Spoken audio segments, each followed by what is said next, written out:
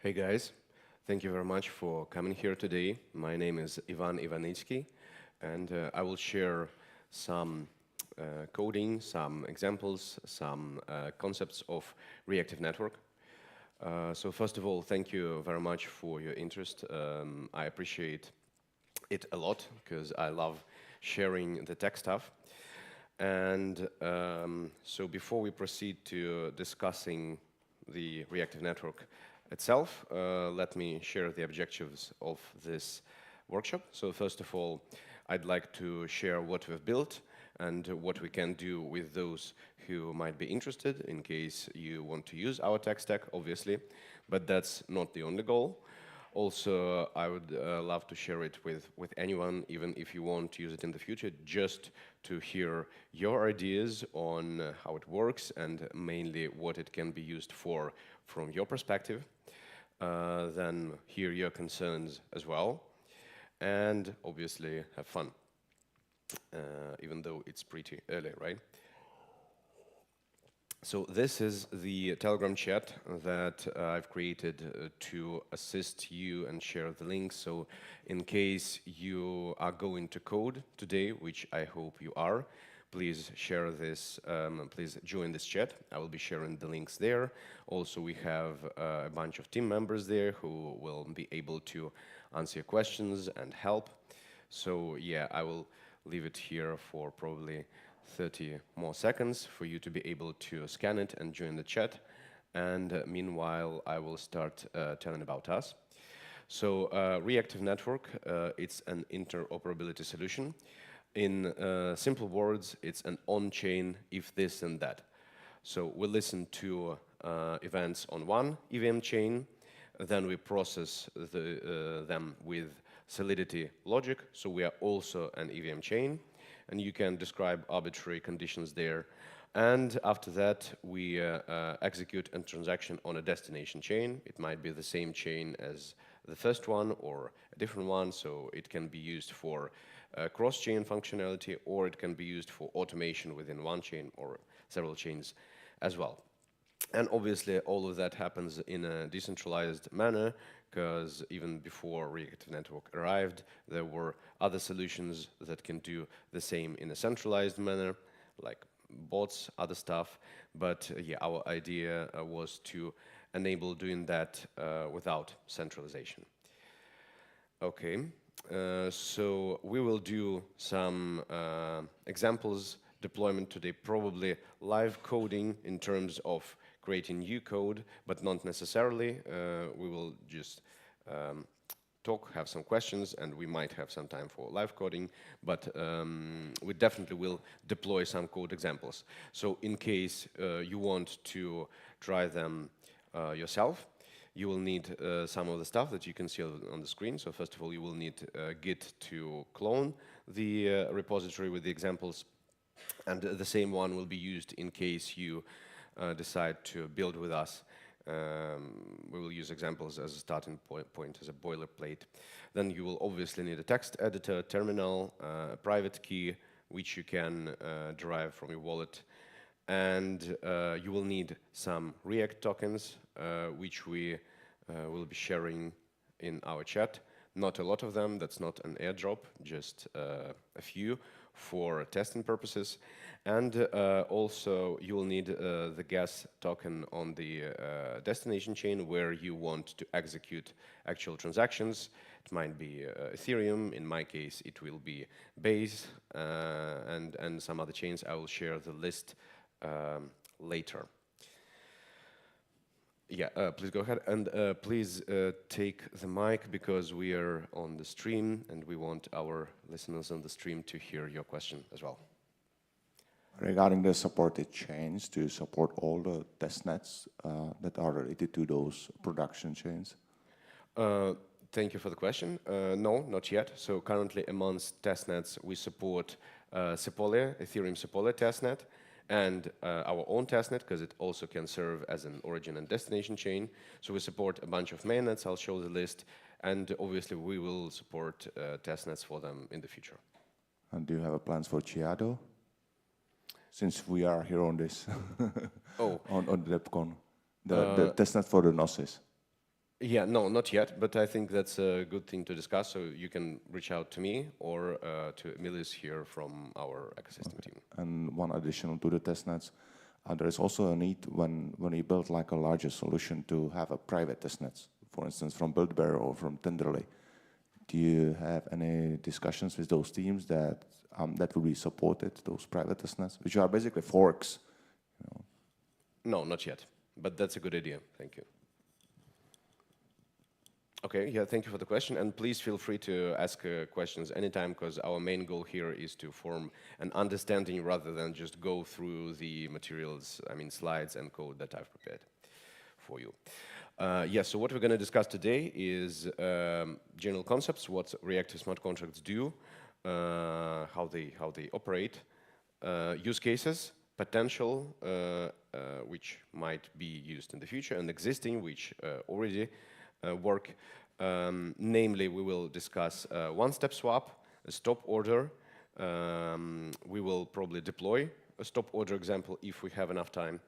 Then we'll discuss one of the few complex, a bit complex technical concepts that we have, which is dual state of reactive smart contracts, because generally reactive smart contracts are Solidity smart contracts on an EVM virtual machine, which makes it pretty easy for all of us to understand. So yeah, there is very few complex concepts, and one of them is this dual state. Also, we will deploy some of the existing examples, and if we have time, we will build our own reactive workflows. That's I don't think we will be able to finalize that within our time frame, but we can start and we can have questions and discuss just to form a better understanding between us. Okay, so I've already shared a bit about that, but let me reiterate, because that's basically the main concept. So reactive smart contracts, they allow reacting to on-chain events with on-chain actions. As I have said, it's an on-chain if this and that. So we listen to events, we process them in a Solidity smart contract, and then we send a callback to the destination chain where we want to have the actual reaction, and that's basically it. So this enables three main things. So first of all, it's automation. You can do actions within one chain reacting to some other actions. A simple example for this and some other things will be a stop loss order, right, where you wait for the price to reach a certain predefined threshold and then you execute the order. So that's an automation. Also, since we're listening to a chain and then we're sending a transaction to a chain, this might be the same or a different chain, which leads us to the second point, which is cross-chain functionality. So we can do a bunch of cross-chain stuff. For instance, for our token, we have built a bridge where you can bridge a token from Ethereum to reactive network back and forth. And this bridge is built on our technology. So in case you want to build a bridge, you can utilize reactive network as well. And then, last but not least, it enables modularity as well. So you might know such products as GMPs, Hyperlane, XLR, Layer 0, other solutions, and you might even have a question, why would we need reactive if we have those, right? So the main reason we need reactive, even if we have those, is that we can react to arbitrary events. We don't need to actively send messages from the origin smart contract. We can listen to an arbitrary smart contract, which gives us two good things. So first of all, we can listen to a third-party smart contract, for instance, a Uniswap pool, a Chainlink Oracle, other stuff, which we have no control over, right? And then also, we can listen to our own smart contracts that have already been deployed, and let's say we don't want to update, modify them.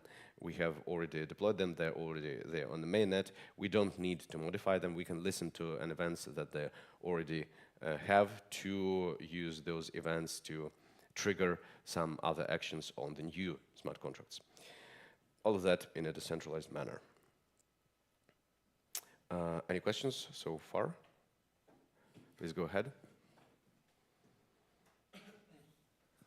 Who is paying the gas? Yeah, that's a good question. So basically, this is a B2B or a B2D solution, right? So you probably will be building something for your B2C users, and probably you will be paying for the gas. How exactly? I will touch upon that a bit later, and as a matter of fact, even I will show the code, how it is paid. But yeah, basically, let's say you want to listen to some events on, oh, that's exactly what I'm having here on the picture. You're listening to some events on Ethereum network, right? Then you want to react to them in a reactive smart contract, and then you have a callback to the Polygon, right? So in that case, we won't need to pay for anything on Ethereum because we just passively listening there. Reactive smart contracts, they are powered by React token, which is basically a gas token, the same as Ethereum and other ones. So you will need to have some React balance on your reactive smart contract for it to listen and send callbacks, right? And then since we're sending callbacks to a destination chain, running transactions on the destination chain, we will also need a gas token there. You will also need to put it to your, I will explain later what it is, a callback smart contract, but basically a proxy smart contract, and it will be charged automatically by the entities that trigger the smart contract. But yeah, the short answer is the B2B user pays for the gas.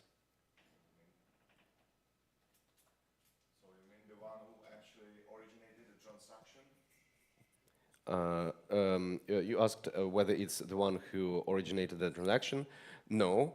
So the origin transaction on Ethereum network in this example, it can be triggered by anyone, even someone who has no idea about reactive smart contracts. And its price, it doesn't change because of the fact that we're listening to this event. So this person is not paying for anything, right?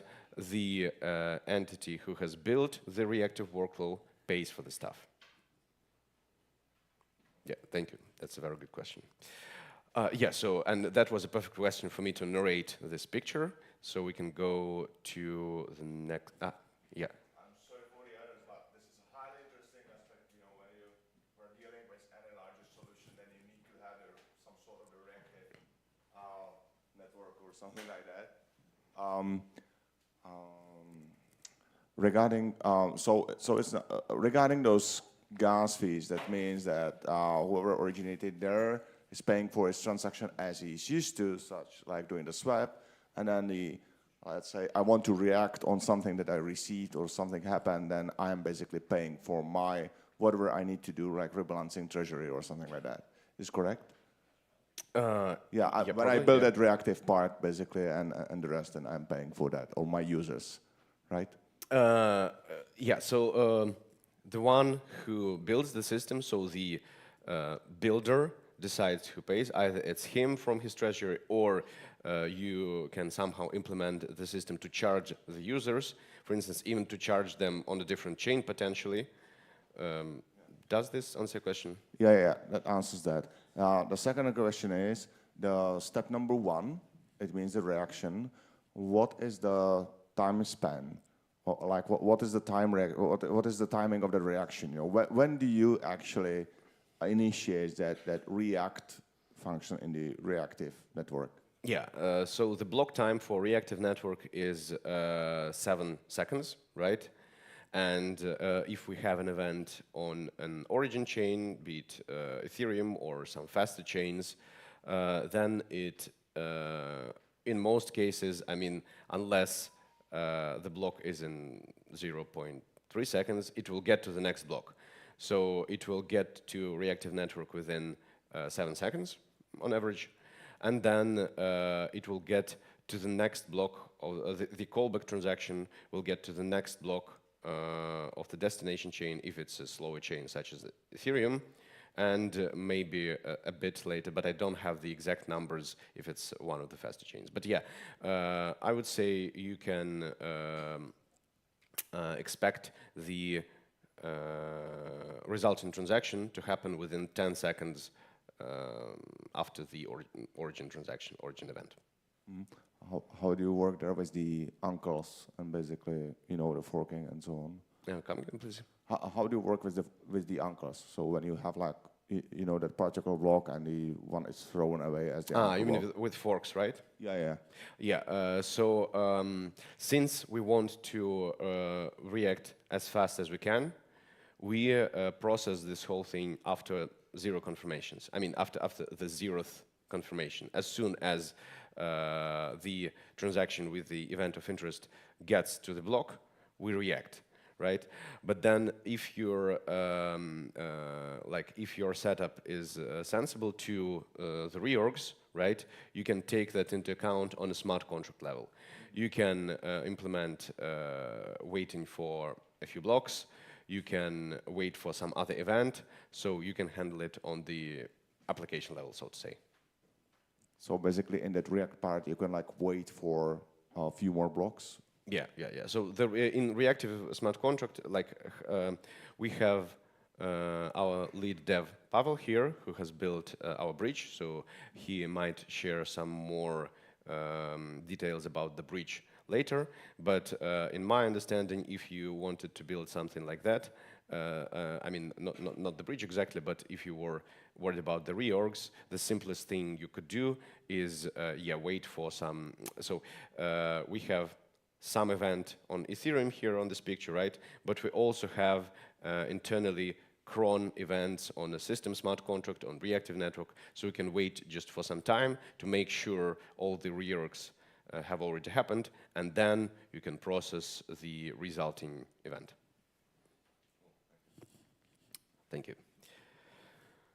Okay, already digging to the bottom of my knowledge, but so far I'm holding up. Thank you. It's very pleasant to have an interactive session rather than just talking. Okay, so here I have a list of examples which we have in mind. That's not the full list, but yeah, let me name some of them. So first of all, there's a one-step swap. I will show some schemes about that on the next slides. Generally, you know that whenever you swap on a DEX, I believe they changed it on a Uniswap before and on some other newer exchanges. So this is one of the old examples, but I still like it because it kind of illustrates stuff. As a matter of fact, our team likes it very much, but nobody outside of the team does not for some reason. I don't know why. Okay, so you need to approve funds first, right? And then only after that you need to swap. And that applies not only to the swap, but basically to most of the DeFi actions, right? So with reactive network, you would approve, and then the swap would happen automatically. I will show how exactly. So the next example that is pretty cool and still simple is a stop order, or stop loss order, right, where you wait for the price on a DEX to reach a certain threshold, and then you execute the trade, right? I believe they have this functionality on some of the DEXs already, and obviously they have this functionality on all of the centralized exchanges, right? But with reactive smart contracts, you can implement this thing on top of any existing DEX, and you can listen, let's say, to one pool and trade on some other pool. You can listen to, for instance, the exchange rate of token A, and let's say you have an idea that it kind of correlated to the price of the token B, and you can sell token B based on the token A price. So you can do all of those combinations. Since it's Solidity smart contracts, you can define whatever conditions you need. So the next example is bridge, pretty self-explanatory. You can just build a bridge on our technology. The next one is cross-chain lending. So I believe we had such an example on one of our hackathons. Yes, we did. So I might even be able to show some of the proof of concept code. So I'm saying that a person has built it on a hackathon, meaning that it's pretty simple to build on reactive since it's Solidity. There are a few tweaks that we try to explain as well as we can on the docs. But yeah, our experience shows that mostly developers don't struggle with building on us. So yeah, cross-chain lending where you provide collateral on one chain and get the loan on a different chain. So then you return the loan on a different chain and get back your collateral on the first chain. Also a cross-chain Oracle where you can listen to Oracle updates and kind of copycat them on a different chain. I don't think all of the oracles provide updates in terms of events, but when they do, you can listen to those events and you can copy this data to the chain of interest. So let's say you're launching a new chain or you're building a new chain and you don't have Chainlink there yet because they're pretty expensive. So in that case, you can listen to events on one chain and have the same data on the chain of interest. Yeah, and the other example is liquidation protection, so you can monitor a position, and then whenever the threshold is about to be reached, you can either, for instance, add collateral, or you can sell some of the funds. Okay, any questions so far? Okay, so this slide I'm going to, yeah, so basically there's this concept, it might explain a bit more, we call it inversion of control. So in the usual workflow, the transactions are signed by a user, it might be a user or a bot, but it's an EOA address, right? And that's the only way the transaction is initiated on EVM, right? But with a reactive network, transactions can be initiated based on events. So in that terms, that's an inversion of control, where control goes from the other smart contract that you're monitoring. Okay, so this is a simplified scheme of a Uniswap stop order. So we're starting to dive a bit into more technical stuff here. And in some cases, this one included, I will share code examples later. And in terms you're familiar with Solidity, it will become even more clear. But generally, here's what happens. So you approve funds for a Uniswap pool. Then whenever a sync event happens, it triggers a reaction on the reactive smart contract. So a reactive smart contract checks whether the price threshold has been reached, and if it has, then it emits a callback. So basically this line here, emit callback, it's a usual event in terms of usual Solidity. It's a keyword in terms of reactive smart contract. So whenever you see emit callback, this is probably the most important part of the reactive smart contract, where it actually sends a transaction on the destination chain. In that case, it swaps funds on a Uniswap pool.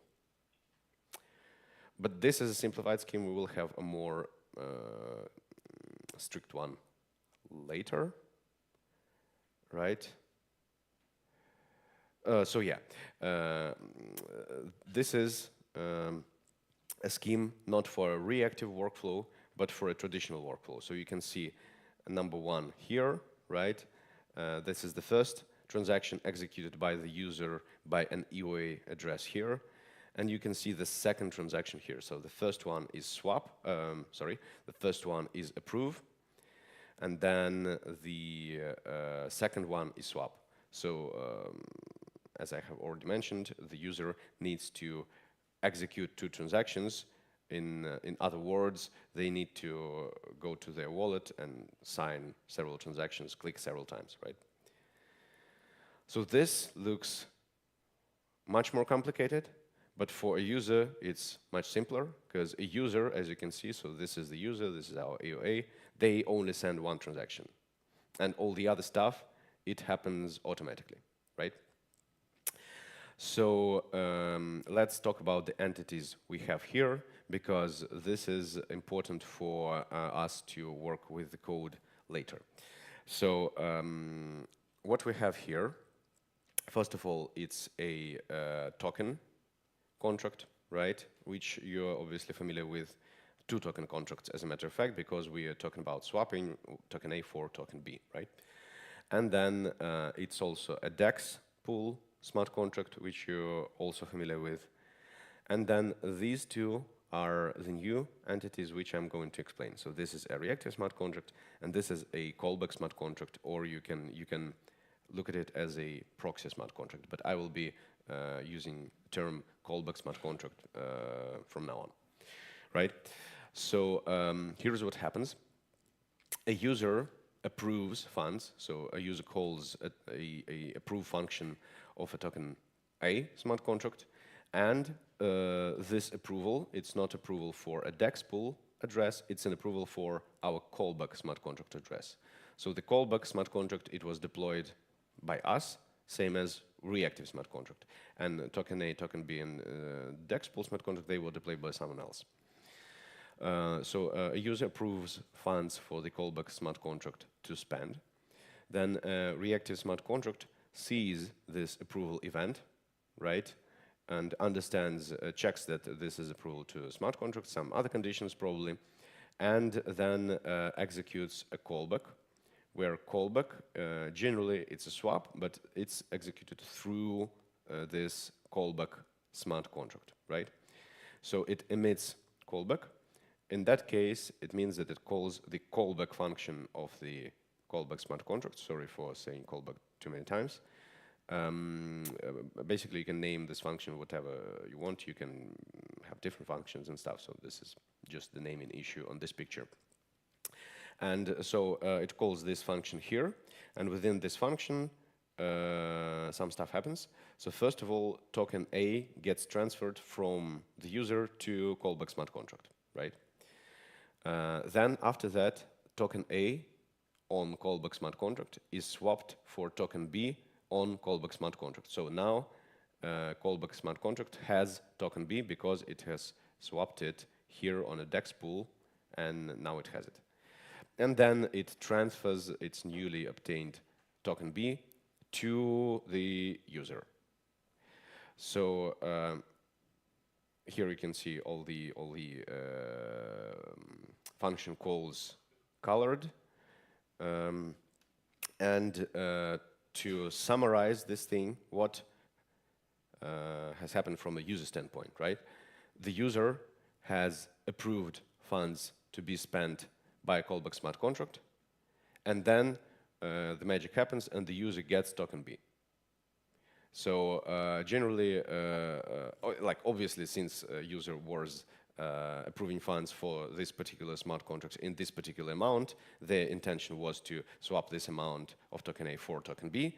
But all they do on their end in a wallet, they just approve funds, and all the other transactions, I mean just the second swap transaction, it's executed by the reactive smart contract. I hope that was not overwhelming. Do you have any questions, guys? Okay. As a matter of fact, we're not going to have today much more complicated stuff. So if you understood this thing, you will understand the rest as well. If you haven't, please feel free to ask questions now or later, in person or in the chat as well. Okay, so before we proceed to the actual coding, I wanted to share some more of real-life examples. So this, the stuff that I've described so far, it's more like code examples and things for people to use. And the stuff I have here on this slide, it's the applications that are already exist, right? So two of them are already live. They're FlexiLoan and Reactor. So FlexiLoan is a pretty curious thing. It's a flash loan where a lender does not need to lock the funds in a pool. A lender only needs to approve the funds to be flash loaned, right? And after that, whenever a borrower comes and does a flash loan, only within this transaction, the funds leave the wallet of the lender, go somewhere else, are traded, and then go back, right? So what it brings to the lender is you can actually approve funds for several pools to be used in. So you can reuse your liquidity for several different pools, which I believe might be beneficial, right? And the other thing we have is Reactor. I might even have a chance to show it a bit later. So Reactor is basically an application to bring our B2D solutions to B2C users. So as a matter of fact, with Reactor, you can deploy a stop order workflow without the need to write any smart contract code or to deal with it. You just need to enter the parameters like token A, token B, price threshold, and that's it, more or less, something else probably. And after that, you sign a bunch of transactions and you sit and wait for this to be executed. So you can, for instance, you can secure your funds like that on some of the DEXs. So the example that I've shared, it can be used without coding. You can look at it as a simplified remix probably, but even simpler. But yeah, also it has some other automations in development. And currently we are working with some other projects, which is Smart Trust, who are building a payment and reputation system for dealing with contractors, right? It's a DEX trade. They're using us for gasless transactions after cross-chain swaps, right? QSTNs who automate rewards for service completion, and QuickSwap, they automate their fee collection.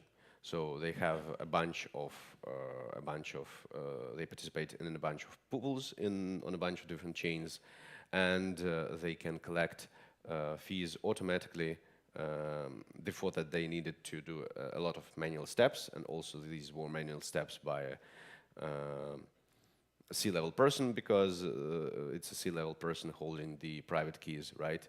And with this workflow, this part of this thing is automated, and they save time on that. So I would say that's a pretty straightforward use case, but it saves time, so it's also good.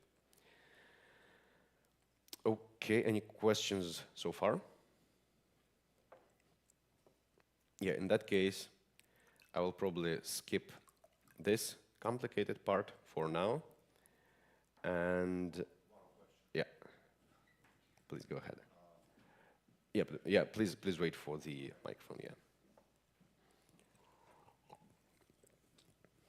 In the examples, you mentioned oracles, basically react on the new state provided by the oracles. I understand that this is mostly thought for the push oracles like the Chainlink is.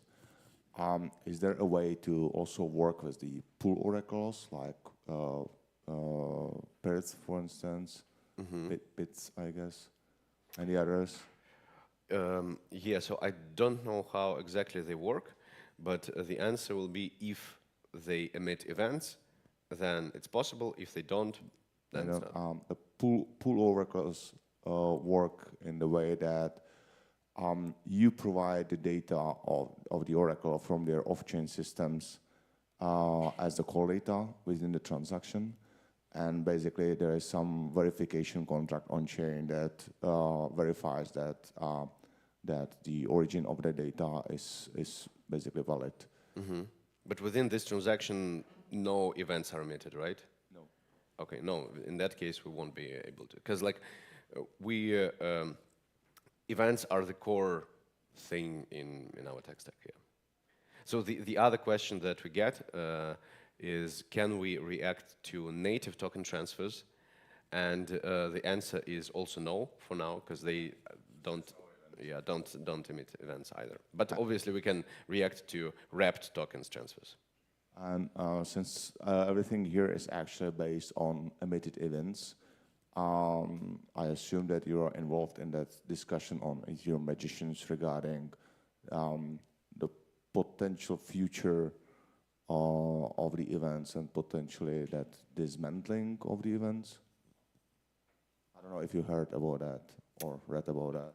Yeah, me personally, not yet. I think our dev team works on that. We can ask team members later, but not me personally. I don't know about that.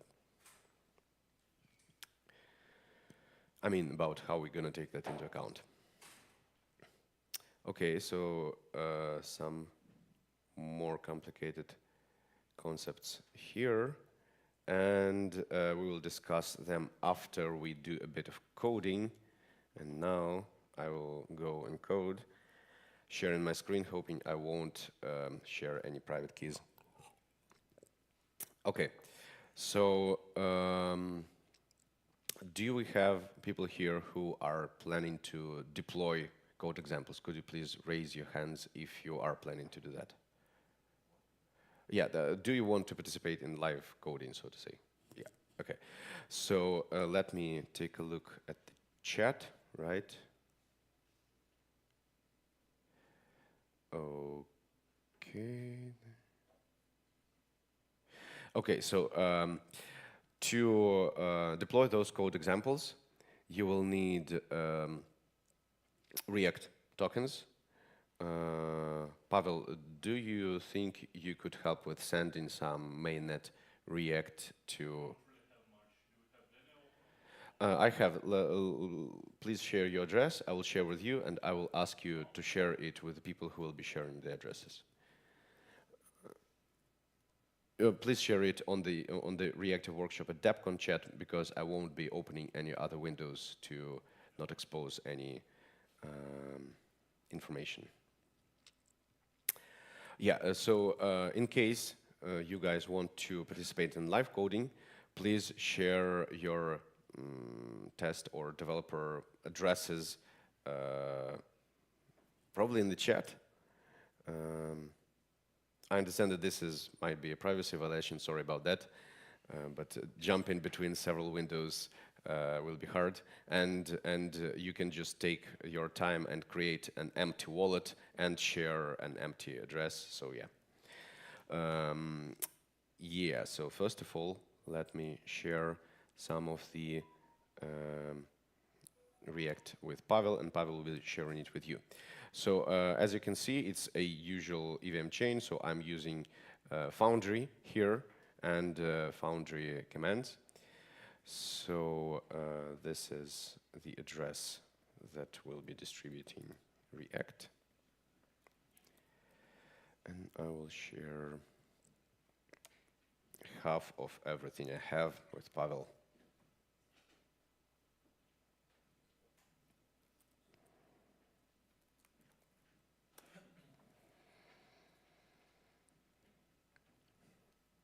Okay.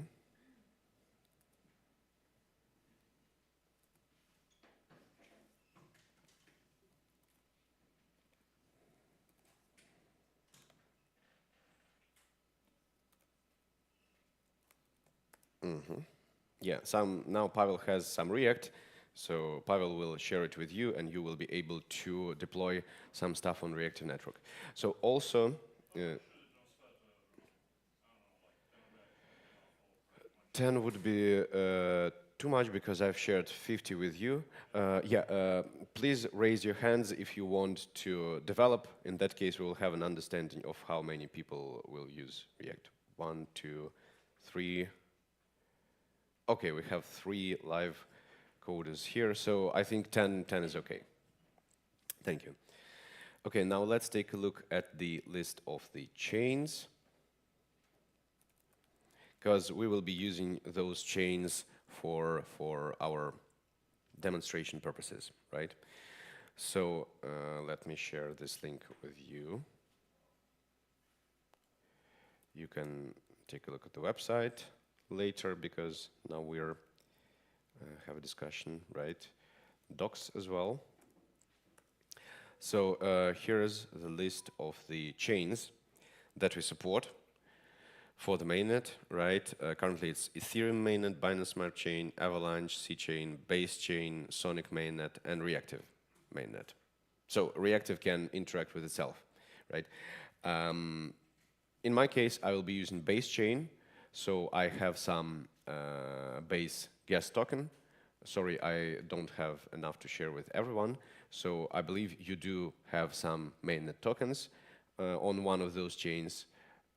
In case you don't, you can just do all the stuff on Reactive mainnet.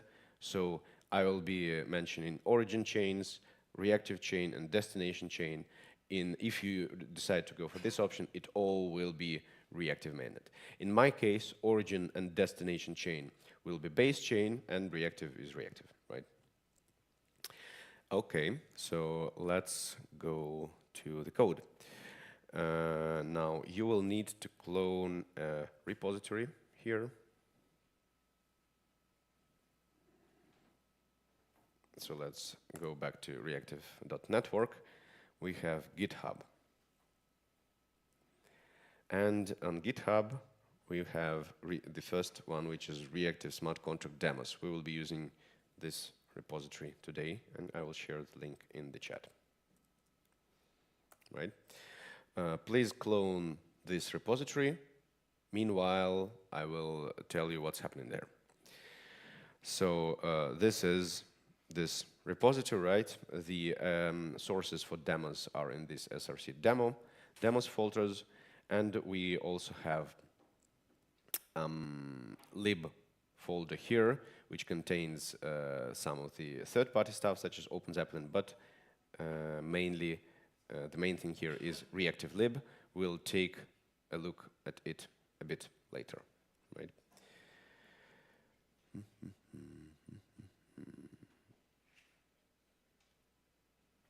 Yeah, wrong folder, this one. And this one.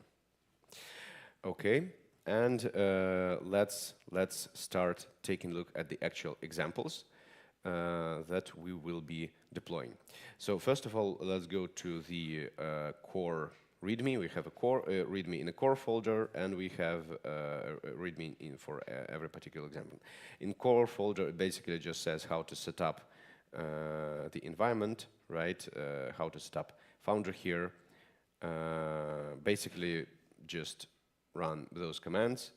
Please install Foundry if you don't have it. We will have some time to do that. Currently, I'm just explaining. In a few minutes, I will be running the code, so you will have the time to do that.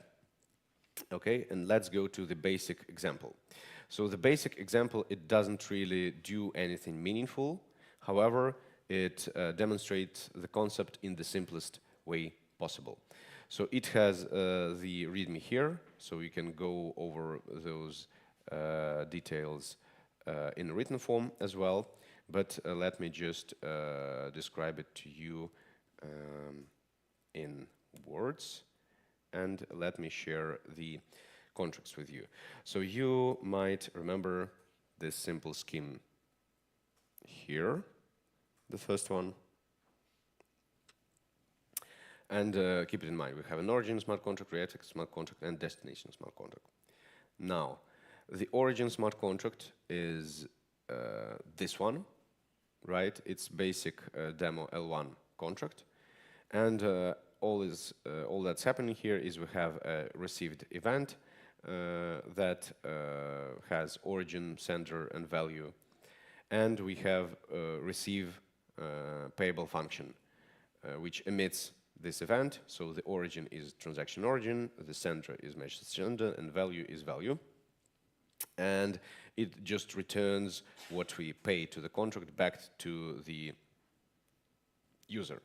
So the way we're supposed to interact with this contract is we just send some gas token there, base in my case, and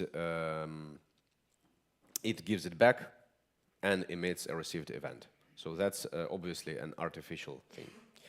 Now, we also have a reactive contract and a destination contract or callback contract.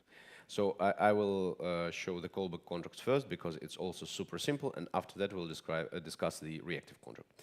So the callback contract, it also has an event for us to take a look and debug. It has a constructor and it has a function callback, which will be called by a reactive smart contract. So this function, basically, it just emits a callback received event for us to take a look at it on base scan. So it just has one function that's called callback. And it also has some modifiers here, which we might discuss a bit later. But basically, this is for authorization purposes. And we have this reactive smart contract here. So it's a bit bigger, right? But not much bigger. And a significant part of that is a boilerplate code. So in case you want to build something new, you most probably will need only to change significantly the React function, but all the other stuff, it's standard, right? So it is inherited from abstract reactive contract. We will take a look at that a bit later, but generally from the builder standpoint, we inherit it from here and use it. And this thing here is mainly used for the purpose that we've discussed earlier, which is to pay for those callbacks, right? Okay, so in constructor, we have this service address, which is a system smart contract, which we will copy-paste from our docs. Origin chain ID, where origin is the chain we listen to. Destination chain ID, which is the chain we send transactions to. Contract that we are listening to on the origin chain. Topic 0 of the event, which is basically a signature of the event that we are listening to, and then a callback contract address to which we're sending the transactions, right? Then what's happening here is basically all the stuff just gets initiated, and the important part is this, where we subscribe to those events. So we have a system smart contract which processes all the events, and for our reactive smart contract to know about them, we need to let the system smart contract know which particular events on which particular contract we are interested in, right? So in that case, we're saying that we want to subscribe to an event on origin chain, base chain on this contract address with this topic 0. Pretty straightforward. So this is everything that happens in the constructor. We are subscribing to an event of interest. In our case, let me remind you that this is this event received, right? And so topic 0, yeah, it will be specified when deploying. And this is the most interesting part, which is a reaction. So function react is also a keyword. You're not supposed, generally, you can, but you're not supposed to call this function manually. This function is called whenever an event of interest happens, right? So this is a reaction to the event that we want to react to. And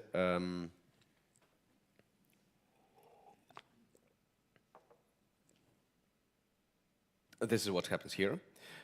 So we specify the callback that we're sending. In our case, we are calling function named callback, and basically that's it. Also, we're passing 0 address here. I might talk about that a bit later. And then we emit in the callback. So as I have said earlier, the callback event is a keyword in reactive smart contracts. It means that we are sending a transaction that we're interacting with the destination smart contract. At this point, I remembered that I forgot about the name of this very workshop. So let me say a few words about that, because that is important. Extending Dapp capabilities using reactive smart contracts. So I've mentioned that we are enabling automation, cross-chain functionality, and modularity. This is exactly how we are going to extend Dapp capabilities using reactive smart contracts. I just wanted to clarify this particular thing to make sure we're on the same page.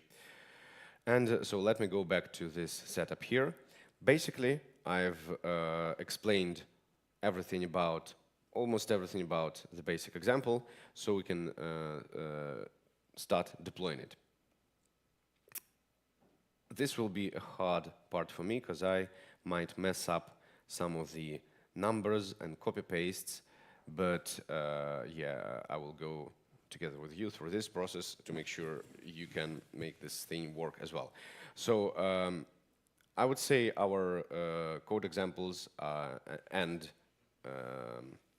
readmes are pretty well written. So if you just follow this workshop, this readme without my explanation, you will get the same result. But yeah, let us go through this together. So first of all, we are running some commands here. You don't need to specify all this stuff in advance, because I will be waiting for you while we're running commands. But anyway, we will need some parameters in environment variables. Obviously, you can just copy-paste them. Instead of using environment variables, you can just copy-paste the numbers themselves, but it increases the probability of copy-pasting something mistakenly. And also, we are using Foundry here, and all the README is there for Foundry, but this also works with Remix, and I believe since recently it also works with Hardhat, so whatever tool you prefer, you can use it. Do you have a question? Yeah. Okay. Regarding the destination chain, I can see that you have like coded a constant of the gas limit, right? In the example, that's fine. But what about the gas price of the destination chains? How this is handled? The fluctuation of the gas price and potentially like setting up the proper prices. Yeah. So this is a good question. As a matter of fact, there's two ways to send those callbacks, and you can choose between them in reactive smart contracts. So we have our own setup, which works for all the chains listed in the docs, and we have integration with Hyperlane, where you can send callbacks to all the chains supported by Hyperlane. So in case you're using Hyperlane, this gas spikes problem, it's handled by Hyperlane. So that's part of the answer.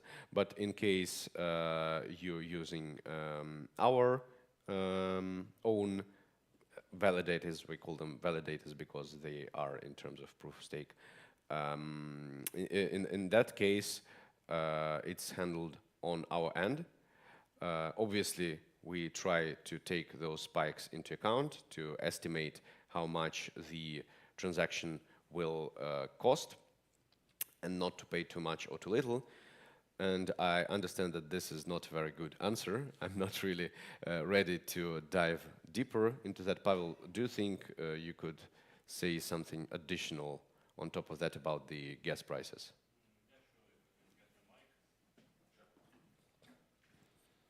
Ultimately, once again, we're trying to build a general solution that allows you to do what you want. So if you want to take gas prices into account, you set up a gas price oracle, you factor this into your decision making in the reactive smart contract, you decide what to do. And then you ask us to make a callback, and we deliver it. That's it. Basically, you decide whether you want to somehow factor the gas prices into that. We focus on delivery. Honestly, in this case, I would consider it that the best solution will be that will become the part of the context that you provide. Yeah, of And we are working on that, but that's essentially a work in progress. And once again, a fundamental idea is to build a general platform that you can build whatever you want on top of. So that's the approach. And yes, once again, we're working on our own apps. We're working on our own contracts that will provide this environment that will allow you to have stuff like that out of the box. It's just not quite there yet. Once again, work in progress. Yeah, thank you. Thank you for the question, Pavel. Thank you for the help. I'm sorry. So the stuff we will need here is origin RPC. So as I have said, we're using the terms origin and destination here. So you might have probably already chosen the chain you'll be working with. In my case, both origin and destination is base. And I have already set up those environment variables to base parameters. I hope I've done it correctly. So this is the RPC, obviously, to interact with the chain ID for reactive smart contracts to know which chain to interact with, and the private key that you will be using for sending a transaction, because in this particular example, we will be manually triggering this reaction.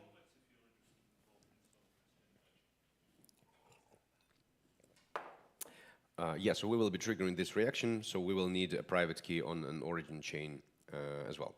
So destination RPC, destination chain ID, destination private key to deploy the destination smart contract, basically. Not the destination smart contract, the callback smart contract, and which is the same thing, yeah. And reactive RPC to interact with reactive network to deploy the reactive smart contract, reactive private key to deploy the reactive smart contract. System contract address is derived from here.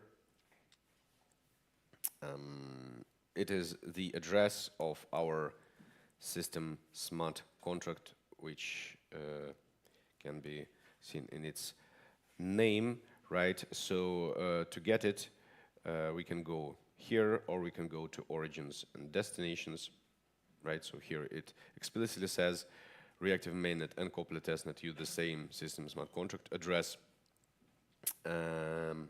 So yeah, this is the value that we need. And then destination callback proxy address can be also derived from this link here.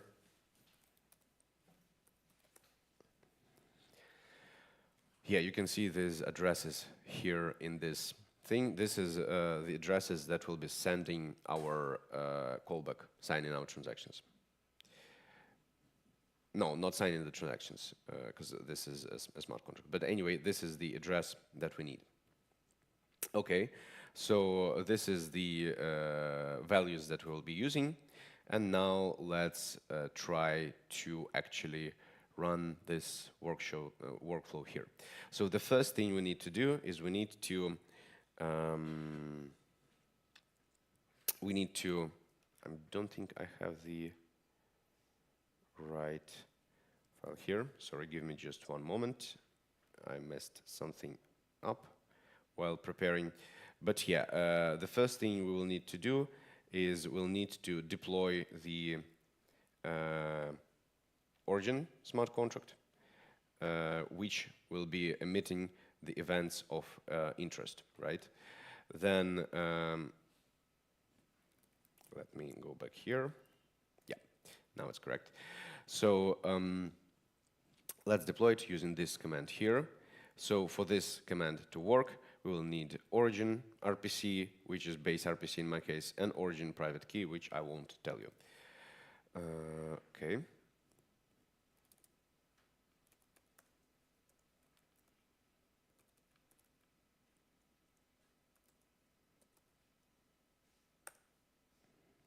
Okay. Yeah, I think I've prepared everything correctly. Also, like if you're working with Windows, same as I do, you will obviously need to restart the terminal every time after you update environment variables, which will be quite a bunch of time in this workflow, unfortunately. If you're using Linux, this won't be a problem.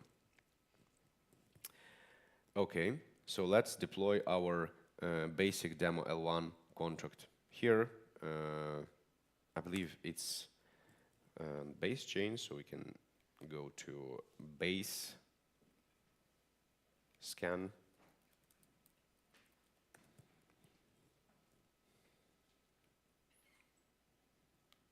Okay. Yeah, and we can take a look at this contract here to make sure it was successfully deployed.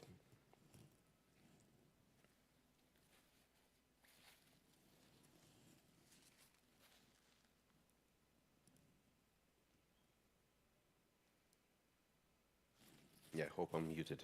No, I'm not.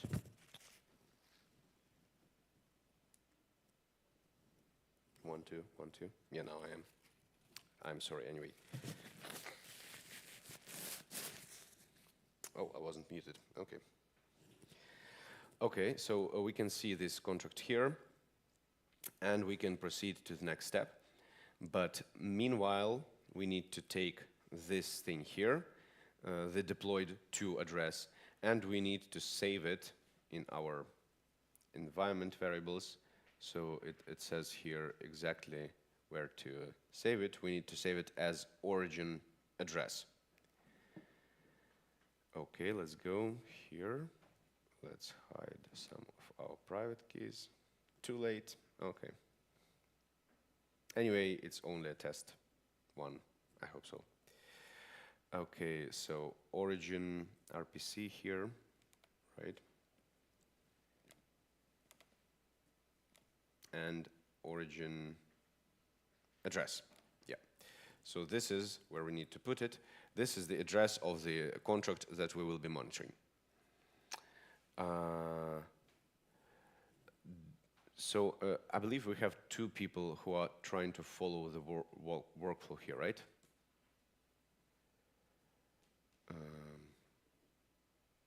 Are you guys here? Please, if you're following the workflow, please raise your hand so that I can make sure that you...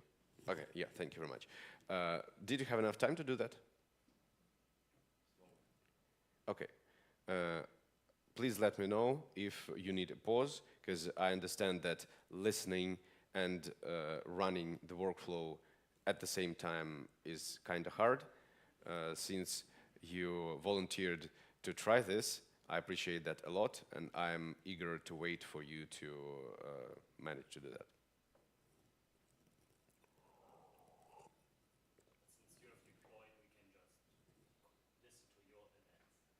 Yes, yes, you can. Yeah. Do you want me to share the address in the chat? Yeah, okay.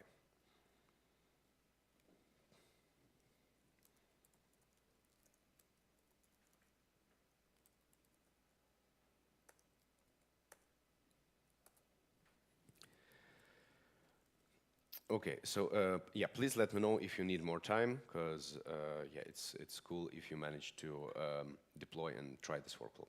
Okay, so the first step is done. We've deployed the origin smart contract, and we've saved its origin address here. Let me double check. Origin address starts with 83. Amazing. Yeah.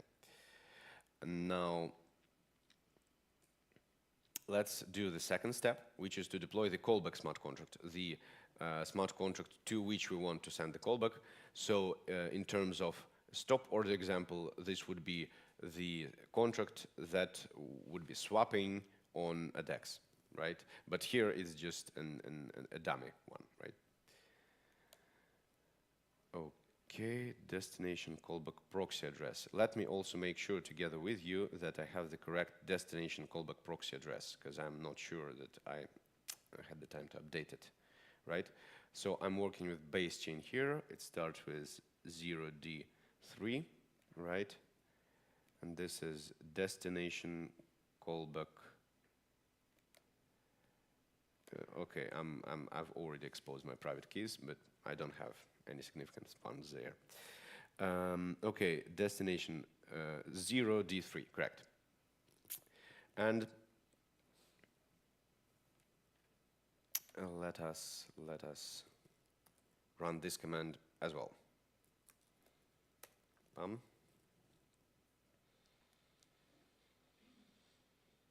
Insufficient funds for gas. Let me check.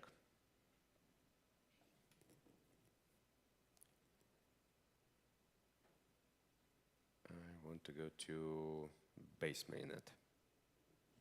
This is weird. I seem to have quite a bunch of funds here. Let me see. Destination RPC, destination private key. Destination RPC should be base, it is. Destination private key, the same. Okay. And what about origin? Yeah. Yep.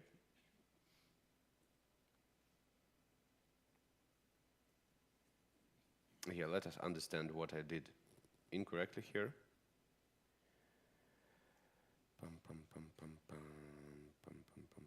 Okay.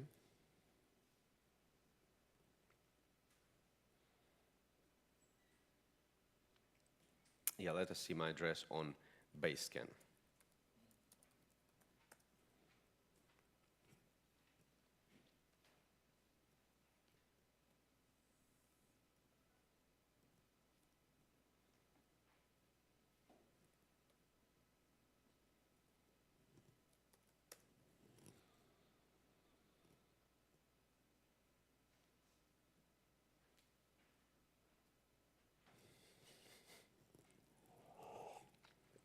Okay, I do have some base ETH here. I might be sending too much. Yeah. So this example was created for Sepolia, so we need to put some more zeros here, definitely.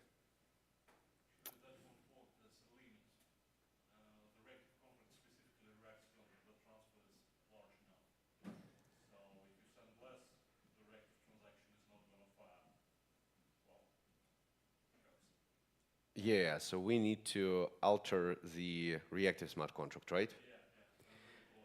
Yeah. We haven't deployed it yet, so it will be festival. And also this is the funds that we are giving to the callback smart contract to pay for the callbacks. So yeah, but thank you. We need to take that into account as well. So I put 3 zeros there. Will I be good after that? I should be, yeah. Yeah, please make sure to not give too much ether as well. Okay.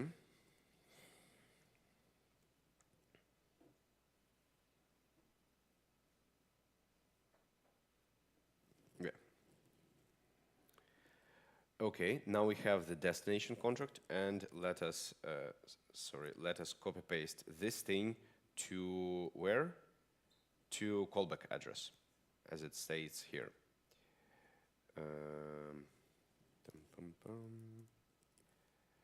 Environment variables, callback address. Oh. Okay. Okay. And as Pavel has said, we will need to put a bit more zeros to our reactive contract. So for us to check that reactive contracts operates correctly, we have this additional condition here. We're only reacting when we've sent more than 0.01 ether. So let us put this threshold a bit lower, right, by adding 2 zeros, and save. Now, this is exactly what we need, and we will be doing step 3, reactive smart contract, deploying reactive smart contract. And this is my personal favorite mistake, which I do a lot. I deployed without exiting and reopening my IDE, because in Windows, as I have said, environment variables are only added to the context after you reload the terminal.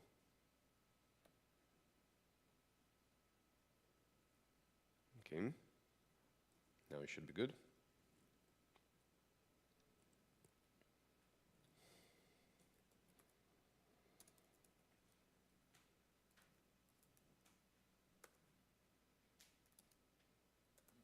Mm-hmm.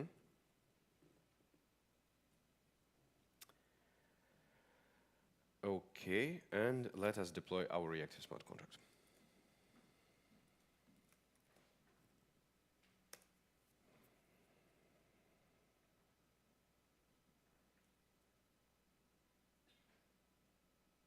Yeah, in that case, we are dealing with reactive network, and us sending 0.01 Ether is okay, because the previous numbers, they were for base, and those numbers, they are for reactive network. Okay, so reactive RPC, reactive private key, system contract address, origin chain ID, destination chain ID, origin address, callback address. I think we're good. Now is the moment of truth and the fourth step. So we have deployed the 3 of the contracts of interest. Now what we're going to do is we're going to trigger the first one manually. Then the reactive smart contract is going to monitor the first origin smart contract, see the received event, and trigger the reaction, thus sending a transaction to the destination smart contract. And also, since we're dealing with base here, I'm adding more zeros. And please do the same unless you want to send and get back a few $100. Yeah, also, like as I have showed here, it just receives the money and sends it back. So it won't be a big problem unless you only have $50 on your testing account like I do. Okay, so it says origin address, which is correct, origin RPC, origin private key, value Ether, looks good. Okay, now let us go to the origin smart contract first.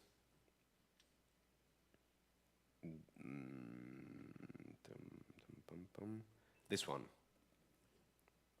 right? Let us see its address here on the base scan. Okay, it has one transaction here, the one I've just initiated, some transfer from here to here, and then, as you can see, it goes back to my own address, which is not important right now. But which is important, we have a received event here, the one that we are monitoring. And as you can see, this topic 0 here of this event, it is the same one that we used in our command here, right? Yep. So this is the topic 0 of our interest, which is the received event, which we pass as a parameter to the constructor of a reactive smart contract as a topic 0. And okay, this event is emitted. The question is, did it invoke a reaction by a reactive smart contract? So to know that, let's take a look at the destination contract. Right now, I'm praying. I'm pretty confident in our tech, not so much in myself.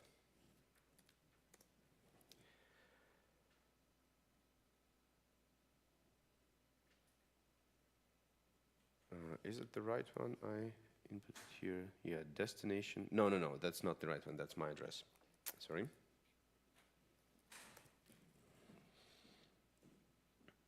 Okay.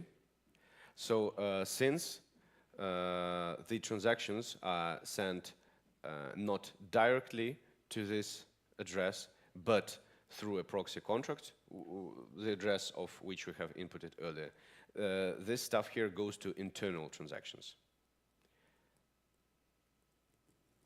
And you can see it here. The transaction, let's take a look at the logs. Whitelist contract, and I believe this is the received event, right? Yeah, let's take a look at those parameters here. 67F, is it the one I'm looking at? Yeah, exactly. So this address here, the third parameter, is my address, the address of my wallet. And let's take a look at the code, what it actually means, right? The callback, yeah, the reactive sender. So as you can see, we have successfully monitored the origin chain contract.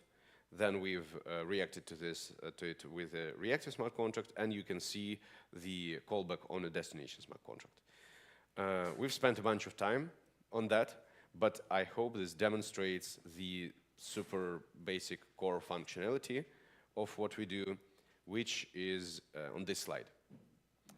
And now I will probably make a small pause for you to ask some questions, and especially for the guys who are working on laptops to make sure that it works for you. Any questions, guys?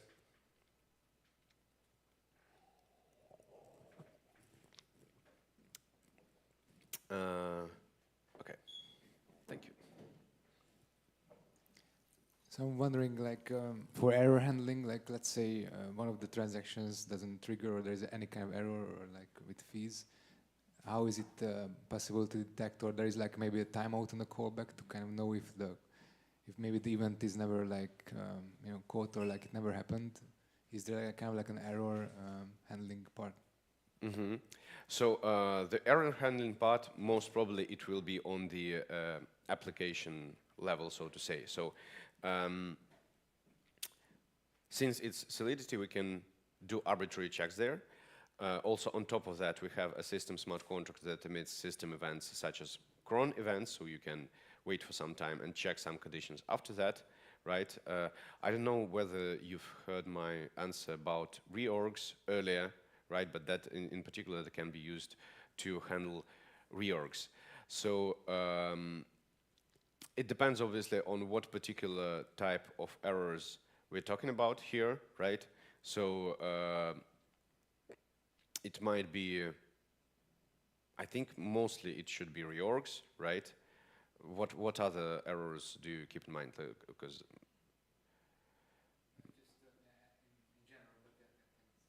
yeah. Pavel, could you maybe share a bit more about what kind of errors we handle in our bridge, or how do we handle reorgs in our bridge? I don't really have much to add to what Ivan already said, because, yeah, once again, the idea is that error handling happens at the application level. So it's essentially up to the developers to ensure that they have the error processing they want.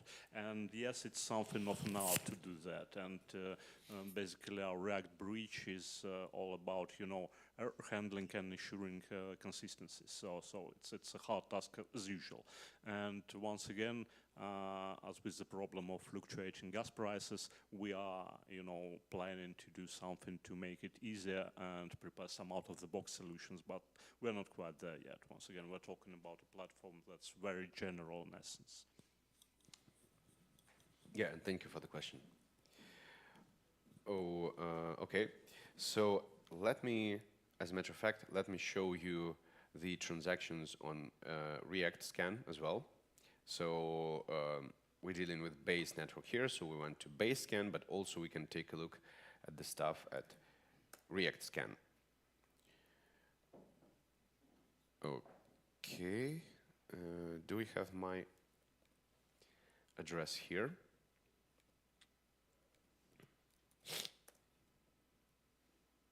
Yep, we do. So we have a contract deploy here.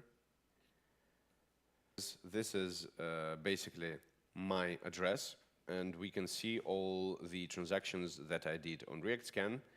So I think we're mainly interested in the last two, probably no, in the last one, because it's just me getting and sending React, right? I got it initially, then I sent some of it to Pavel, then I got some more probably, and this is the transaction of interest, me deploying the reactive smart contract, which you have seen. I don't think we have a lot to discuss here. Basically, yeah, a contract deployment. But this only, this tab here, RNK, reactive network transactions, it says about the transactions that I initiated. And to see the transactions, the reactions, actually, we need to go here, right? So, and this is the transaction of interest where we react to origin contract and with a destination transaction. So you can see all the links here. So here you can see the link to the origin transaction. Here you can see the link to the destination transaction. So whenever you need to debug stuff, you kind of have all the necessary information here. If a callback for some reason fails, you can see it here. If an origin transaction doesn't happen, then the reactive transaction doesn't happen. So it kind of helps a lot to understand what has happened. And yep, I believe that's it for the basic demo, right? And we have 24 more minutes probably, right? And I have several ideas on how we could spend it. The best case for me would be to have some interaction with you guys, to hear some more questions, maybe to, if you already managed to have some ideas about how this could be applied to your tech stack, to your application, what you're working on, that would be like the best. And if you don't have any questions or ideas, then I will just show more code. I will show how the stop loss order works, because it's pretty interesting, because this particular example I've shared before, it's artificial, and the stop loss, it's pretty real. So any more questions? Okay. Yeah, as a matter of fact, I do have a question. So I'm trying to understand the structure of the audience in this particular room, but also on the conference in general. So could you please raise your hands if you're working for an infrastructure project? I know you guys are, come on. Yeah, could you please raise your hands if you work for a DEX? Okay, sounds good. If you work for a centralized exchange, for some other kind of DApp, and other. Thank you. And could you please tell me, guys, what are you working on, in like a few words? Community. Oh, yeah. I'm working on a community page, kind of, where creators can have their own page, and yeah, I'm pretty new, so yeah, it's like first time or second time I've seen smart contracts, so I'm just looking a little bit, and yeah. Yeah, thank you. As a matter of fact, like that's not a usual smart contract, so we go in like 2 levels deeper. I hope that's not overwhelming. But A yeah, little bit, thank you but for it's interesting. Yeah, thank you very much. Yeah, and you, sir? Yeah, I work for layer 1, Flare, so that's why I was interested, like, maybe we can connect reactive network to there as well. Yeah, that sounds great, because like, as a matter of fact, DEXs and dApps in general, but DEXs specifically, are probably our favorite type of clients, and chains are our favorite types of partnerships, because like we add new chains. So yeah, that's good to hear. Okay, so in that case, let me dive a bit deeper into the stop loss example. And yeah, let me know, guys, if you're still working on deploying your stuff. Please ask questions anytime you have them. And I will dive a bit deeper into the stop loss example. So I probably don't have enough time to deploy it, the reactive smart contract there is pretty simple, but to work with the stop order, we will need to deploy the factor first, then the pairs. So we will need to prepare a more complicated setup in terms of the smart contracts that we will be monitoring and interacting with. So I don't want to overwhelm you with that, but I'd rather show you the code without deploying and then maybe share some more cool pictures on the slides. Okay, so I need to go here, right? Where? Yeah, Uniswap stop order. And we have 3 contracts here. It is a callback contract, right? Which interacts with the pool. This is the reactive smart contract, and this is the token. Bigger, yeah. Thank you. I will try. Did it work? I don't need the terminal anymore, so I will. Okay, should be better now. Thank you for letting me know. Okay, so token is a token, enough said. This is the reactive smart contract.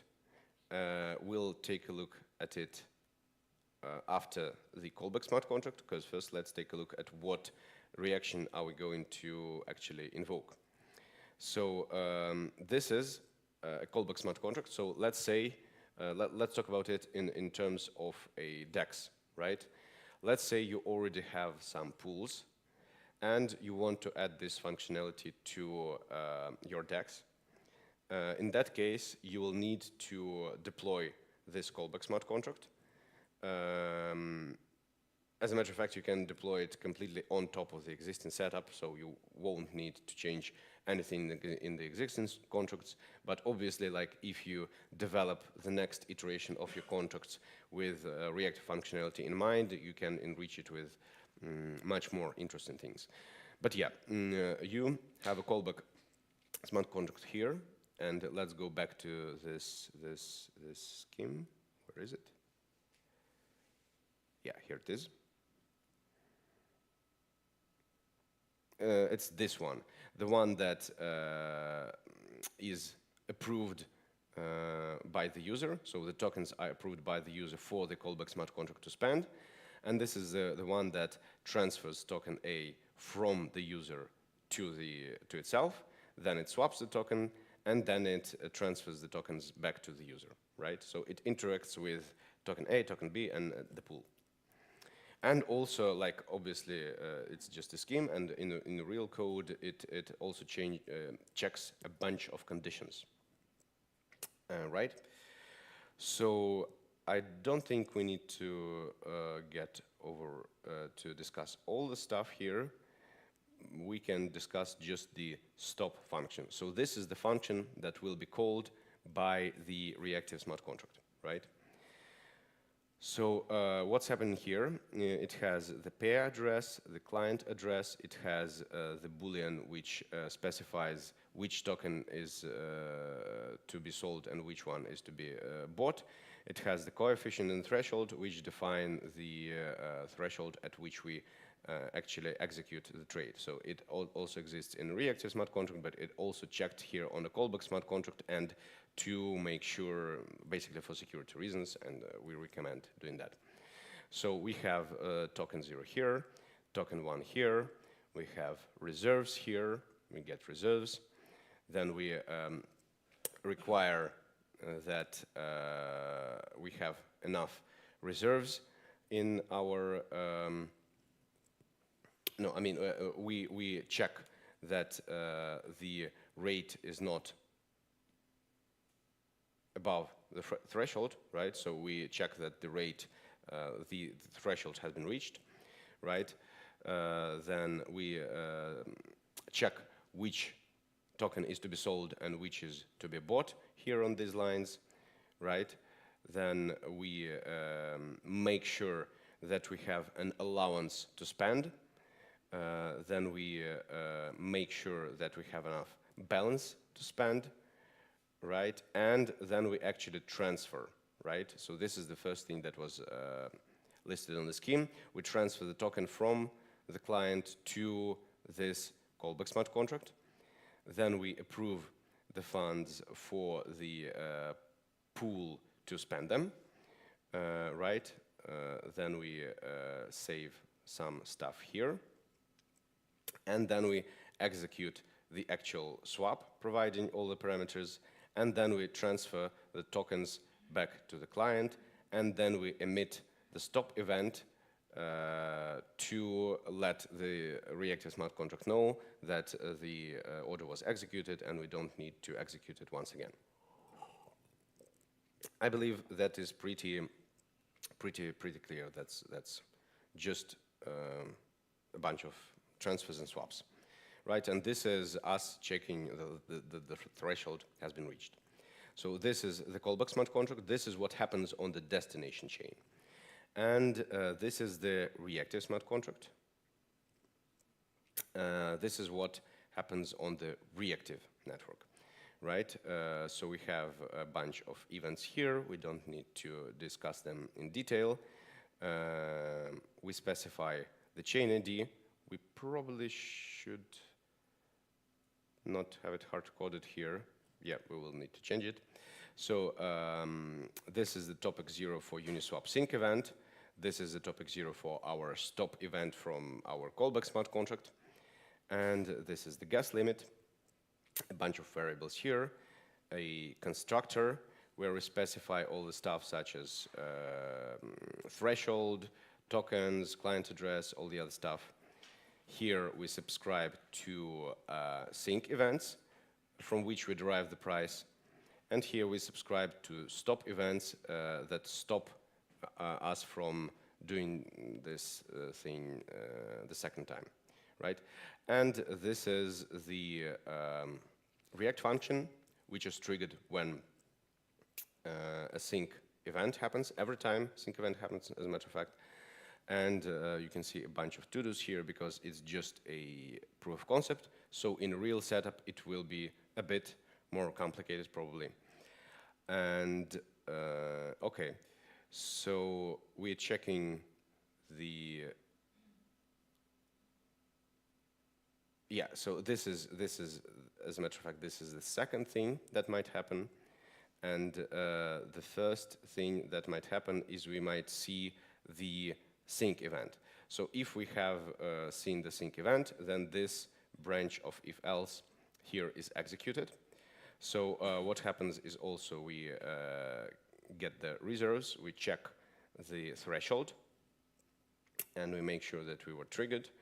We emit the callback send event, which is purely for debugging purposes. Don't confuse it with the callback event, right? Then we construct the payload, which is how we're gonna call what function with what parameters we're gonna call on destination chain. In our case, it's a stop function, and we have address zero address here, the pair, the client, the token, the coefficient, and threshold. Then we record the fact that the stop order has already been triggered, because like in this particular setup, it only works one time. Obviously, it can work many times as well in a more complicated code. And we emit the callback, which executes this stop function here. And that's it, more or less. The only thing on top of that is that when we see the stop event, it basically stops working. It says it's done, and it emits done event, and it stops working. That's it. I had some more stuff to share, a bit more technical details, but I don't think it makes sense to discuss them in the last 10 minutes that we have. I'd rather have a discussion with you, or if we have no more questions, just chill.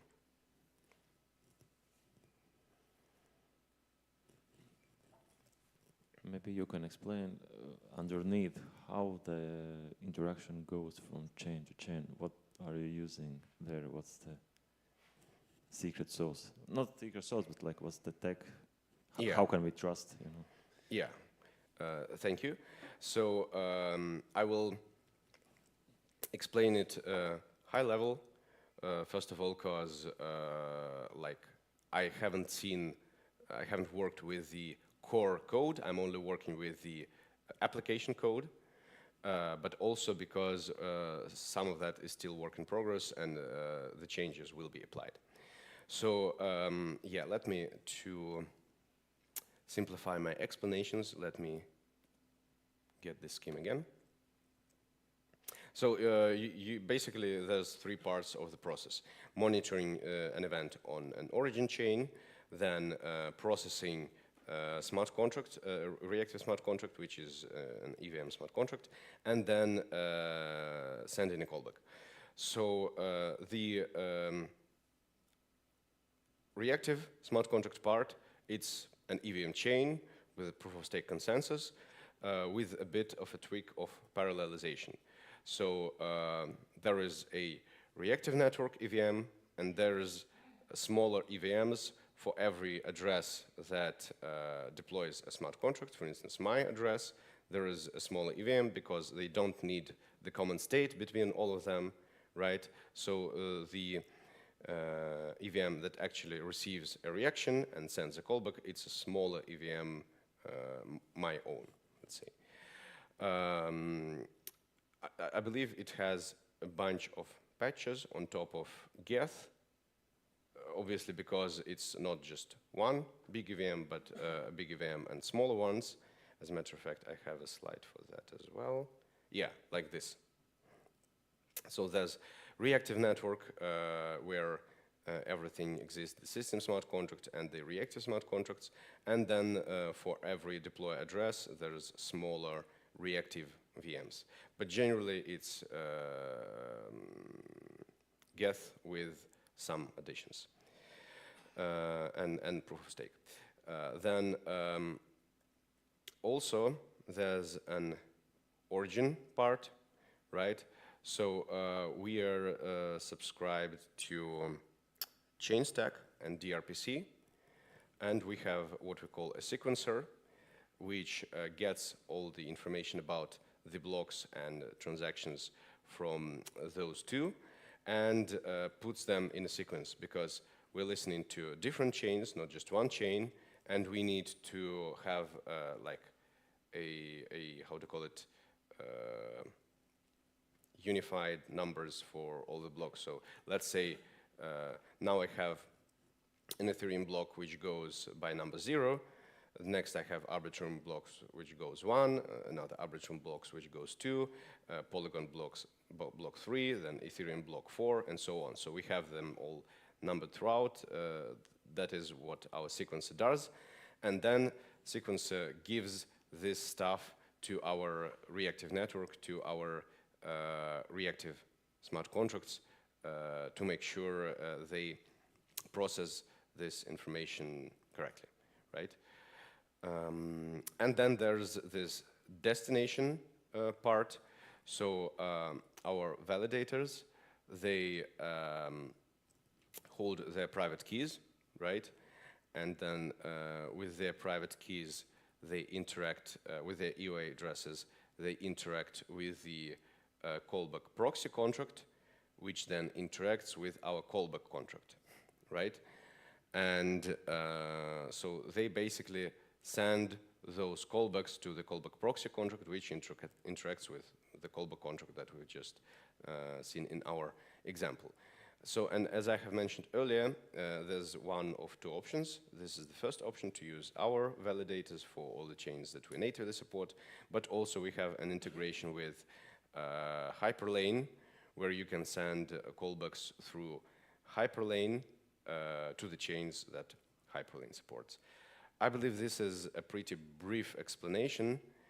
I don't think it explains everything about decentralization of each part, but it kind of sheds some light. Thank you.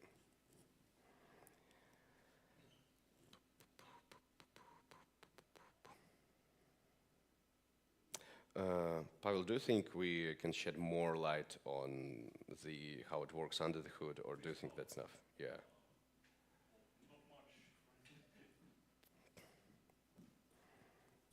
All right, yeah, and I'm saying pretty much the same thing once again. It's a work in progress. I'm not a node hacker as well. I'm more on the contract side, but yeah, I do know perhaps a little bit more about this than Ivan. But in any case, we are hoping to improve our decentralization as we are progressing through the network's phases. We are pretty early in this right now, and we're effectively running a proof of stake authority. So it's a POS, but the validator set is closed.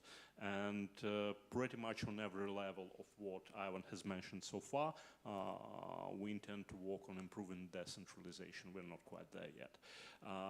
Interestingly, stuff like, for example, our own transport, it's pretty much an accident. We didn't really intend to go with our own in-house transport at first. We just needed it for our own internal reasons. We basically needed a means of communication between our VMs and the reactive network proper, where it's pretty safe and secure because validators can check the requests for callbacks and callbacks themselves. But it turns out that despite the fact that it's kind of a centralized approach, callbacks to other networks were kind of interesting to people who are using the reactive network, mostly because it's really fast and relatively cheap compared to other options. So this is like a trade-off. But the general idea with respect to transport is to integrate with everyone we can, everyone interested in this, and just let people choose which transport works best for them. And perhaps we're going to be extending our own transport options as well. So yeah, there's that. I hope that helps a little. Thank you. Round of applause for Ivan. I really enjoyed the presentation. Thank you, my friend. Yeah. Thank you, guys. Thank you very much. Yeah, I really appreciate you coming that early and being here with us for the whole presentation, because like 2 hours, it was hard for me, and I know this stuff, and for you, it was probably a lot of content. So yeah, I really appreciate that you're still here. Also, I thank you guys for trying to run this thing on your own for all the questions, and obviously thanks to the organizers. It's all organized very well, and yeah, I'm feeling pretty comfortable here. Thank you very much, guys.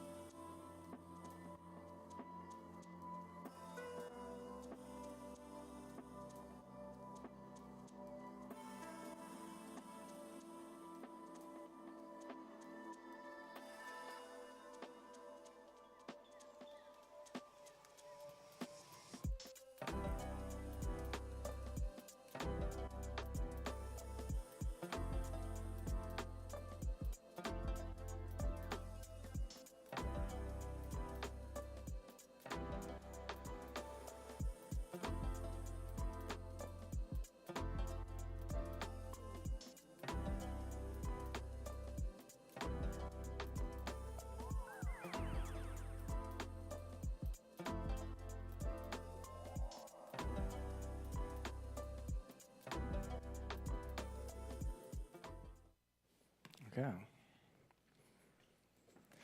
Yeah, welcome everyone. My name is Lawrence. I'm the research lead at Grow2Pi, and today I'm hosting a workshop on application level data deep dives, trends and insights, and talking also about the ERC 7702 improvement protocol, which introduced account abstraction on Ethereum, native account abstraction. So there's a lot of cool stuff to go into this deep dive, and it's a workshop. So first of all, I want every one of you to always feel free to interrupt me if you have any questions, any thoughts, anything to contribute. So let's make this a little bit interactive, so it's not too boring. And yeah, I came up with a short agenda. First, I want to talk a little bit about, so like the first 3 points are me explaining a little bit to the current progress and what is important to know about EIP 7702, but also like the evolution of public goods funding and how on-chain data is always becoming more and more important. And then the number 4 will be a live demo on how you can basically, unlock on-chain analytics for your Dapp through a simple attestation. And I will go through on how to do that in a live demo. You can follow along and just attest your own contracts. And by doing so, you will unlock a bunch of analytics for free for your applications. So I think, you can basically kickstart your analytics journey for your dApps today. And I was notified that we are actually live. So just as a heads up, we are live streamed and everything will be recorded. That means I guess I can't swear, which is kind of sad, but no, just kidding. Okay, so maybe, let's start with, now is the era for dApps. What do I mean by that? And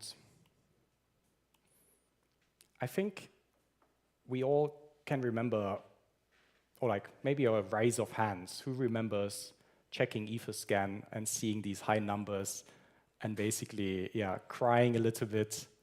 Okay, a bunch of you guys. And crying a little bit when you hit the button and send and, paid $50 for an NFT sale. Honestly, thinking back that was just 3 years ago is crazy, right? So many use cases were just not possible if you had to pay $50 per NFT mint. And that was the problem. That was the status quo 3 years ago. And taking it a little bit, like taking a trip down memory lane, what changed in the last 3 years? And I think it's important to highlight that this problem has existed for more than 3 years. So almost 5 years ago, the Ethereum Foundation made the strategic decision to abandon execution sharding for data sharding. Why did they do that? Exactly to solve the problem of the high gas fees. And that is exactly when they introduced the rollup-centric roadmap. So because data sharding now allows layer 2s to post data much cheaper to Ethereum and therefore scale the execution layer rather than natively scaling Ethereum itself. And Vitalik and the Ethereum Foundation, they released a bunch of blog posts late 2020 already, early 2021, explaining the problem and also what they came up with the solution. And that's also where proto-dank sharding was first thought up, which is exactly data sharding. And that went live with the Denkun upgrade early last year. And that allowed the rollup-centric roadmap to take up even more steam.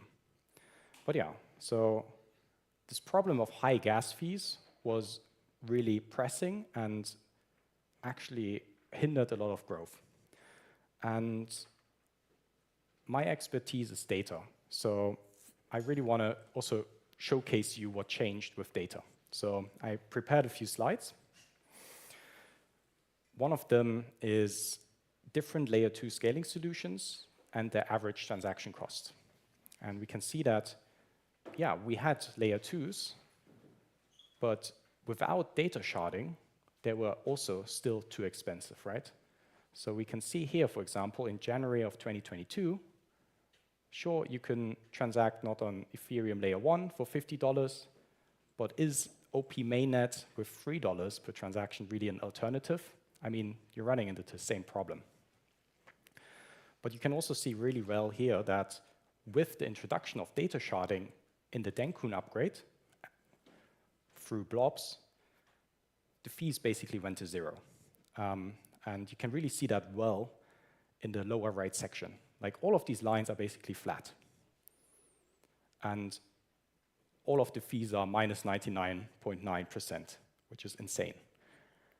And now, for the first time in the last 3 years, we basically have transaction fees that are less than, yeah, 1/100th of a cent. So even our platform is rounding these numbers down because they are so small. And I think in the Ethereum ecosystem, there's always a lot of talk about what the problem is right now, but I feel like a lot of people always forget where we came from. And I think solving this high transaction fee issue through the roll-up-centric roadmap is really an accomplishment we can all be proud of, and it's also something that enables new use cases. And I prepared one more slide, which is throughput. That is basically how much gas is being used across the Ethereum ecosystem. So that means layer 1 plus layer 2s. And gas is just a measurement of how complex the transaction is. And we know Ethereum has a limit of 1.5 megagas per second, and that hasn't changed since Ethereum came out. Okay, recently it changed a bit, but we say it's basically flat. And you can really see that down here on the this timescale axis. The bottom line, which is this ultra thin line in the dark blue color, that's Ethereum with its 1.5 megagas per second. And now, as new layer 2 launched, significant launches were, for example, in July 2023, Base, but also a bunch of other layer 2s. They really managed to scale the Ethereum ecosystem to levels we haven't seen. And I think that goes also hand in hand with the reduction of transaction costs, which enable new use cases, which enable 100x more transactions going through the Ethereum ecosystem today. So what do I want to tell you guys as Dapp builders? I want to tell you that, yeah, we kind of entered a new era. When I guess my father walks in on me and asked me, hey, son, did you really scale Ethereum? I can say, yes, we scaled Ethereum. What is next, right? And I think next is dApps, right? We now have the infrastructure, we have the cheap transactions, we have all of these high throughput chains, we have them somewhat secure, but that's like a whole different story. Now is really the era of dApps. And while block space is being commoditized, I think the true value, the value capture, will not happen in the infrastructure layer, but in the dApps layer. So it's a message to you guys. I think now is the era of dApps.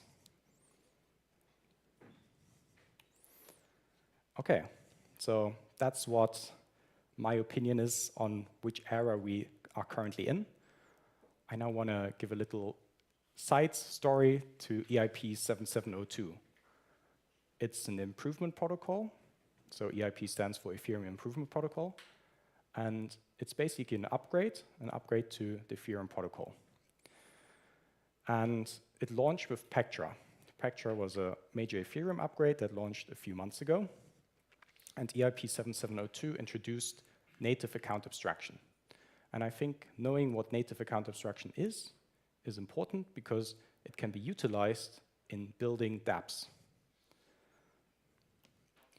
Okay, I have a complicated slide here, but bear with me. It's, I think, kind of easy to understand. So this is like the flow of how a transaction is being built with EIP 7702, which is the account abstraction, plus a bundling transaction with 4337. You don't really have to know what 4337 is, but basically it starts down here. Down here, you have a smart contract. A smart contract can be anything, right? It can be Uniswap, an exchange, it can be a Gnosis safe, a multisig, whatever. But what ultimately EIP 7702 does, it allows EOAs, which is like a single address. So let's say you are alice.eth, which is a normal address, your EOA with a private key behind it. You can now temporarily update your own address with code from a contract. And that code can be any code. You can reference any code and upgrade your own EOA to become and adopt this smart contract logic. Why is that important? Well, for the first time now, you can actually really utilize a bunch of benefits that do not come natively with an EOA. And these benefits are really good for dApp builders. And I think the list is pretty long, but I think these are the 3 most important advantages for dApps that enable EIP 7702 use cases. So first of all, your EOA can now become a smart contract, and now you can simply batch transactions. So rather than approving first and then swapping, like we all know on any current DEX, you can now batch these transactions using a smart contract signed with your EOA, and by doing so, you only have to sign once rather than twice. The user only has to sign once, and you can approve and swap together. That sounds simple, but ultimately for users of dApps, I feel like that's the biggest use case we have right now here. Then also, I think the second most powerful advantage is that dApps can now use sponsored gas. So rather than having EOAs natively pay for their own transactions, they can be completely, they don't even have to know what gas is. They can simply, you can simply say, okay, any smart contract call to my contracts are sponsored. So you can pay all the gas for all your users, and that's it. And the third thing is programmable account logic.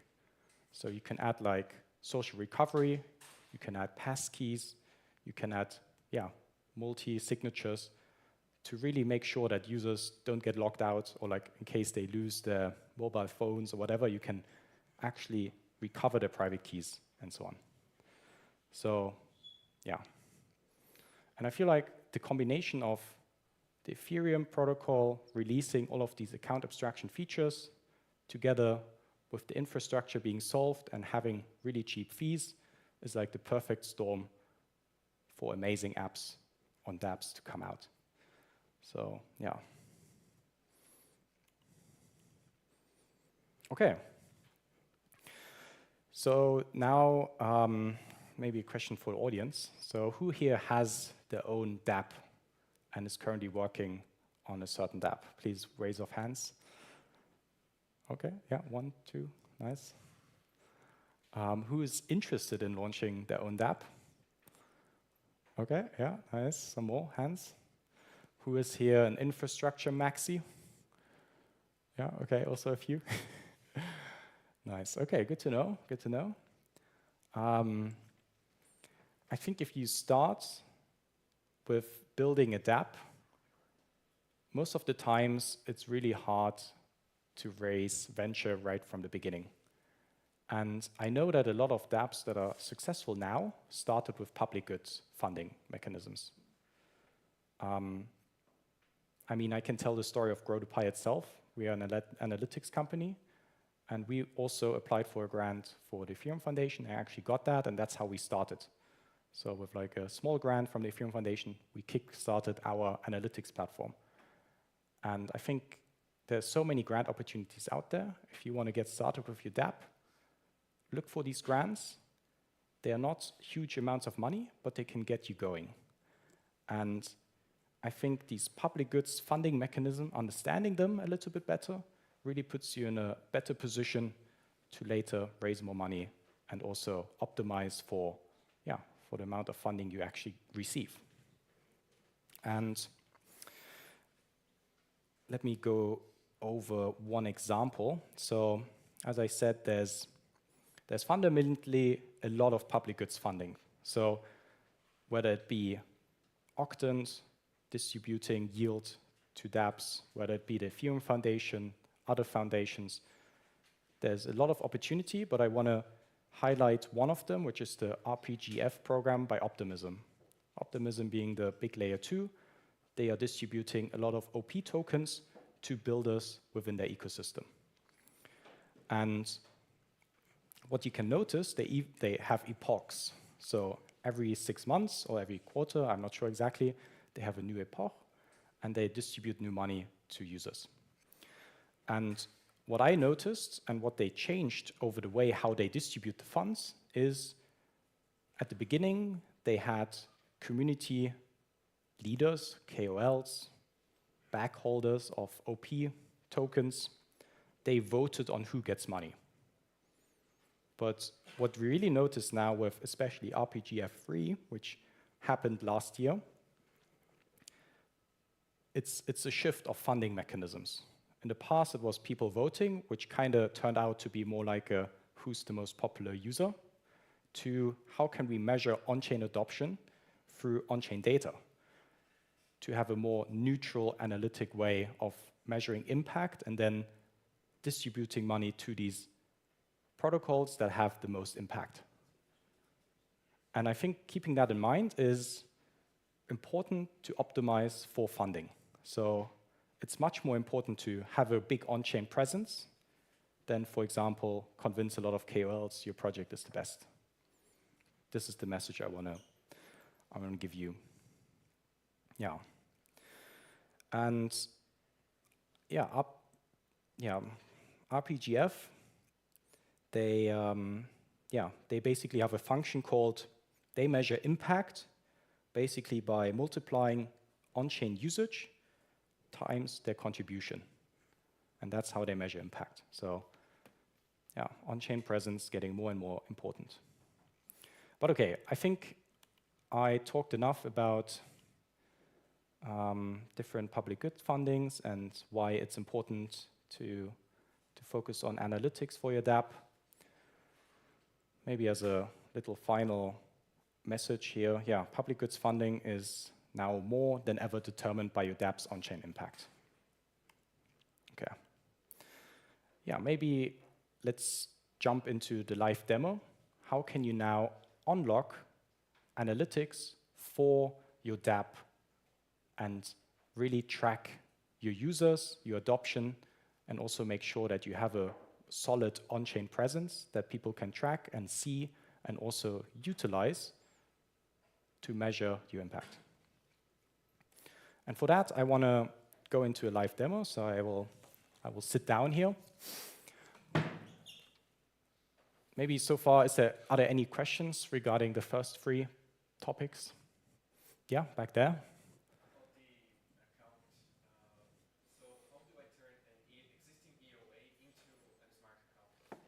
Yeah, so the question was, how do you turn an existing EOA into a smart account? So first of all, the chain needs to support Pectra upgrade, which currently not all layer 2s have, but most of them are adopting it.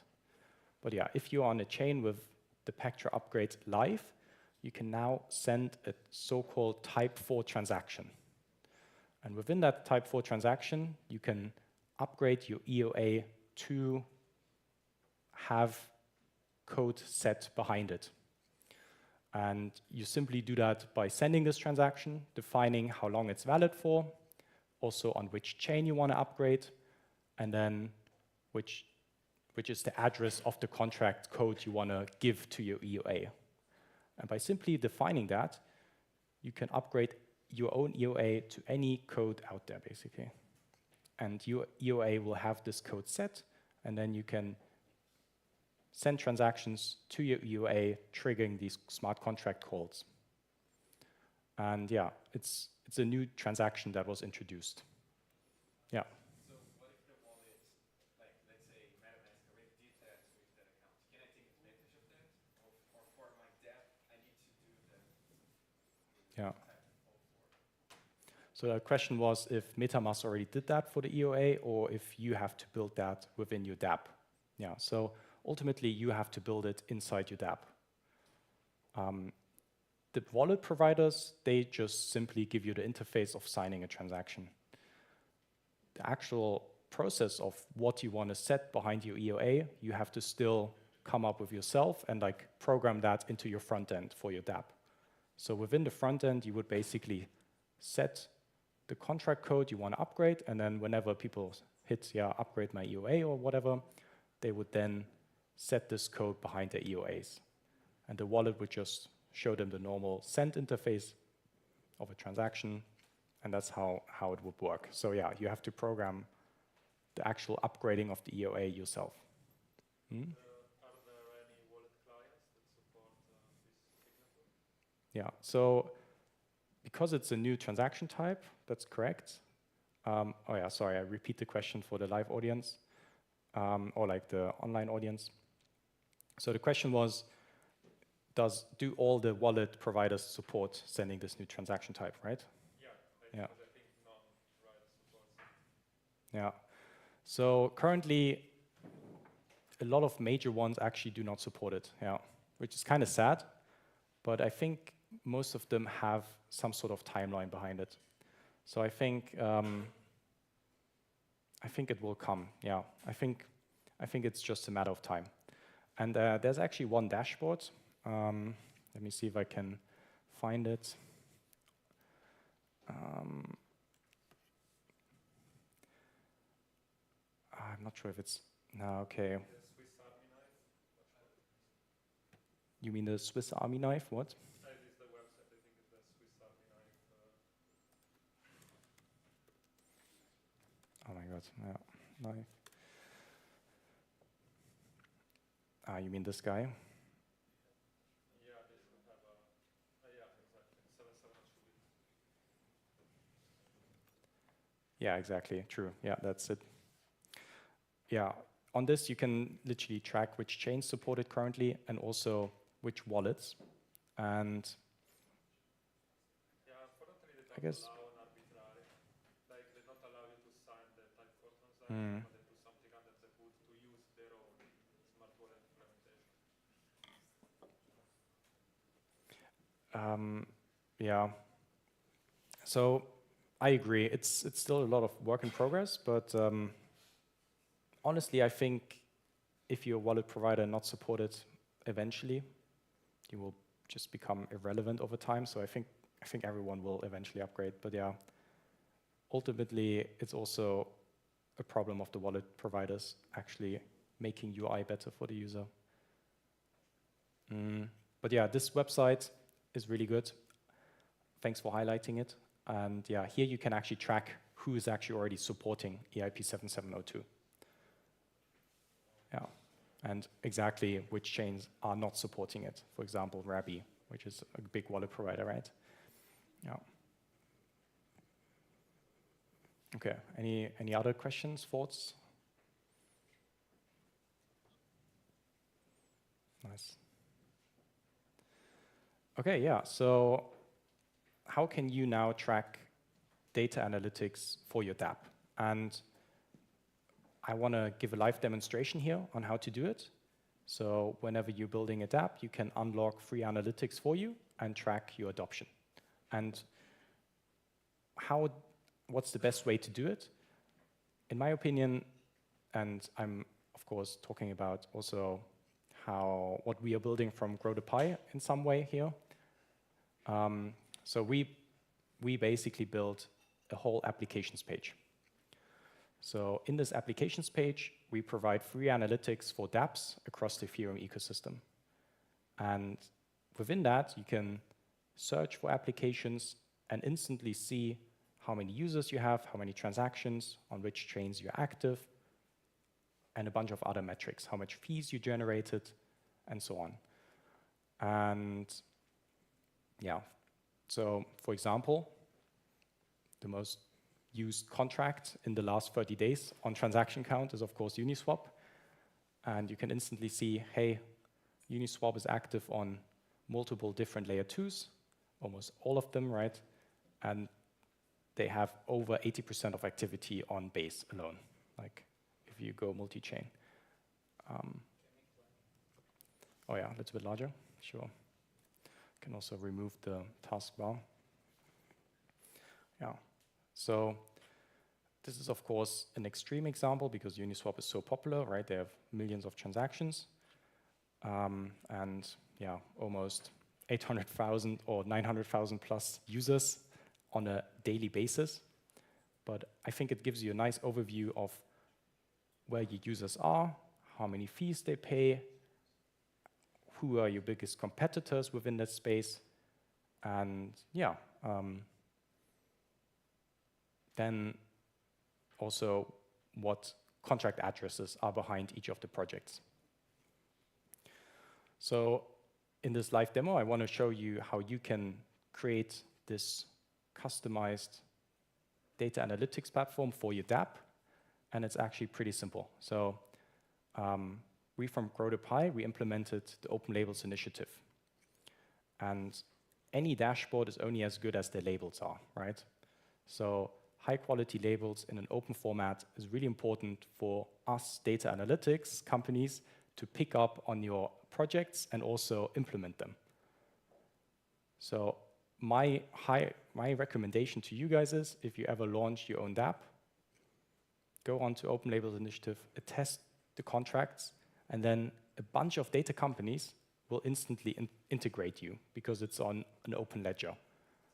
And we from Grow2Pi will also listen to this and also pick up your contracts from here. So by listing on Grow2Pi or like attesting to open labels, you will automatically also be listed on Grow2Pi. So yeah, just as a side note, Open Labels Initiative is fully open source, I think also public good. So they don't make any money with providing labels for the community. And yeah, it's a pretty awesome project. And you can see a bunch of people already integrated them. So attesting once will allow you to have your Dapp analyzed across multiple data analytics platforms. Okay, that being said, yeah, why don't we just attest something? So for example, CowSwap. You probably all know it, right? The Moo amazing DEX. And we want to attest these contracts to unlock analytics. And it's actually really simple. Simply go to Open Labels Initiative, and then there's the attest button here. And now they have multiple options of how to attest your contracts. And let's do a single attesting. So what we do here is we basically openly announcing that this contract, or like we are attesting on chain for everyone to view that a certain contract address is owned to a certain project. And anyone can do it, right? Either the Dapp developer or someone from your community. I guess I would be just someone from the community, and I can come in here and, for example, see, yeah, this is the Ethereum address. Yeah, it's being used. So we can see this is the entry point DEX contract. So I will simply copy the address and then start filling out this simple form, which basically just says this address is, the name is GP version 2 settlement. I'm just gonna copy that. Assign it the owner, which is very important because that's how things are being grouped. And we can see there's already an owner assigned to it, the cow protocol. We can assign a category if we feel like it. Decentralized exchange here. I think this is the best one. Common source, yeah, I don't know.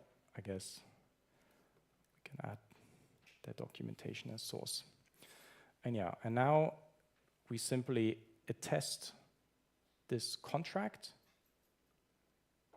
which is an on-chain transaction.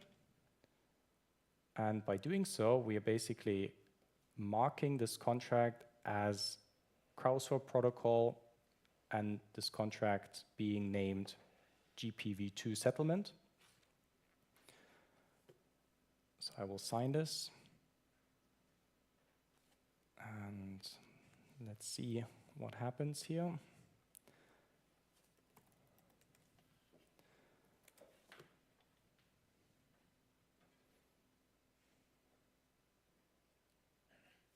Okay, perfect.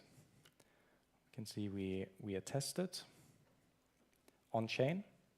So now this metadata is being posted on-chain using the Ethereum attestation service, and everyone can now view it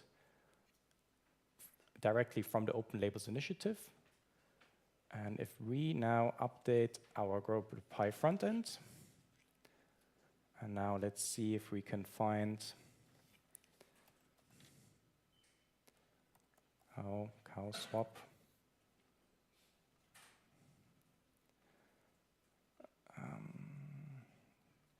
Okay, I guess I have to scroll down a bit. Yeah, there's a lot of different dApps. Where are you, CowSwap? Ah, there. Okay, I found it. Yeah. And so what happens in the backend? The attestation is on chain. Everyone can view that this protocol is being marked, or this contract is being marked as CowSwap. We, from GrowDappPi, pick it up from on-chain, run our analytics on top of that, and then present finished made dashboards on GrowDappPi. So we can see that, yeah, the GP version 2 settlement contract is in here now, and it's around, yeah, 2,000 transactions in lifetime. And now, yeah, now you have unlocked analytics for your dApp for free, and you can track everything that's happening, from active addresses, amount of fees paid, the transaction count, and so on. And I think that is really important for dApp builders to not only track your own adoption, but also, yeah, make sure you are also leaving a presence on chain, which could be beneficial for funding. Yeah, question? What if my project isn't listed in the list of the projects? Yeah, good question. You mean, so down here in the owner project? Yeah, exactly. So that's a good question. So the Open Labels initiative works by assigning tag IDs a certain value.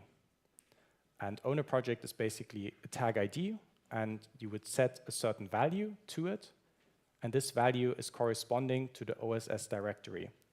And the OSS directory is a GitHub repo with source code projects.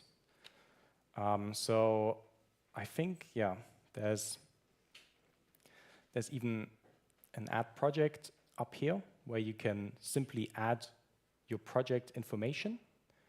So let's say CowSwap wouldn't have been there. We would simply add it to the open source directory.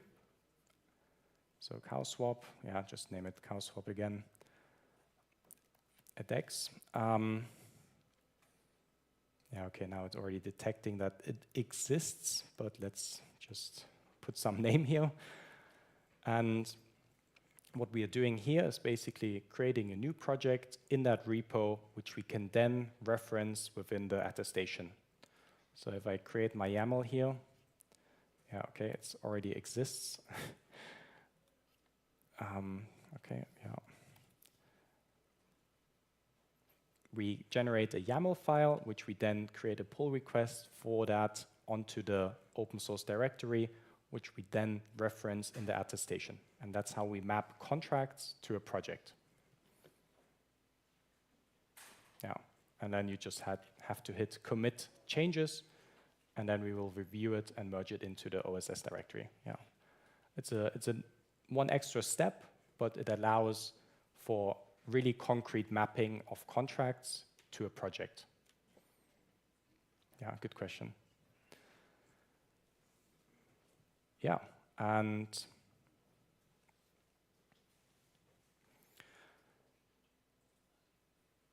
yeah, of course. So the thing is with labels and Dapp analytics, they're only as good as your labels are. So if you want good analytics, normally you have to label them yourself. Like most of the time, people are not willing to spend a lot of time going through them, labeling them for you, but putting in this 5 minutes of work, as we can see in this live demo here, really helps to give clarity on your project, how many users you have, but also allows community members to maybe easier find you and track and eventually hand out funding.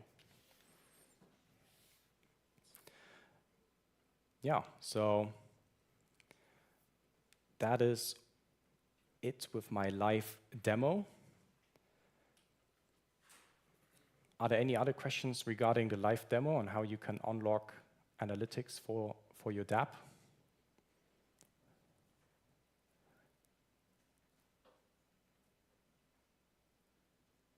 Yeah, one more from here.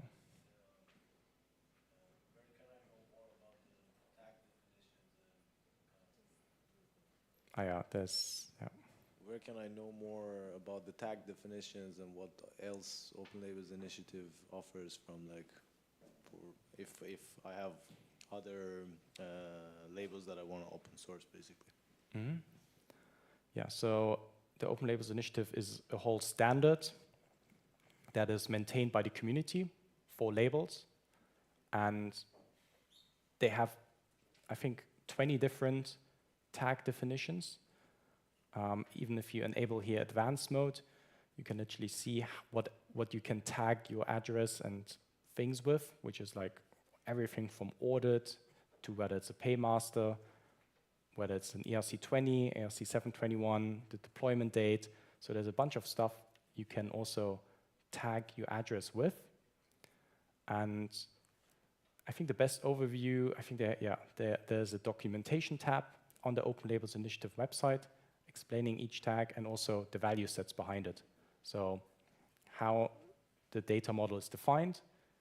And by doing that, everyone can agree on posting labels in one unified format, really reducing the redundancy of contributing labels to multiple data analytics company, because everyone can just reference this one, pull in all the data, and you have your data always in the right format. So that really helps in reducing redundancy of labeling. So I think Open Labels Initiative is really, helping a lot of data teams reduce redundant work and getting high quality labels sourced from the community. Because come on, I think most companies that offer some sort of labeling submitting, that's always closed source. So whether it's like Uniswap, Dune, or something, if you commit your labels, whether that be names of your contracts or even source code, right, or ABIs, you're basically handing it over to a centralized entity. So I can really, recommend Open Labels Initiative because it's all open source. Yeah, exactly. And I see we still have some time.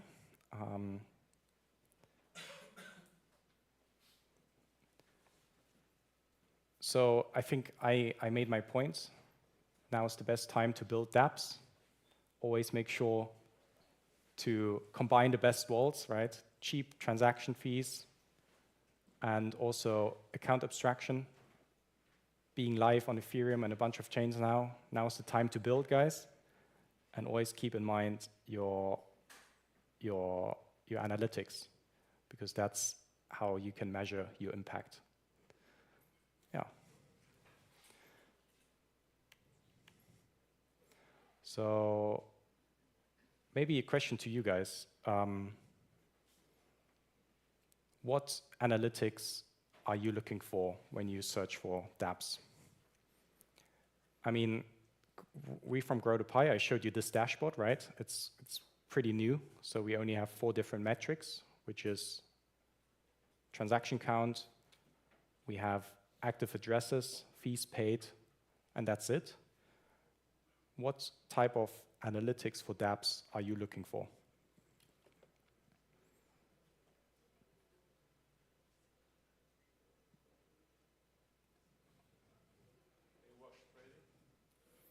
Yeah, what exactly do you mean by wash trading in the sense of DEXs, or? Yeah, I mean, in general, maybe an app want to pump the volume, right? Mm-hmm. So you would find a way to label the fake volume, right? Like a simple mint that doesn't actually generate any meaningful value, but is there only to increase the stats, right? Stuff like that. That's true. Wash trading, yeah. Yeah. Wash trading. But how would you determine if something is a wash trade compared to a normal user? Yeah, I don't think you can be certain that it's wash trading, but you can recognize some patterns and label it as potential wash trading or something along those lines, I guess. Yeah, no, that's a good thought. I know the Open Labels Initiative also has categories for scam, so I think it's called category. Yeah, exactly. Yeah, so I think it's possible. Yeah, we can extend it to include like scams or wash trades, and maybe filter out analytics for that. I think that sounds like a good idea. Any other ideas? What you want to see in dApps and analytics? Yeah, back there.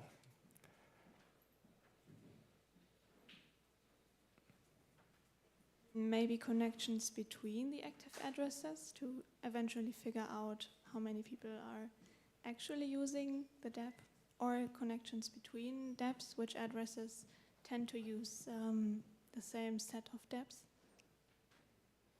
Okay, nice. So in what sense do you think, like, do you mean like, for example, who's using Uniswap compared to CowSwap, or what would be the interesting insights you would want to know?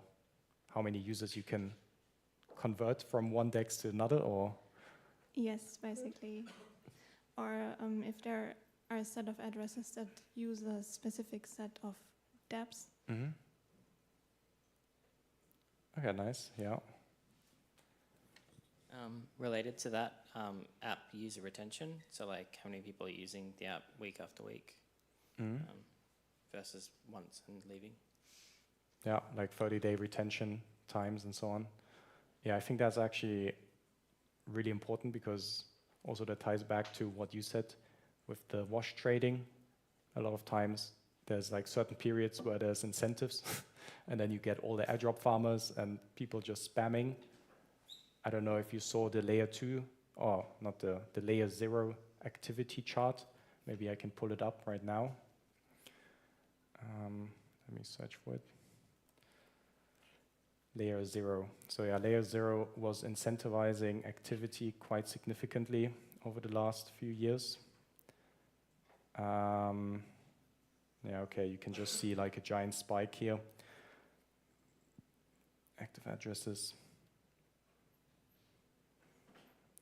Yeah, but now recently the activities have not been incentivized anymore, and you could really see a drop from several 100,000s to okay, maybe just a 75% drop. Not that significant, but still, yeah. Definitely a good analytic to add, yeah. Maybe you can write the difference after the campaign ends, and then you show the difference. Through retention, yeah, showing the difference, yeah. True. Oh wait, how do you mean that? Like like a retention from certain points in time that users can set? Yeah.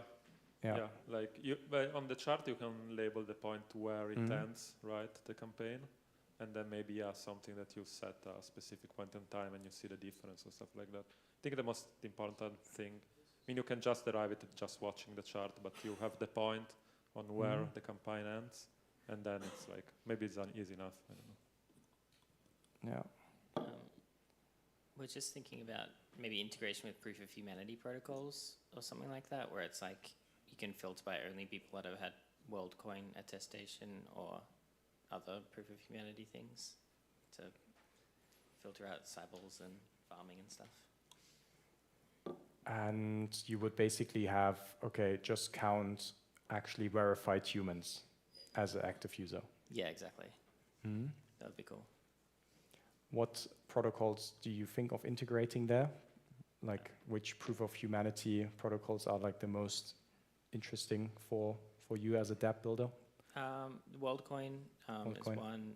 There was one that I tried at East Denver that was like a handprint. I think it was called Proof of Humanity, something like that. I don't know if it's live yet though. I think that was just testnet. Anything that could come up really. Yeah. Makes sense. Okay, yeah, that's also a good thing to add, yeah. I know Zelo is also working on their own proof of humanity concept. So there are quite a few.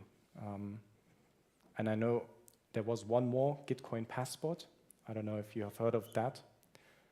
I guess it wasn't a fully proof of humanity, but more like add a bunch of socials. And if you add so many socials, you wouldn't farm these accounts. So in the end, you basically just rank up or rank higher or more. You would rank more unlikely to be a bot, basically. But I think they kind of sunsetted Gitcoin Passport a bit, which is kind of sad to see. Because I think it was a good concept. Yeah. Okay, cool. Then I would say I ended a little bit early, but yeah, thanks everyone for attending the workshop. If you have any data questions in any way for your dApps, come up and approach me. I hope I can help you out, or just DM me on Telegram. And yeah, we are building Grow the Pie. All our analytics are for free. So if you attest your contracts in the Open Labels initiative, we will pull it from there, and then you can track your dApp users, transaction counts across the Ethereum ecosystem for free. So I really can, yeah, I hope you make use of that awesome tooling we try to provide. So thank you, guys.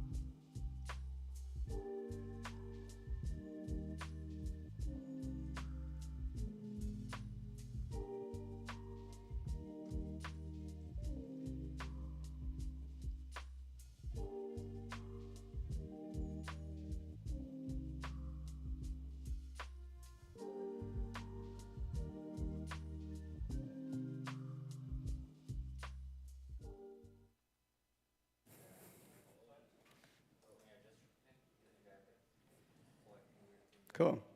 Am I there? Quick sound check. Sweet. All right. Guten Abend, DappCon 2025. Very excited to be here for the second year in a row. Today I'm chatting about multi-sigs in motion. The workshop we're going to do is going to be a little bit interactive. There will be some tools to play around with. And my title is Multi-Sigs in Motion. Now, specifically I've focused on safe data, being the maybe blue chip de facto multi-sig wallet, smart contract wallet. Cool. Really excited to run through this. Nice intimate group. Let's dive in. A little bit about me, just to kick things off. We've got a good amount of time. We should have enough time for Q&A after. My name is Denim, pronounced like the jeans. I'm one of the co-founders of a project called Envio. I'm a believer in the tech and not the hype train. I have an academic background in computer science, anarchist at heart, and super grateful that my path led me on to being a developer, and probably been in the space since mainnet gas prices allowed for a little bit more experimentation. I think relevant to this talk, a little bit more about me. I am a Puli holder, a Groundsdale member, and notably a safe guardian, which means I partake in the active governance around safes, but that is the closest affiliation I have. Been passionate about the project for quite a while, got involved with some smaller dev stuff early on. By builders, for builders. Okay, a little bit of a boast slide, but I just mean to give us a little bit more credibility. We are a team of 10, mostly technical. We have built production systems for ourselves and some external things in the past, being kind of core dev teams, hosting, deploying smart contracts that held well over $100 million, which is peanuts compared to safes. Hats off, very secure. At least our software hasn't been hacked to date. And yeah, we've spoken at a few different conferences around the world. I can see my co-founder there. I know he's also spoken at the World Economic Forum, or at least in Davos. Cool. All right. So, too long didn't read. I'm going to chat a little bit about Envio, the tooling, and how we use it to build a real-time data set. And with this data set, we can query it to get some interesting insights. Now, we're going to do it kind of the way I did it. So it's going to be a path of exploring how I went through this process. And I think there's some pretty interesting findings, or at least things I did not know at all. I definitely think there's a lot more that can be done with the data to essentially find further, more meaningful insights. But this is just initial insights into how we can look at this data. All right, so data is fun. Data is really cool in the blockchain space because it's extremely public, i.e. accessible. And what we've really focused on is making that public data a lot more easier to access by making it more performant. All right, so I'm going to chat about the data set itself and the tooling in order to create this real-time data set. I'm going to chat about safe chain network distribution. Okay, so that's terrible framing, but essentially the distribution of safes across different networks and kind of analysis on that. We're going to look at safe deployment activity, trying to understand kind of safe adoption, which I think was a really interesting insight into general chain adoption, and maybe a truer metric on kind of a non-vanity metric on terms of ecosystem adoption for chains. And then the last one is how safe are safes? And again, super secure at a smart contract level, but I'm more talking about how people are using safes today operationally, tying into like how many owners, what's the threshold set, and how they're actually being used. Cool. All right. So first off, just to touch on why would somebody use a safe, all right? Usually, I mean, there's a bit more to it maybe, but here are some kind of high-level notes on it. So they want extra security, all right? So you have better security than using something like an EOA. You have the optionality of shared ownership, and a big one is non-repudiation, or repudiation because you've got better like way of sharing ownership over funds. Usually there's recoverability. If there's a signer that gets lost, you can recover from that. And then I think a less spoken one is actually flexibility. And it ties into the fact that this is a smart contract that you can have additional smart contract logic tied into. So yeah, those are maybe some of the reasons why one would use a safe. And then out of interest, who here is using Metri? I hope everybody at this point being around the conference. But Metri's awesome. They've been using our tech. They index about 250,000 safes, essentially, and about 50 million events. And this kind of scale that they needed did motivate our kind of product direction to being very scale-driven. Yeah, their tool was really cool, and pumped to be kind of a data provider into that. But there was some of the motivation around exploring safes in more detail. All right, just to break it down a little bit, we have two core products.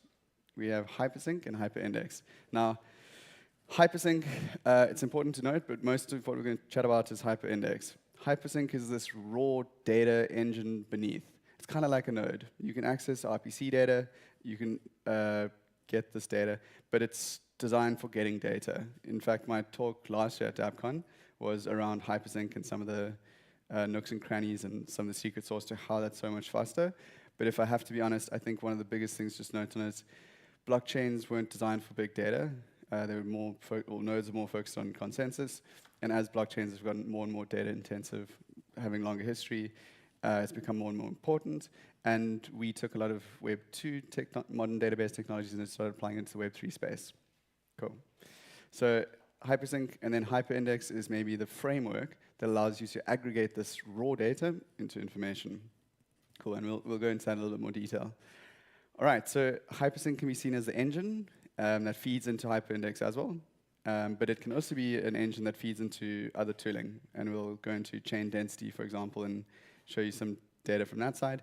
But it can be accessed directly. It's just you're starting to go down lower levels of abstraction. All right, we get to our first slide.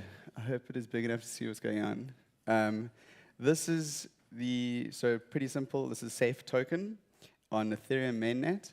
And this chain density tool is used to look at transaction or event density over time. So the x-axis is block numbers, bucketed, and the y-axis is the total number of transactions. And then there's a nice cumulative line graph there too. All right, so we look at this first off, and we can see two big spikes. Can anyone figure out what those two spikes might be? I think the first one's quite a given. Yeah, there we go.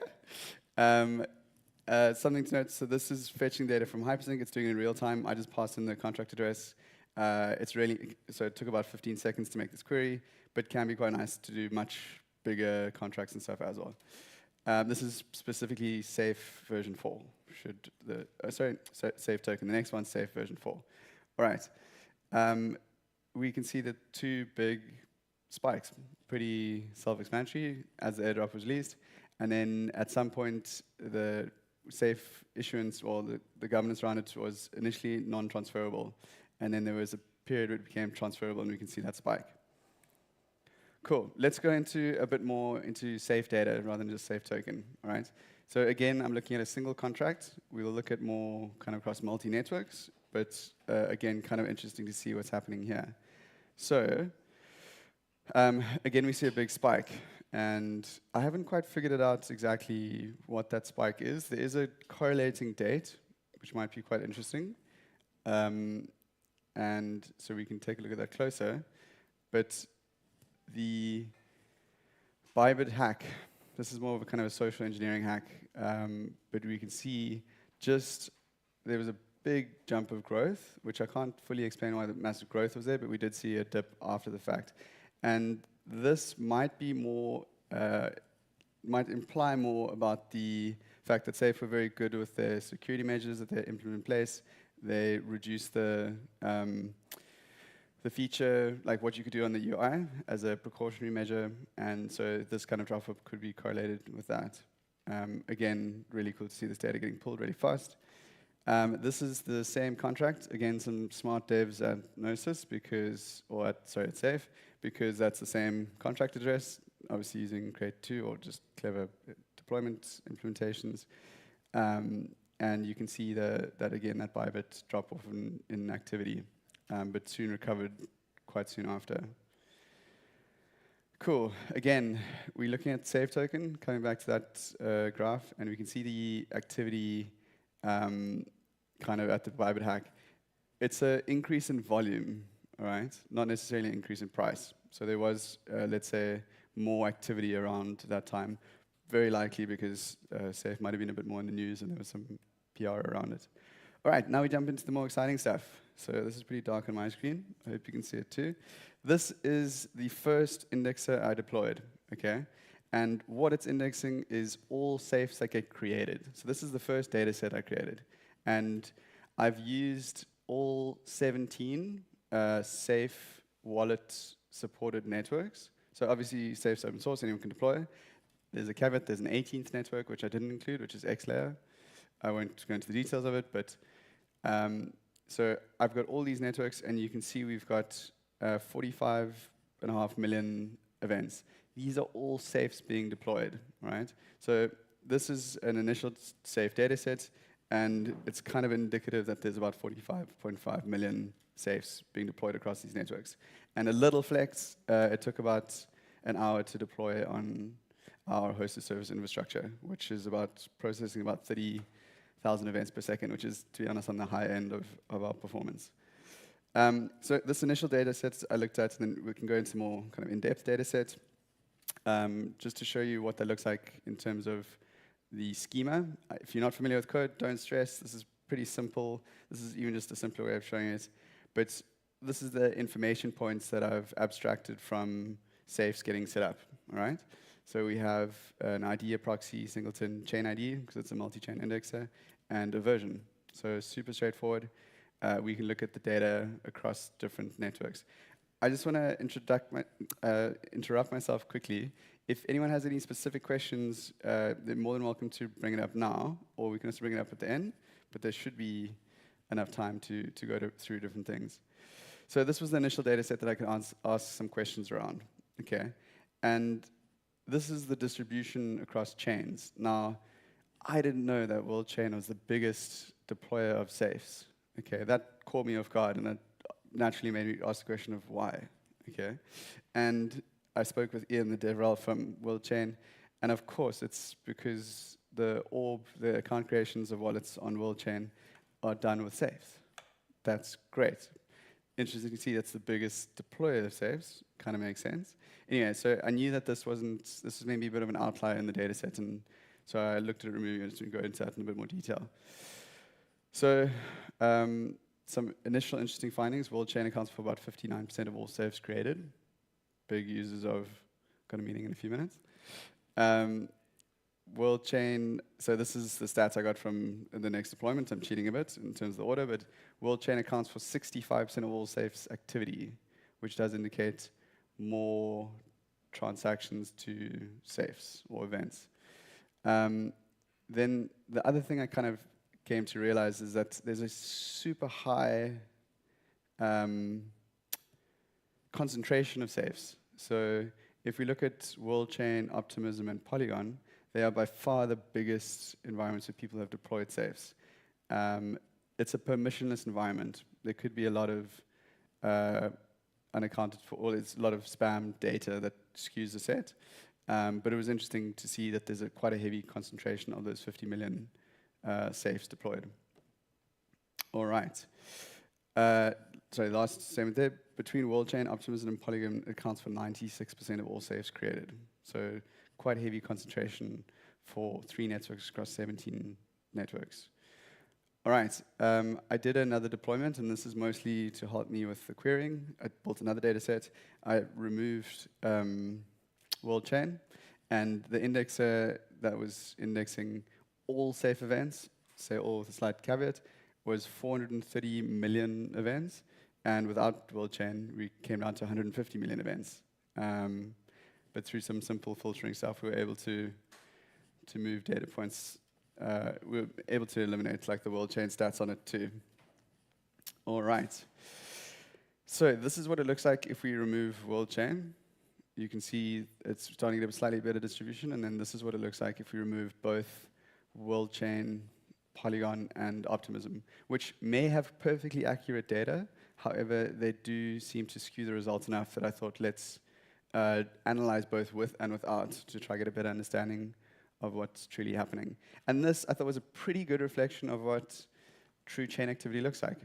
I think, there's obviously a lot of vanity metrics around network adoption, but safes are usually quite a, let's say, slightly power user thing to use.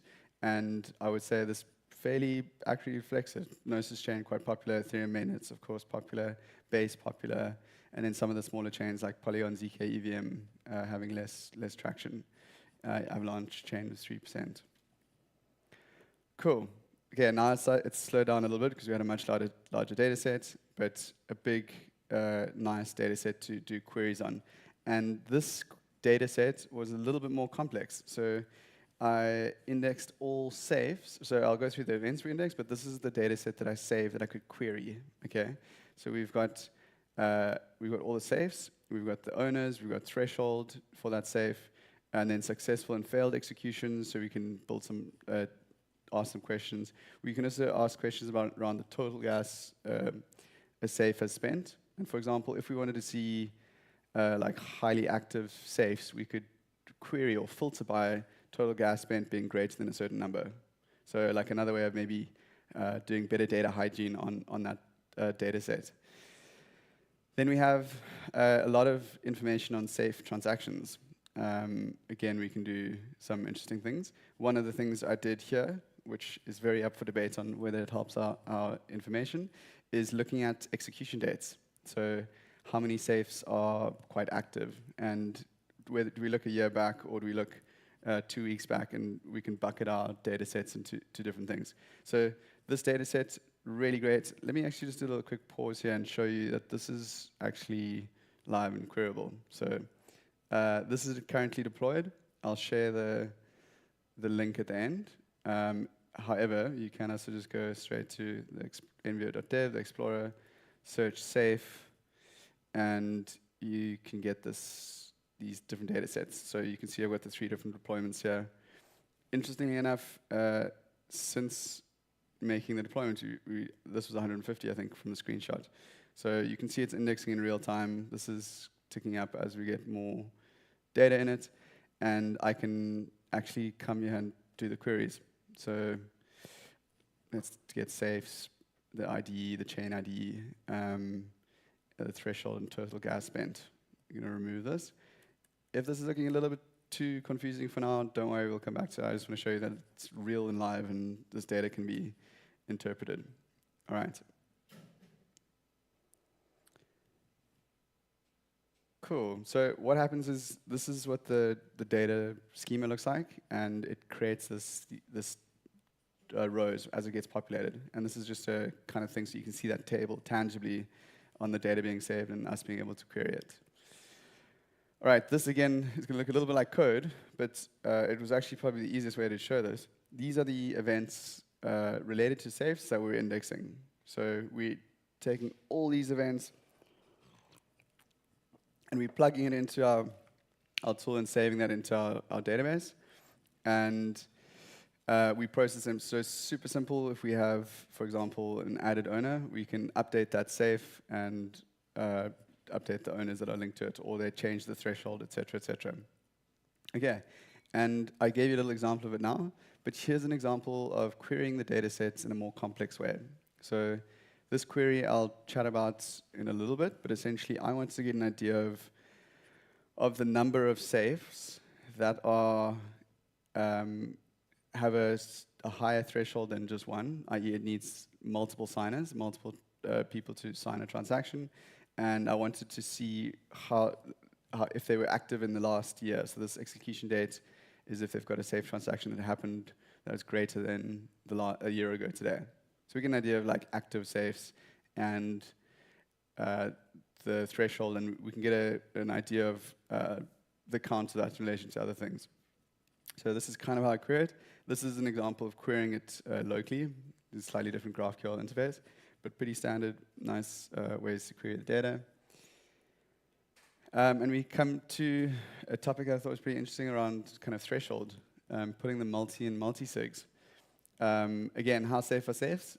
I would say super safe from a security perspective, but we're looking at the actual usage. So how safe how are people using safes, or what are the implications around it? And threshold ties into the number of signers needed to execute a transaction.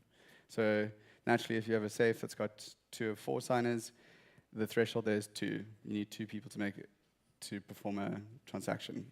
And naturally, the higher the threshold, arguably the safer or more secure it is to make a transaction. However, it can be more difficult to get a transaction through because you've got to require multiple actors, and it becomes a coordination challenge. Cool. Okay, so this beautiful visualization, thanks to Excel, is a simple table on the threshold of safes. Okay, so I think if we look here, the first case, there's about, at the time I did this, I pulled the data, and you can see when we looked at the stat now, it's much higher, but there's about 45 million safes that have a threshold of 1 or more, i.e. that's all safes, okay? And very, very quickly after that, we get, if you look at safes that have 2 or more signers, which is kind of the multi and multi-sig, we would expect it to be quite a bit higher, but the data is presenting as only 0.72% of safes that are deployed have a threshold of 2 or higher, which is pretty, I mean, still pretty impressive. I think it's maybe indicative that there's a lot of safes being deployed not for security measures. I think the safe team is really clever to be doing stuff like measuring total value that's getting stored. I think that's a better North Star metric than what my data is implying. Again, I'm building the data set and answering questions as we go. Okay, so we know world chain is linked to the orb, so we don't get the best results. So it's not going to be the most relevant for our data set. And as soon as I remove world chain from that query of who has greater than 2 threshold, we almost triple or double and a half the percentage of safes that have 2 or more signers. Great. You can see the difference between this number and this number is only about 252. So there's not a lot of secure safes on world chain, or at least it's not being used for security largely in that regard. All right, so then again, I can't give you exact reasoning for optimism or Polygon, but I thought it might be nice to remove those potential outliers. And I think this highlighted number here is maybe a better reflection of what's actually happening. Again, it does seem lower than I would have expected, but about 15% of all safes in this scenario have 2 or more signers. All right. This has a lot of good questions to ask from it, and maybe stuff we can do to improve our assumptions and take a look at it a bit closer, because obviously safes are being used to custody funds. So why are there such like outliers that are potentially skewing the data set? Cool. So this data has some implications. I would say take it with a pinch of salt, but it implies that safes are used for more, or they're not necessarily solely or majority used for security, or necessarily recoverability, or I suppose threshold isn't tied to that, or shared ownership, so maybe that's completely inaccurate. But I think there's a large implication around flexibility. And I think this also kind of makes sense and correlates with what we've seen in more recent times, the account abstraction. Flexibility of using smart contracts, it's gives you that programmatic benefits. And we've seen it a lot with account abstraction. So quite cool to see that that's actually a big, and there was obviously a big push for account abstraction in safes the last year and a bit, or since it's kind of come out or been popular, because to be honest, safes have always been a form of account abstraction. All right, so we can go through some of the findings a little bit, touch on it. But these are some things we identified from looking at this data set. And I'm going to go through some further questions we can ask the data set, and maybe we can do a practical query into our existing data set. But the first finding was that Bybit hack reduced safe usage. I think this is semi-expected because of the security measures Safe put in place, such as putting the restricting the UI usage until things were a bit more clear, and incrementally introducing that across other chains. World Chain is the biggest user of safes. Didn't know that at all, or at least they're the biggest users and deployers of safes. So interesting. Safe usage is very highly concentrated, at least as the data implies. And this caught me off guard a bit and really motivated me to maybe do some more data hygiene and make more assumptions into the data set to try prune it out a little bit more and get to more meaningful answers.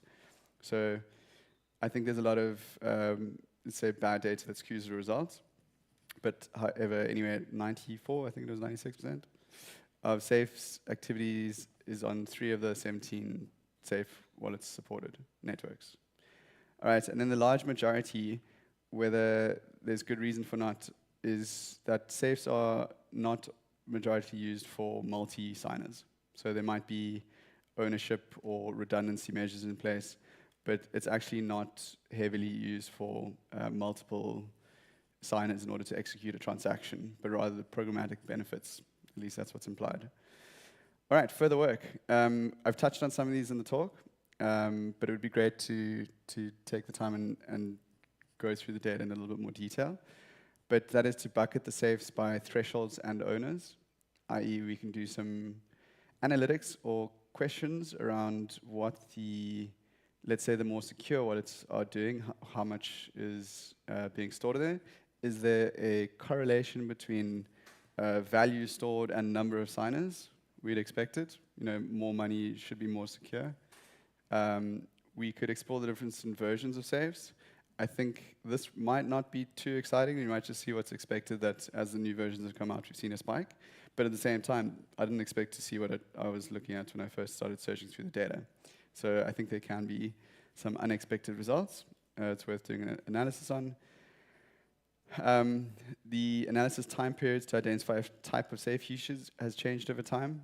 I think I would love to get an idea of when account abstraction became more popular, whether we saw a big uptick in thresholds being lower, or if that's not related at all. And then there's likely some bad data, or it's permissionless. Anyone can deploy a safe. On networks that are a little bit more cheaper, you can say that the financial incentive to add a safe might be linked to trying to airdrop mining. We've seen that quite a bit. And then we can also do some analysis based on what kinds of assets are actually stored in the safes. Could prove for some interesting insights. Then I think another big question, which I'd love to explore more, which is kind of from the data or the results I was finding, is whether safes are heavily used for cold or hot storage. So that active assumption I made, I don't think a year is the best reflection of a safe. If a safe, if a safe's active, if a safe is storing large amounts of funds, it's likely that it could only be doing transactions every few years. It's more of like a storage, cold storage vault. So maybe there's some questions around the active period. Redundancy ratios.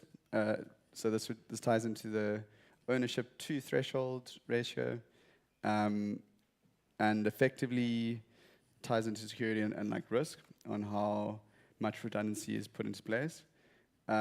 Zombie safes, I think this speaks to inactive safes. And then it would be interesting to look at the actual signers and what their activities are. So for example, you'll see probably a healthy security measures to add like dormant signers. So less active signers, but signers that are there for recoverability, i.e. break glass keys if all goes wrong. And to try and analyze the actual user behavior of different signers.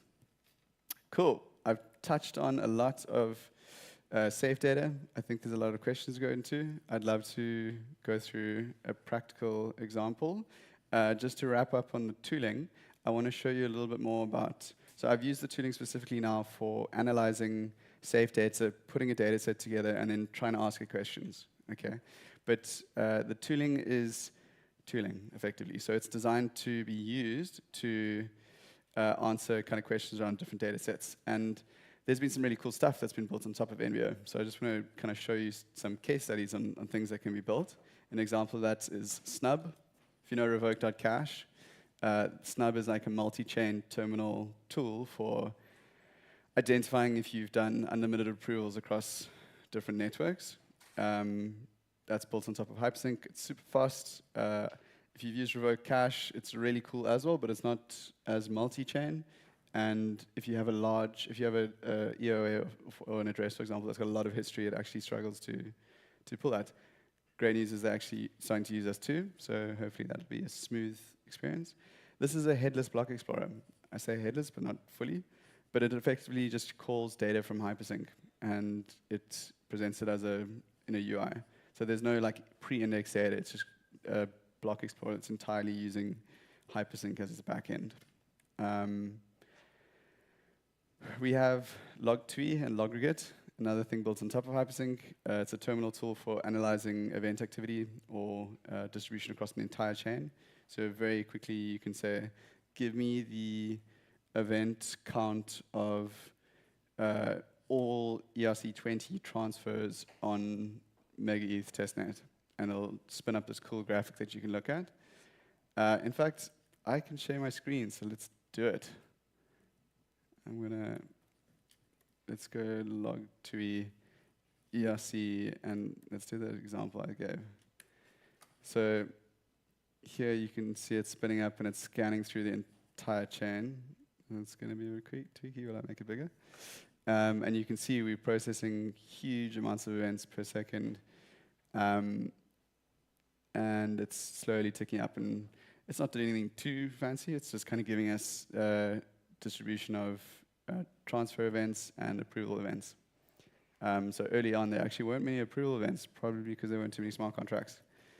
And then logregate is a tool it's very similar to this. It does aggregation on events. So you can say, what is the average USDC transfer on Sonic? Or what is the biggest? It'll give you the aggregate information. So pretty useful in that sense too. Coming back to the slides, chain density, you checked it out. I can share my screen. I don't know if someone has a contract or address in mind, but I'm going to paste in whatever I pasted in before. I want to get event information, or I don't know what network it is. I'm just going to click one of these pretty quick example things. So we can look at the eigenlayer, or let's say OP token. So this should be a little bit bigger because it's obviously a lot of event activity. And in real time, this isn't pre-indexed. It's going through Hypersync and counting all those events. So this will take maybe a minute or two. I don't know exactly, so I'll let it run in the background. And we can come back to the slides while it's going. There's great. Sorry, I thought I had to do everything pre. Here's a nice example of V4 data. You need V4 data. It's real-time data, but it's you can see all the activity happening. You can see the total swaps are increasing. You can see real-time transactions happening. So this seems to be quite a bit of activity. People are trading quite heavily. Maybe let's look at liquidity. I think this real-time liquidity data is a bit slower. Cool. So, okay, so that doesn't look like there's too many. Well, there we go. We got some things coming in. But really cool to see that stuff in real time. Also, obviously, a chunky multi-chain index, so you got all those different data points. Let's see if chain density is done. Yeah, okay, so it took 18 seconds, so it wasn't too bad. But you can pass in any address on any Hypersync supported network. We saw about 70 networks. All right, and let's not waffle on too much. We can get to questions in a moment. But there's some really great feedback. Check it out on our landing site. We really appreciate what people have to say. Everything you're looking at on the landing site, at least the publicly available stuff. But we do have an internal channel where we share this feedback, and it's really motivating to continue working on what we're doing. Some resources and stuff to check out. nvo.dev, that's our site. You can check out the Explorer too. Invio_indexer is our Twitter account. I think it's on Firecaster as well, and YouTube, in fact. I'm Denim Preen on Twitter, Telegram, and might even be Discord. And then this data set is actually still available. I've got it hosting here, and you can click around and do some queries.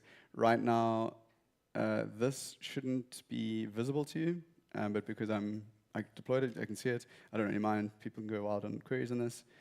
And yeah, take a look at the data set, click around the playground, get some data points. I don't know, safe transactions. I didn't really look at safe transaction data too much. And then, yeah, just a little disclaimer. These figures offer directional insights, but should be interpreted with caution. Additional context and deep analysis are needed to drive definitive conclusions. That being said, I think the data doesn't lie, but I think there's more factors to consider in showing what's actually happening. So to get more deeper insights. All right. Should we go to some questions? I'll keep my screen shared here and we can. Oh, yeah, just you mentioned that one potential use case, one of the things you could work on is looking at signer behavior. Yeah. Is that something you can capture from on-chain data? It's a good question. I suppose you can only look at signer behavior that got. Sorry, the question was, I know for the live recording, was if we can look at signer behavior based on off-chain, because we're looking at essentially on-chain events. And maybe short is, no, that's not written to chain until it's executed. So we can't look at, let's say, pre-executed or failed signer behavior, but we can look at maybe the time period between when a signature is, or how long it takes for certain signers to behave, or is there a likeliness. It's probably quite implied that if you've got 2 signers, you have a higher transaction throughput than if you've got 3 or 4 signers, or signer behavior in relation to different things. But no, dormant signers, you wouldn't be able to imply which of the signers got involved. You wouldn't be able to identify which signers. Yeah, I suppose you could kind of make an assumption. If there's 0 activity on a safe, no, you can't say who's dormant or not. Well, you'd argue maybe all of them are dormant. But in the case where you have a wallet and every month this company is using it to action bills and payroll things, and you have, let's say, 2 or 4, and 2 of those accounts are the ones that are signing every time, you can make the assumption that the other 2 are dormant, I would say. Yeah. But fair comment. We can't see what's not on chain. Yeah. But I suppose there's probably some interesting insights to how the safe relayer operates.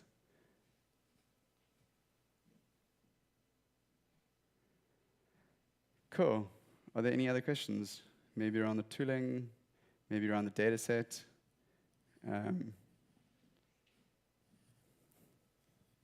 Could it be possible to maybe make a distribution and say this safe signer has signed this many transactions across this many safes, and then you can see a heat map for who the most popular signers are, something like that?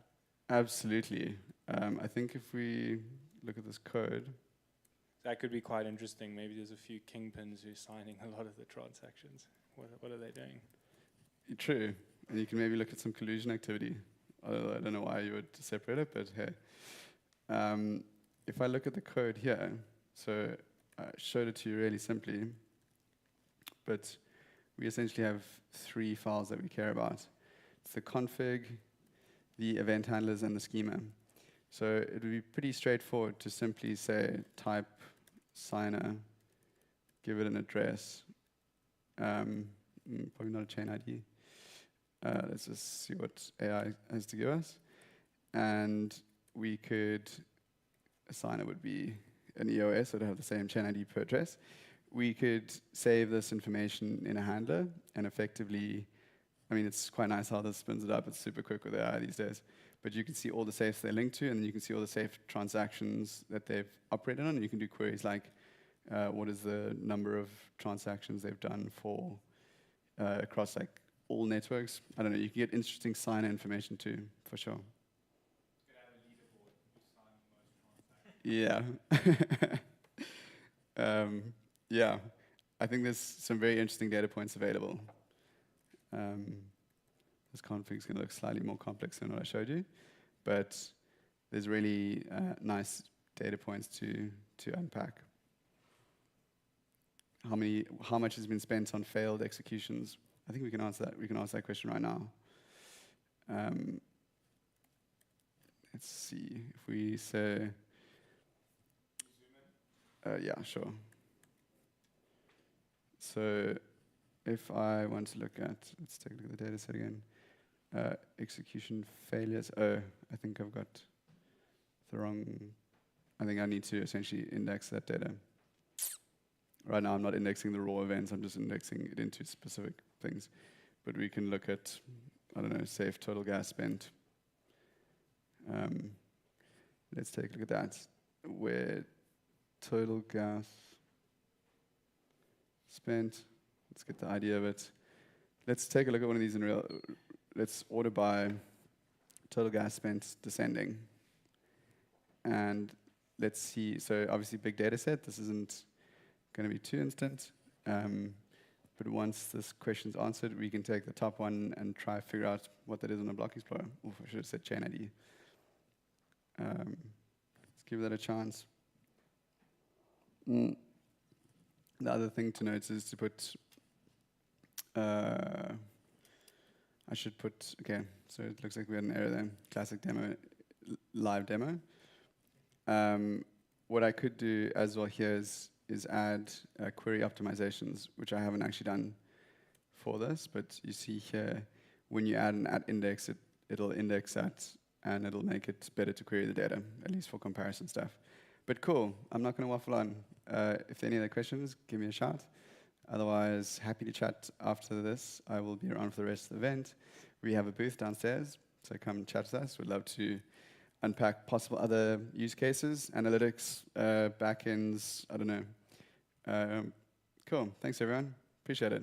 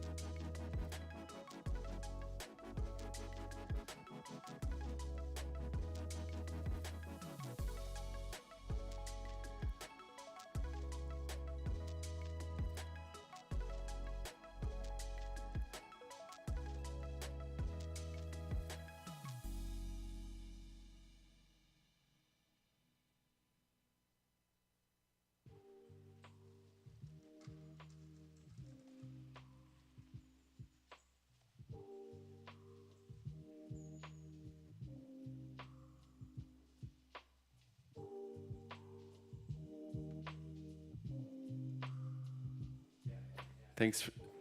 There we go. Good afternoon. Thanks for coming to Building Permissioned Apps with Para. I'm Matt. I've been asked to sit. So, I'm Matt. I really do a little bit of everything at Para, mostly focused on BD and partnerships, but handle and support our customers through the entire customer journey, from top of funnel to bottom funnel customers, and helping them understand how they can use Para to grow their apps. Before we get too deep into the technical conversation, I'm curious how many of you have used passkeys? Passkeys? 4 for 4? Nice. Then much of this should feel familiar to you, but I'll help explain how Para uses passkeys a little bit more in the presentation. Para is the most comprehensive wallet and authentication suite for crypto applications, and I'll help break down what this means. We combine Web 2 and Web 3 authentication with universal wallets. These universal wallets are secured using passkeys and MPC. MPC is multi-party computation, and helps us to ensure that the private key material is always secure and never stored or recombined or composed in one place where it might be subject to attack. We also support EVM, really any EVM chain, in addition to Cosmos and Solana. I'm curious about the demographics in the room. How many of you have used Solana? All right, still more than I might have expected. Happy to hear that. I think I'll share a little bit more about my thoughts on multi-chain after we talk about Auth. Auth has been around for a very long time. It's not new in any way to Web3. And what have we learned over the 40 years of the internet?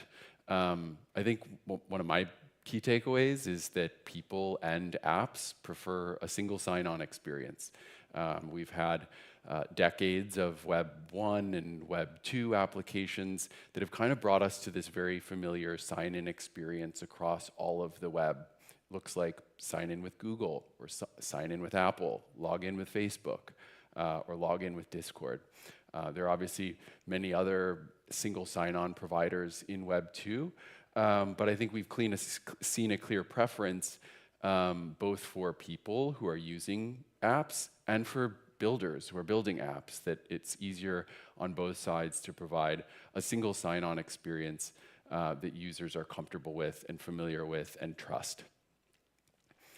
And in Web 3, what have we learned from 500 plus wallets? I was looking at a list yesterday, and it was like 495 different wallets. So I think I'm pretty comfortable saying we have over 500 wallets now. I also think that this list is ever growing. Every new chain seems to have its own new wallet, and then after they launch a wallet, someone decides that there's something that could be better about this wallet. So let's launch one too. And this has resulted in this world where nobody's on only one chain. This is true with Safe, where original versions of Safe were deployed on a single chain, and if you wanted to deploy the same Safe on another chain, you might end up with a different contract address. There was not much interoperability between your safes, and now Safe has unified this experience, so you can really have a great multi-sig experience on any EVM chain that they support. We've seen similar things happen with MetaMask, where I opened MetaMask the other day and it said Solana on MetaMask. And I'm not sure how I feel about this. I've gotten pretty comfortable with using Phantom or Solflare for my Solana activity and MetaMask for my EVM. But it's clear that you can't operate on one chain anymore and expect to serve the broad community of users. And we've seen the same from Phantom. Kepler now supports EVM in addition to Cosmos. I think they're expanding to Bitcoin and Starknet and some others. Wallets have really exploded into this category in and of itself in Web3. So let's talk a little bit more about wallets. It's really core to Para's business and core to the Web3 experience. And we often use a lot of words to describe wallets, describe how wallets are secured, how the private key material is stored, and all of these things can be very confusing. I imagine most of you are familiar with what most of these terms mean, but I'll help put this together in a way that makes sense and gives you a better understanding of how we can combine these like really innovative pieces of technology to build apps that are accessible for consumers.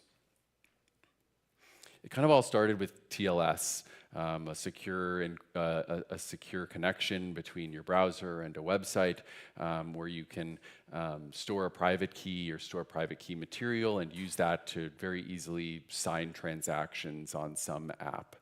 I think one of the key takeaways is that wallets started as apps, and these apps were really simple in that they allowed users to securely store their private keys somewhere, have confidence that those keys were not going to be leaked or exposed to hackers or to the apps themselves. And these wallets can intelligently and securely connect to apps and sign transactions at the user's request, typically. I think this is kind of the most well understood category of wallets. And one example that I think is kind of interesting to think back to is the burner wallet. This is one of kind of the first ways I experienced on-chain apps where you could just like spin up a wallet in an application. It was super easy to create. Typically the private key is stored in your browser, so it's not particularly safe and quite fragile, where if you spin up a burner wallet and you might deposit some accounts and use it to interact with an app, then many times if you refresh the page or clear your cache, you've lost your wallet, you've lost your funds, and they can't be recovered. So this was really good for trying out apps and giving people an easy onboarding experience into Web3, but not very scalable and not very adaptive to increasing user needs and increasing the requirement for recoverability and self-custody. The next evolution that we saw was adding OAuth on top of this.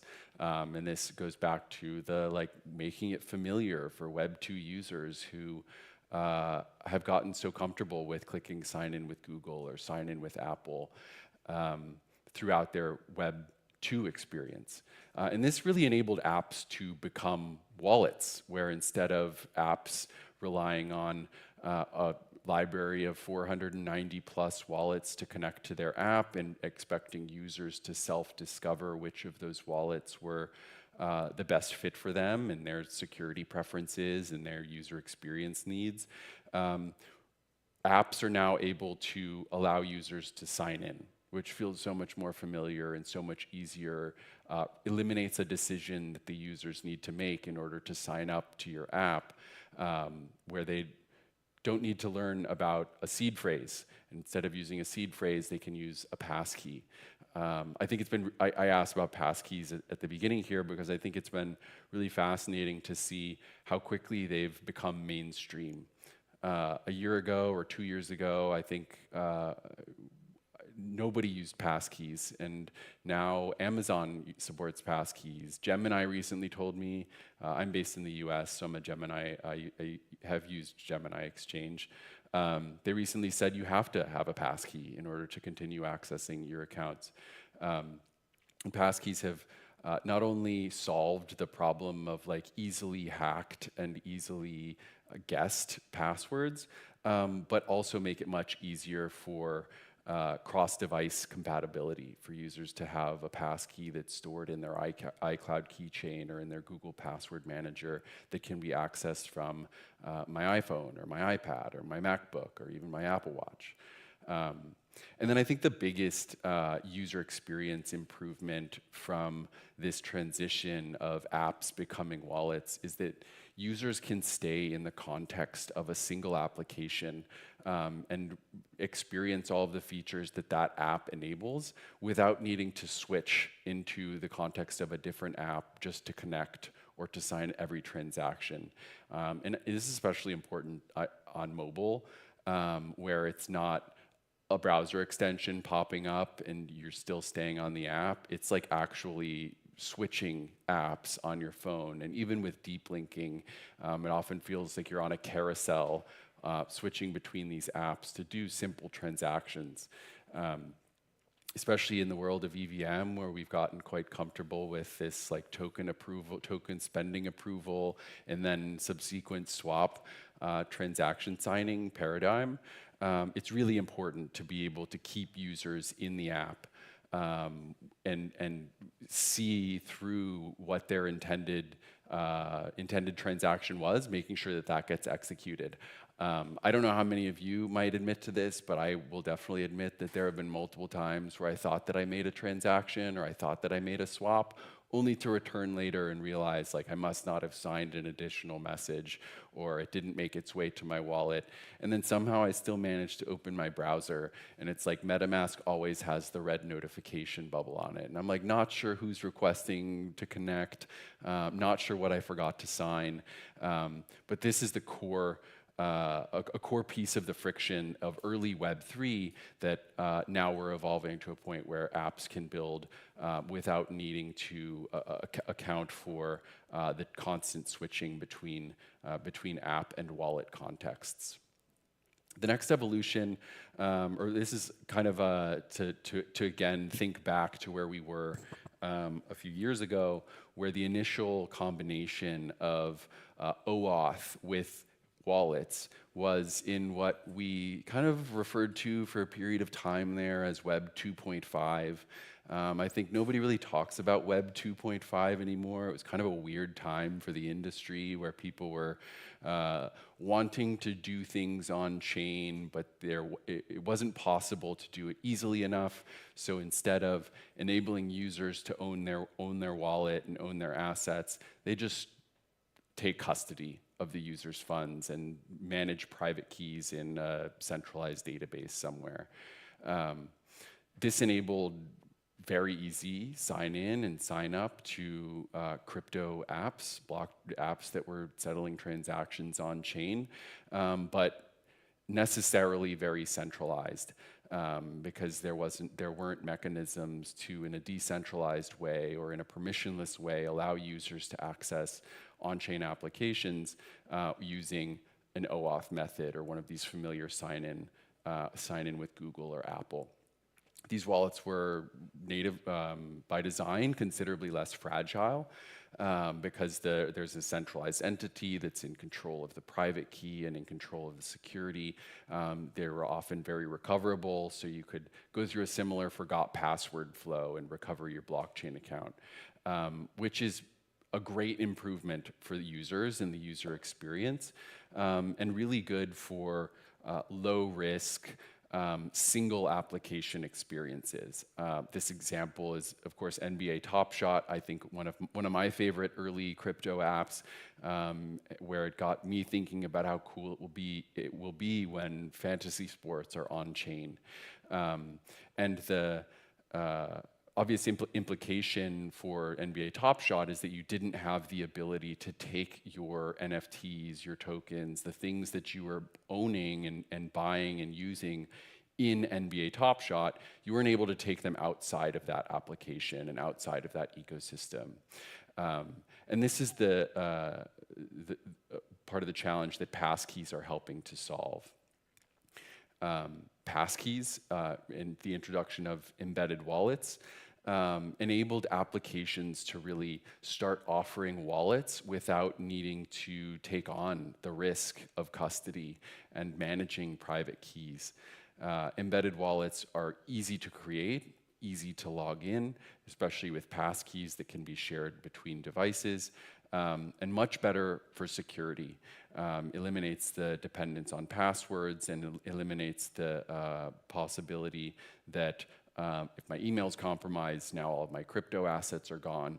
So this is really good for medium risk, but also typically very siloed into a single application experience, where if you've used apps with embedded wallets, most times you sign into the app and you get a brand new wallet. Even though you may have already created a wallet elsewhere, you don't have the option to bring that into a new application.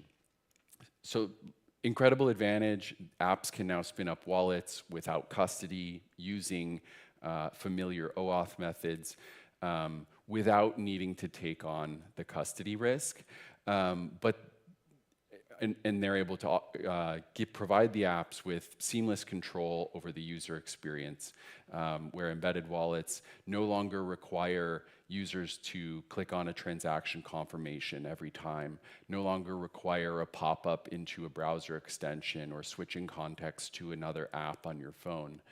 You can simply present the user with a button to execute, and they can tap and transact just how they're familiar and used to in every other application they use every day. The downside of most embedded wallets is that it fragments liquidity and fragments the user base, where if a wallet can only be used in the context of one app, now you eliminate the possibility to share liquidity, and you also introduce additional friction into the onboarding flow, where now the user feels like they need to onboard to Web3 every time into every app that they want to use, instead of feeling like you can onboard once and take those assets and that reputation and that identity with you. And ultimately, if there's more friction in the user experience, there will be more churn and more drop-off, where users might not get through the flow. They might create an account but not on-ramp funds, or create an account and then try to on-ramp funds, and they realize they need to KYC and they're a little bit scared and decide not to. More friction almost always results in more churn. And this is what Para is using MPC to solve for, where we offer universal embedded wallets, where the embedded wallet can be linked or is linked to the user rather than the app. So the user is always in control of their funds, and they can bring that account with them anywhere they go in Web3. Typically, this is slightly more involved from a creation perspective, where you do need to set up a passkey in addition to signing into OAuth. But the MPC is really entirely behind the hood, or under the hood, where users don't need to feel any additional burden for a heightened level of security. And this is really a good fit for any medium to high risk applications and any ecosystems that want to provide a cohesive experience across all of their apps and allow users to create a character on one app and write a story on another app and then sell that story on a third app, or buy a token over here and supply liquidity here and take the earnings from that liquidity and stake them on a third app. Building these cohesive experience requires an interoperable and universal solution that we offer using a combination of OAuth, passkeys, and MPC. And what this also enables is that users can try your app. Bringing back the burner wallet example, this is something that we've drawn some inspiration from in order to allow users to onboard to Para, or onboard to Para's customers, or onboard to your app by clicking Continue as Guest. Continue as Guest spins up a wallet for the user that can be fully featured. They can receive funds, they can execute transactions, they can even refresh their browser window and it doesn't go away. And then they can then link a Web2 account to this burner wallet, or effectively burner wallet, in order to have progressive self-custody and graduate from being just a user who's maybe trying out an app for the first time and might click around and take advantage of some sponsored gas transactions. Now they might decided to on-ramp or deposit funds, and now they can link their Web2 authentication method to this Web3 wallet. And then when they're ready to go a step further, adding a passkey to secure the wallet on their device and really take full self-custody of this account. This can be configured so that users only set up passkeys when they've, say, on-ramped $100 or trying to transact above some threshold, maybe trying to bridge assets to another chain. You can prompt the user to secure their account by adding a passkey. And then bringing this all together kind of in the next steps of the user's journey and also the developer's journey with Para. There are a lot of things you can do combining MPC and passkeys with account abstraction. Account abstraction provides a lot of benefits that EOAs currently don't support. There's a lot of I think exciting developments around 7702 that allow us to bring many of these benefits closer to the EOA level. But this enables you to take advantage of MPC-based accounts with recovery, high levels of security, social authentication, and then you can combine this with sponsored gas, the options for multi-sigs and bundled transactions. I think sponsored gas is kind of a baseline, like table stakes expectation for everyone building apps today, where gone are the days where we can reasonably expect users are going to sign into our app and immediately on-ramp new funds, and in many cases on-ramp 2 different tokens so that you can pay gas with one and then use the other one. And account abstraction brings this to life, where you can now very easily, using a variety of providers, deploy contract accounts that make it easy for your app to look and feel like Web 2, in that users don't need to know about network fees, and they don't need to know about seed phrases, and they don't need to know about all of these things that may have felt quite daunting to them in the past.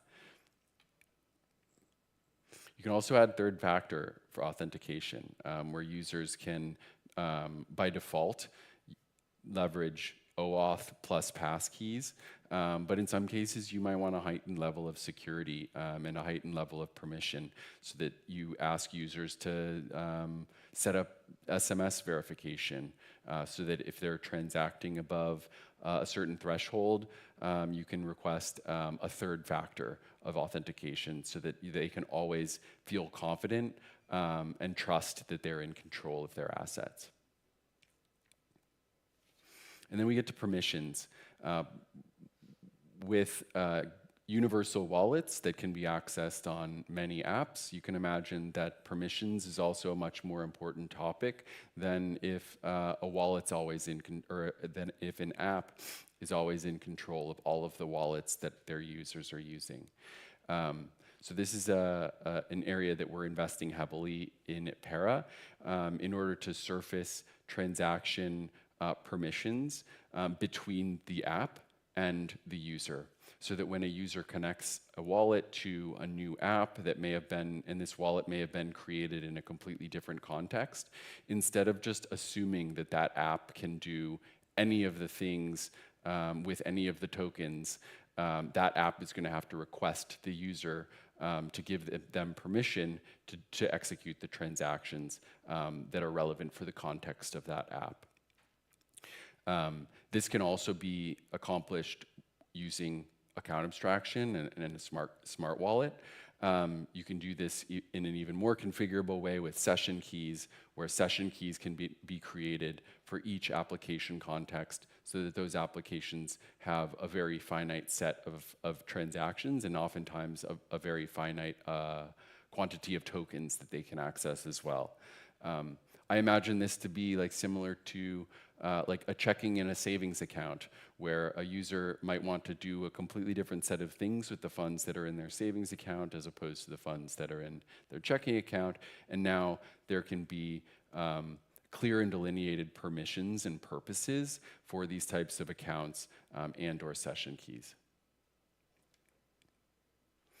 Customizing permissions is of course also a very important piece of this permissions puzzle, where some ideas that you can implement or to help you kind of think through how permissions might be structured. This is an example where Hyperdrive wants to open a long position. You could also imagine there being permissions in place for an app that wants to execute on dollar cost averaging, deposit some funds, or even permissionlessly connect and approve swapping those funds at a later date. Similarly, stop loss orders, limit orders, things where the user is expecting a transaction to happen at some point other than when I'm clicking this button sitting in front of my computer.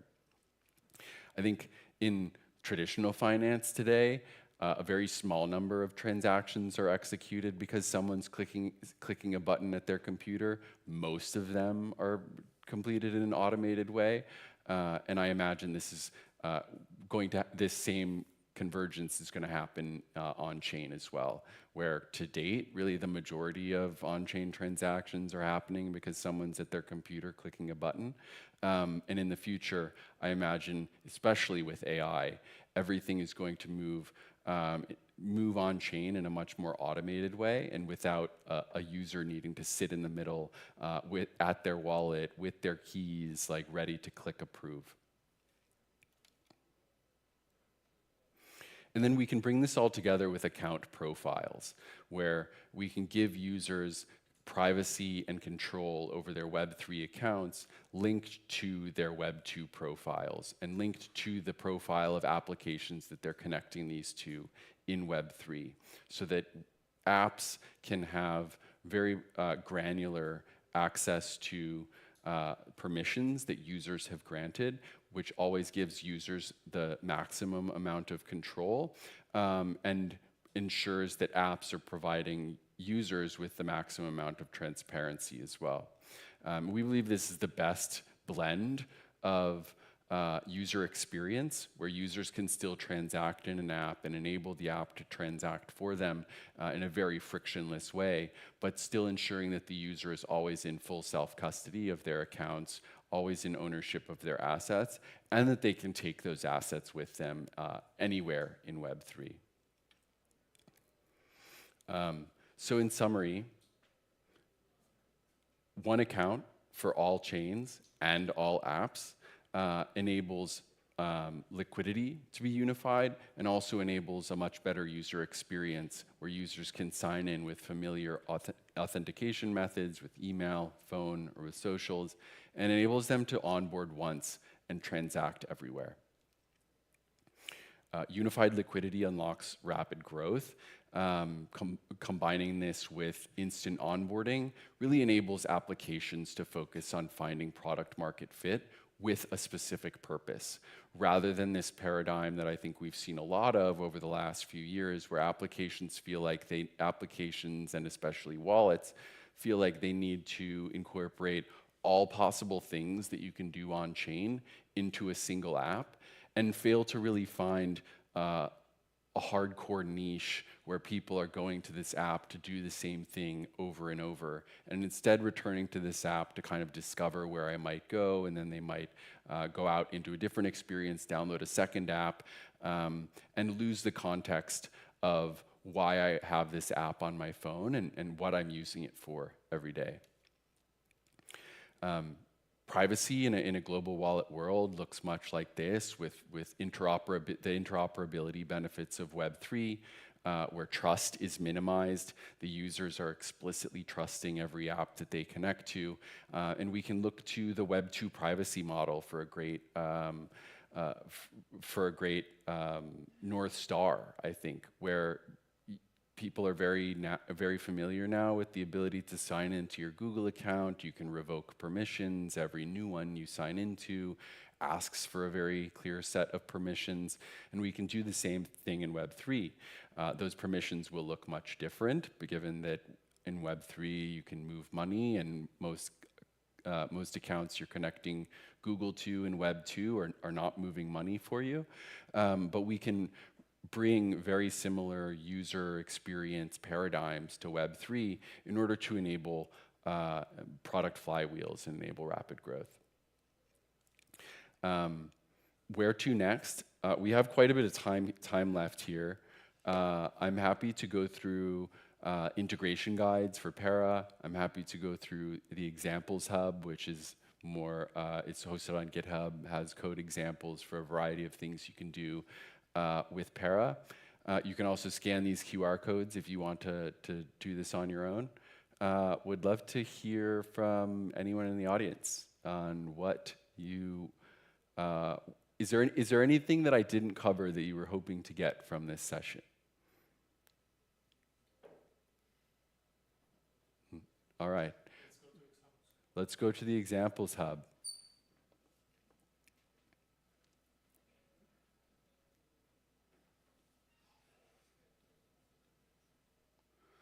All right, so this is our examples hub. You can find this at github.com/getpara/examples-hub. You can also find it linked in our docs, which are available at docs.getpara.com. To orient on the examples hub, I think there are, call it 4 main categories of examples that I would encourage you to orient yourself around. One being mobile, one being server, one being web, and then specialized. Web is, of course, examples with Para combined with React and other web frameworks. Mobile includes React Native, Flutter, Swift, Expo's in there too. And server are server-side use cases where you're signing transactions from your server. One of the things I'll note about the server is that there are 2 different ways you can use the server SDK with Para.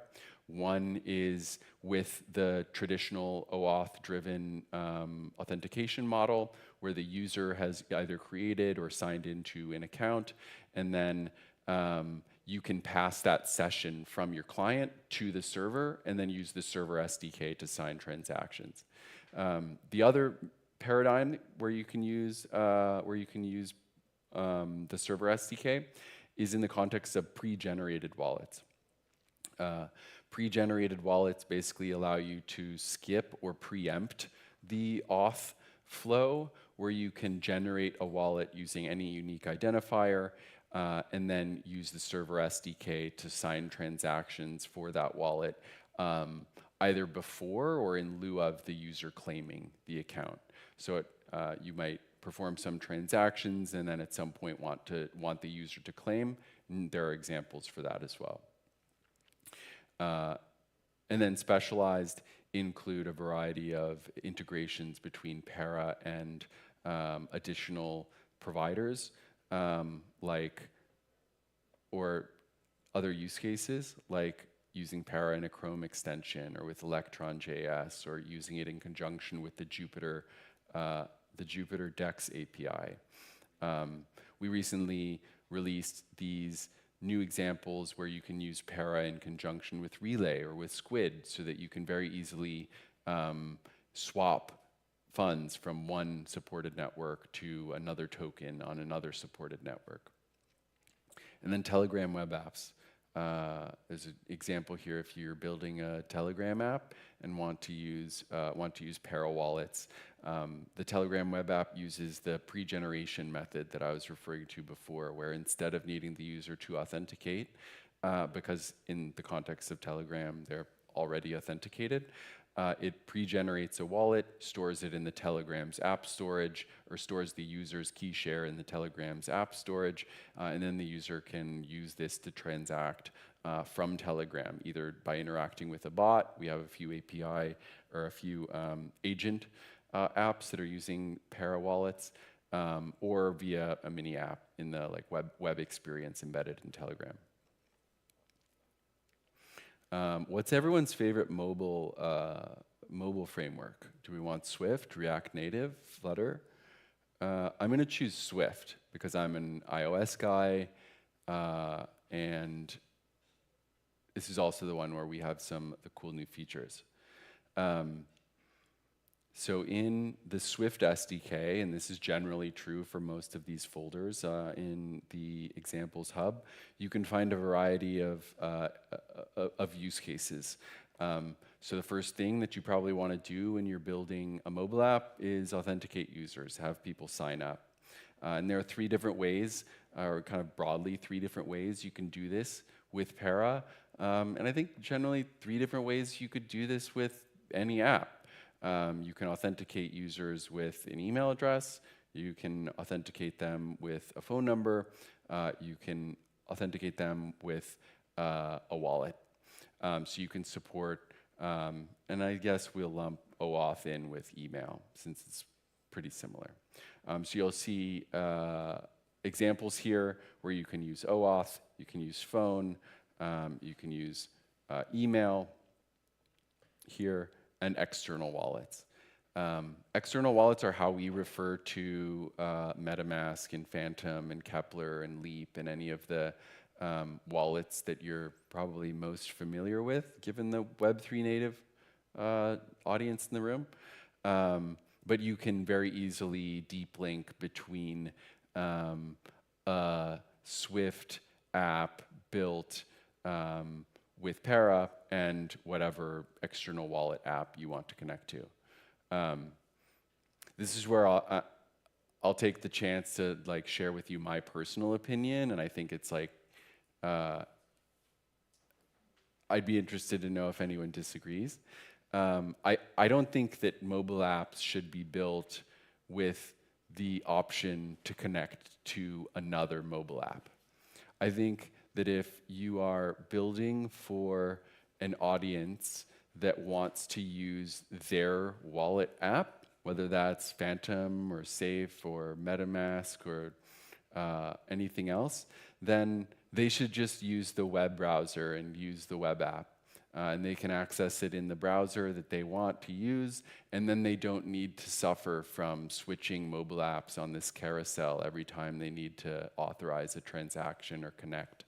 And then that allows you to build on mobile in a much more clean interface that's much better tailored to the users that you're looking to reach with your mobile app. I generally think that if you're looking to launch a mobile app, it's because you're looking to reach users that are probably not accessing your app through Phantom or MetaMask or Backpack or Ledger. And you can offer an experience that feels much more native to them if it's just phone number or just email, or you can, support OAuth methods to the extent that's interesting in the context of your app. If you can pull some data from Google or pull some data from Apple or pull some data from X that might help you create virality or create stickiness, then it makes sense. But that's just that's a personal aside about my distaste for the switching app contexts constantly on mobile. Similarly, within after auth, you can connect Cosmos wallets, you can connect EVM wallets, you can connect Solana wallets. You can really support any chain you need within the embedded context. You can even support multiple. We have a lot of apps that are building on multi-chain. I think it's important to provide a cohesive experience for your users, regardless of what chain they're used to operating on or think they want to operate on. My opinion, again, is that I don't think users should care. I don't think that they'll ever care. So you should feel free to spin up as many wallets as you need for these users to take advantage of and use in order to accomplish whatever it is that your app is bringing them access to. Let's see what else we have in here. Country codes, extensions. That might be it for the Swift app. I didn't bring a cable, or I might try to share the Swift app with you. Let's take a look at web. Web is where we have, I think, by far the most examples. Most of our customers are building on web, but you can clearly see that it's categorized by framework. React with Next.js, I think, is the most commonly used example, and you can see similar functions and similar examples here, where this top one is client auth, so you're authenticating on the client and then passing the session to the server, and then you sign a transaction as the server. There are a variety of ways, I think, where this could be helpful, particularly if you're expecting that many of your users have poor connectivity. It's going to be difficult for them to sign transactions on mobile, so you might want to, by default, pass all of their sessions from a mobile client to the server and sign transactions server side, especially if latency is a concern. Other examples would be if you want to execute transactions after the user has left the application session. Some of the examples I referred to earlier being dollar cost averaging, stop loss orders, limit orders, any ways that you might expect a user to give you an intent to execute something at some point, given some condition. You can now do this server side with a customizable session length, where you can make the sessions last as short as a few minutes or as long as 30 days. Para also has connectors with RainbowKit and WagMe available here. I can show you an example of our RainbowKit connector here on the ENS app, where you can see Para is one of the options integrated into RainbowKit, so that applications who have gotten very comfortable and happy with the RainbowKit experience to support Web 3 natives can easily add Para to support Web 2 natives in the same experience with whatever authentication options they want. Similar to what we saw in Swift, you can authenticate with email, you can authenticate with phone, you can authenticate with OAuth, and these things can be customized to the extent you want a completely white-labeled experience. That's entirely possible. The Para modal is what you can see. Anyone can go to check it out at demo.getpara.com. This is the default option for most teams building on web, where it's the easiest way to customize the look and feel of this modal by dropping in your logo, changing the fonts, changing the colors, and then selecting what authentication methods you want to support.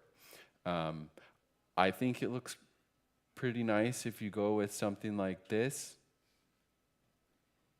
where you've got email or phone.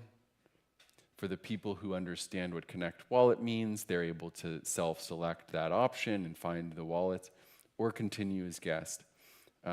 Mentioned this a bit earlier, but continue as guest allows me as a user to get a taste of the application before I sign up for anything. Now my wallet's been created and I'm free to explore the app, sign transactions, receive before I even verify my email address. And then we also have integrated on and off ramps that can be configured here with Stripe, Ramp, and MoonPay. So this is the web modal, and this is what the experience in the examples hub is built on as well. And with this modal, you can generate code that you can then easily copy and paste into your app. So we have examples using the modal for Cosmos, using the modal for EVM, using the modal for multi-chain, and using the modal for Solana. And then pre-gen and claiming. I mentioned pre-gen a little bit about generating an account, really preempting the user authentication. And then the claiming process goes through the same authentication flow and enables the user to take ownership of that account by refreshing the keys and setting up a passkey. And then signer examples. You can sign with Cosm.js if you're working on a Cosmos chain. You can sign with Ethers. You can sign Solana Anchor programs, Solana Web3.js, and VM. VM is supported as well. I'll pause there. Anyone have any questions?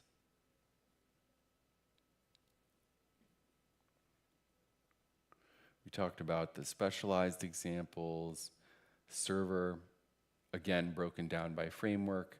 You can do things with Bun, Deno, Node, but mostly the examples follow the same themes. You're creating wallets, you're signing, your authentication, your wallet creation, and transaction signing. Yes?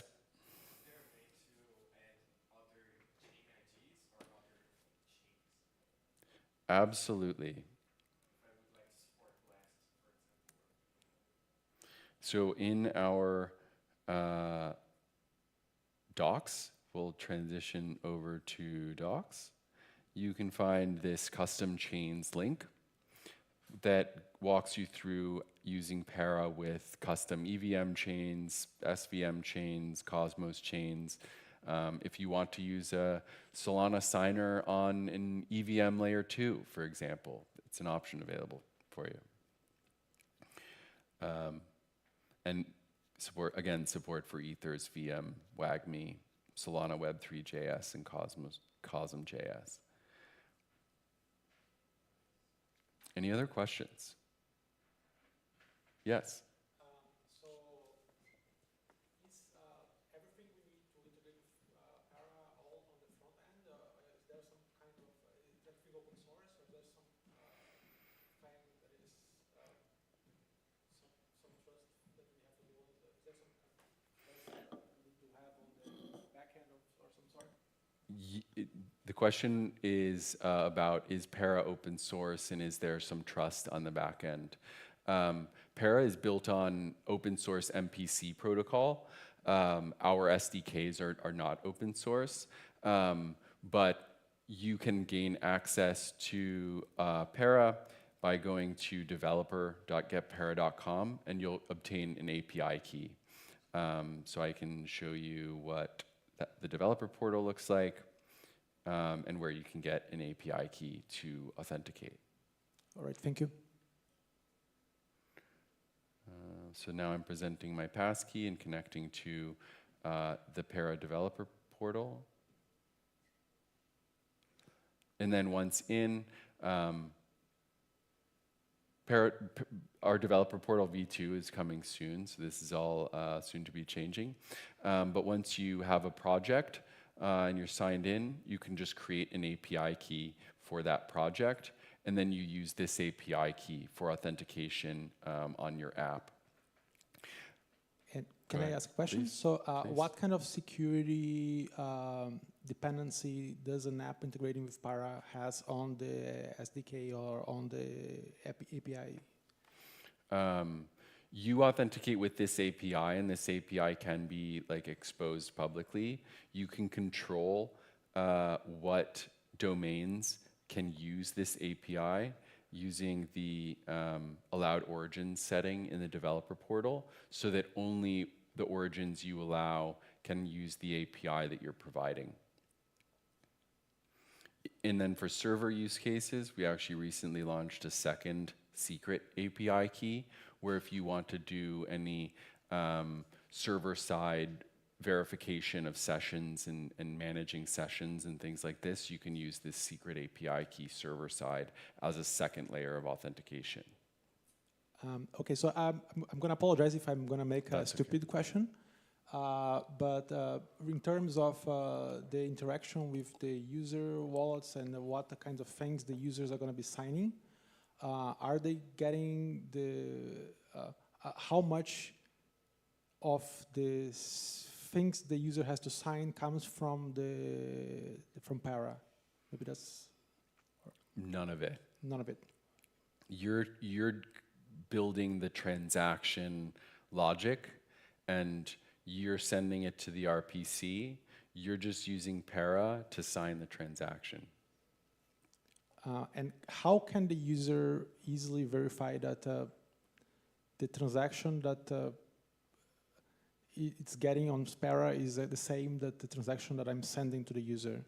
So I'm just worried about you've seen the latest attack on the Safe about spoofing signatures, and so how can users be secure and the protocols can be secure about these kinds of? This is an area we've been spending a lot of time thinking about as well. And there's a configuration that's now available to users to show, or available to developers to show the pop-ups for transaction confirmation.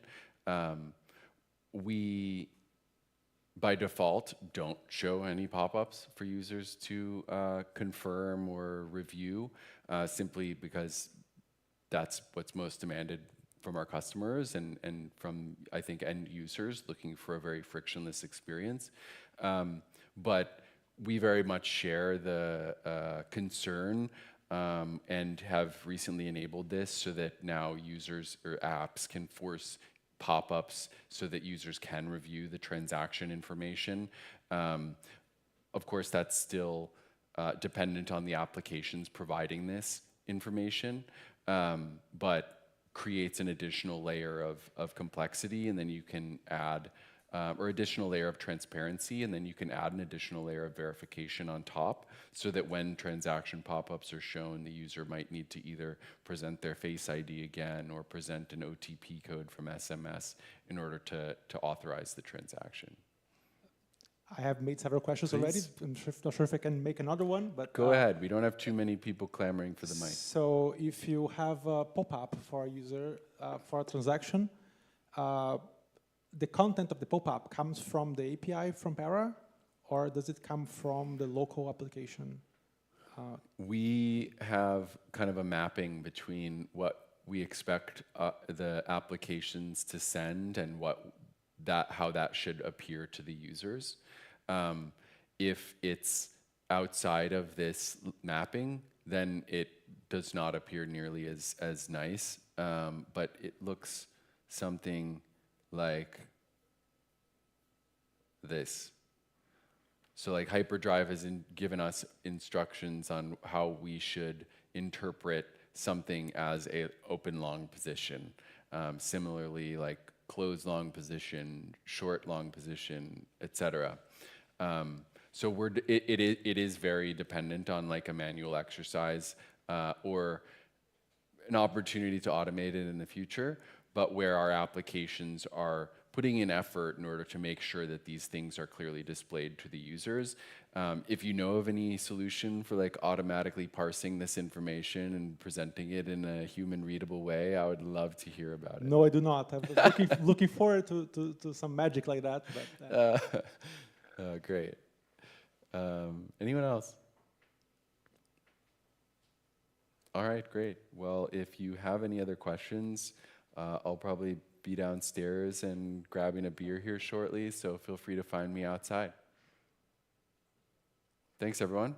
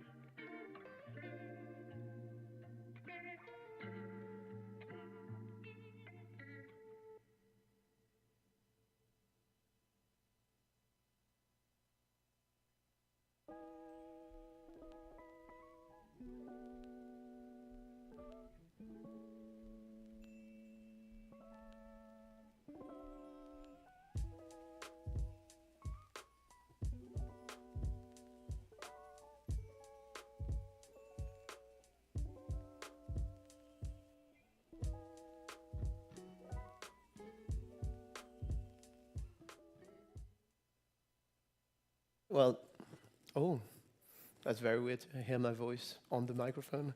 But yeah, thank you everyone that joined. Late in the day, I can see it, so you really are the people that are left. Thank you so much for joining.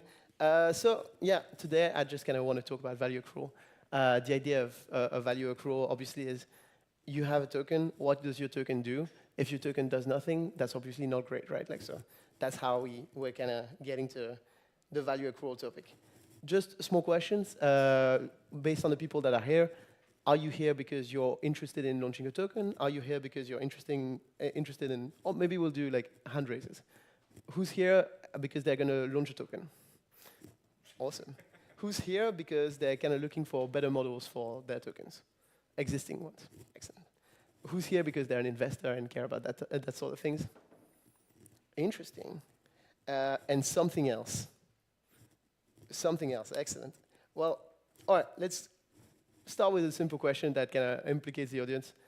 What is a method of value accrual that you've seen for tokens that actually creates value for tokens, and I would say governance of these tokens? Have you seen anything in the wild where you've been like, oh, that works really well?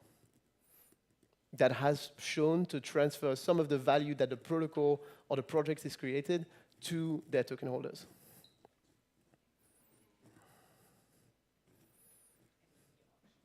MEV auctions, that's a great example, actually. MEV auctions, and then the proceeds go to token holders. Who's doing this? Ethereum. Yeah. That's a pretty good idea. That does help. I do think MEV is a huge. Yeah, yeah, with flashbots. It's definitely a very interesting. I've been reading more about like how MEV is this driver value for chains. I do agree that there's definitely something out there. It's funny how the thinking has evolved from MEV as a problem we have to solve to MEV is actually a value creation tool for chains. Any really bad incentive alignment between tokens and projects that you have in mind? Using bad market makers, technically, but good market maker could help you value accrual. Mm-hmm. But if they are bad, they may double you at bad times. Like I would say that's bad. Worse. Definitely a bad value accrual to, models. Anything else?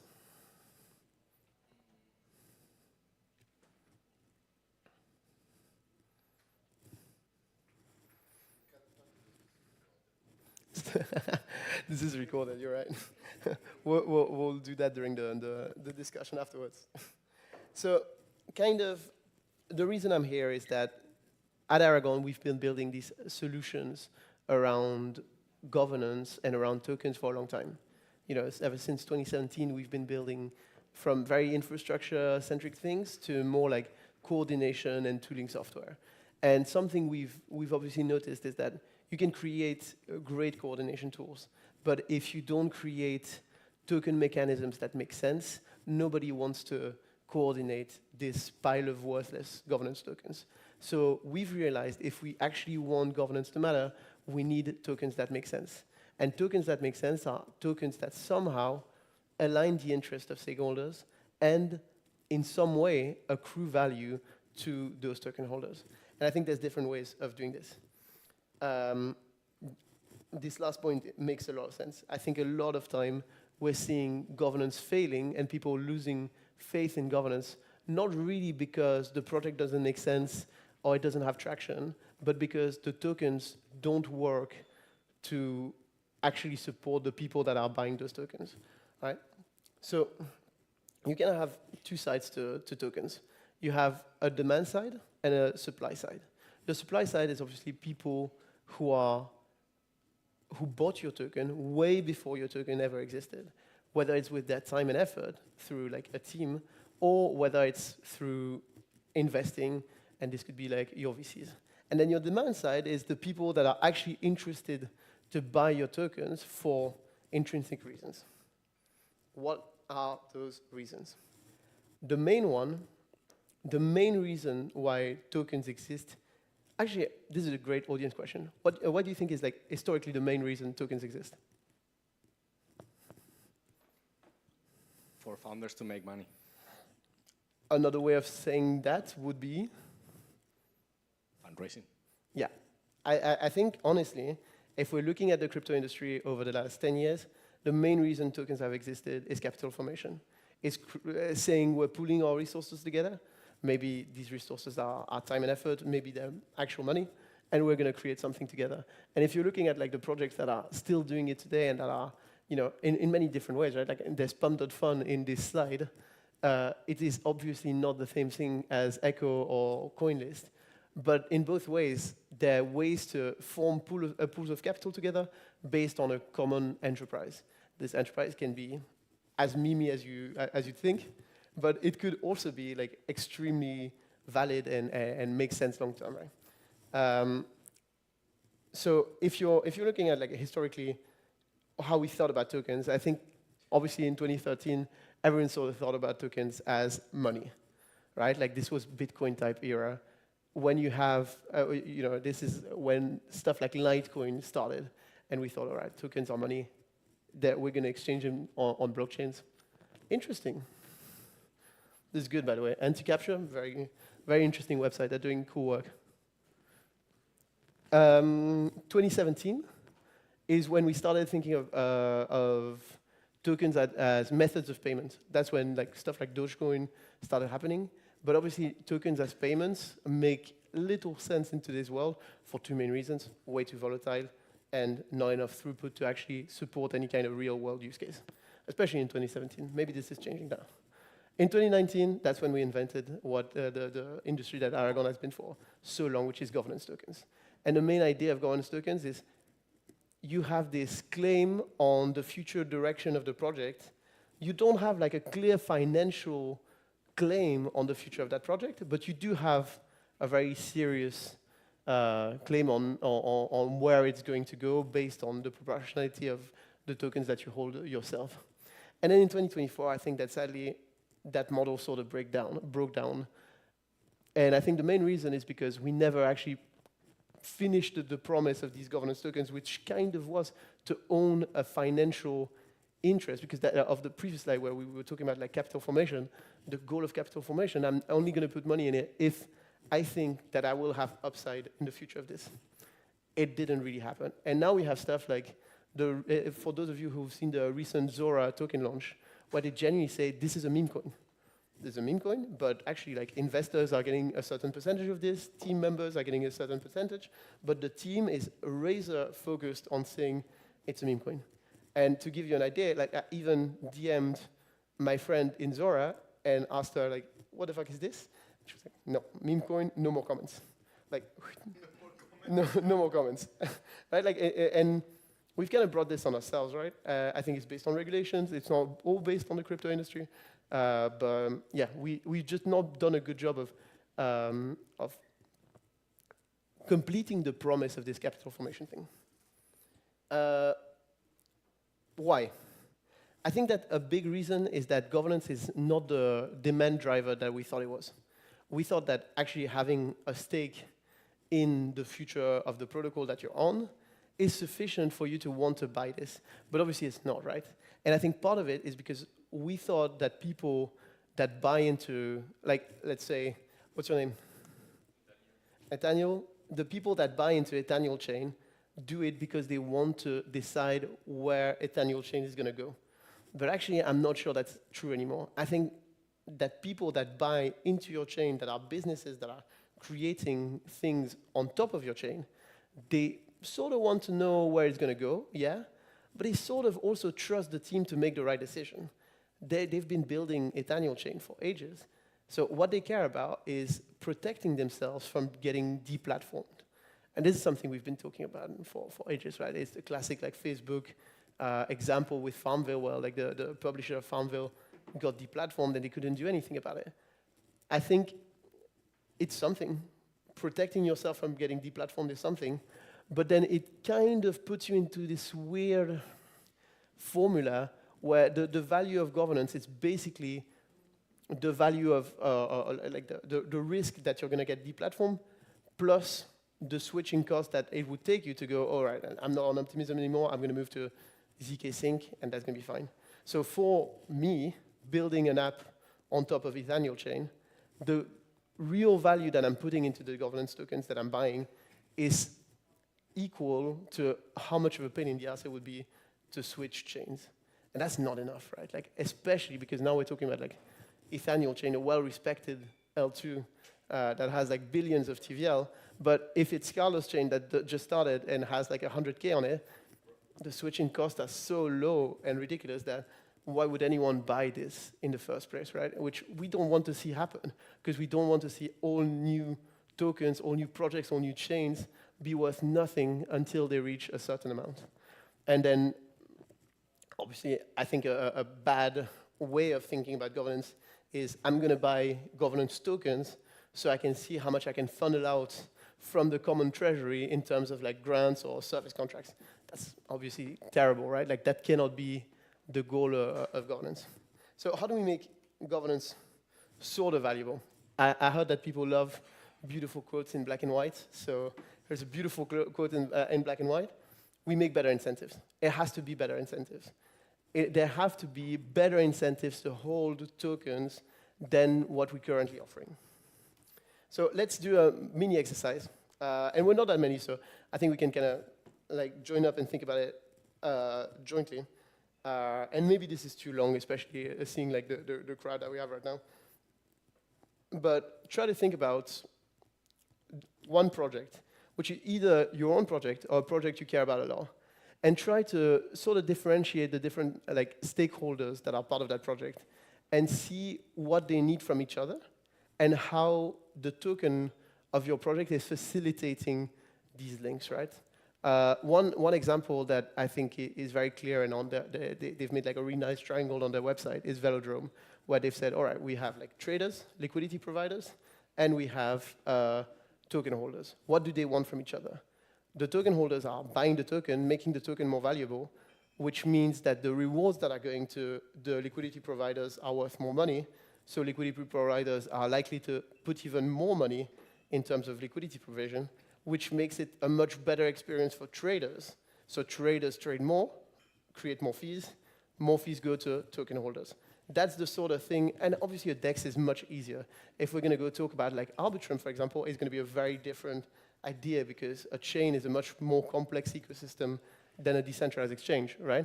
But I think it's interesting to sort of think about it for like a minute. So maybe like write down either in your head or on a piece of paper what you actually think are the different like key stakeholders of a project you care about deeply and how do they relate to each other. I'll give you guys 30 seconds.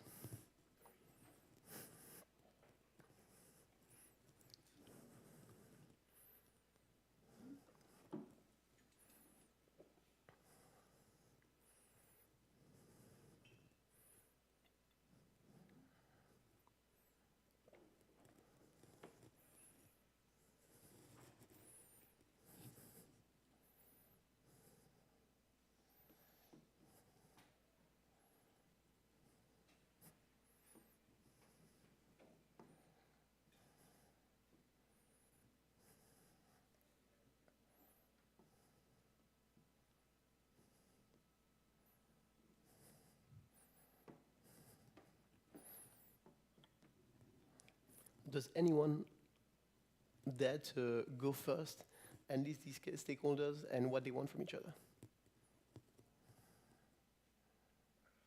I guess I can start. Go for it.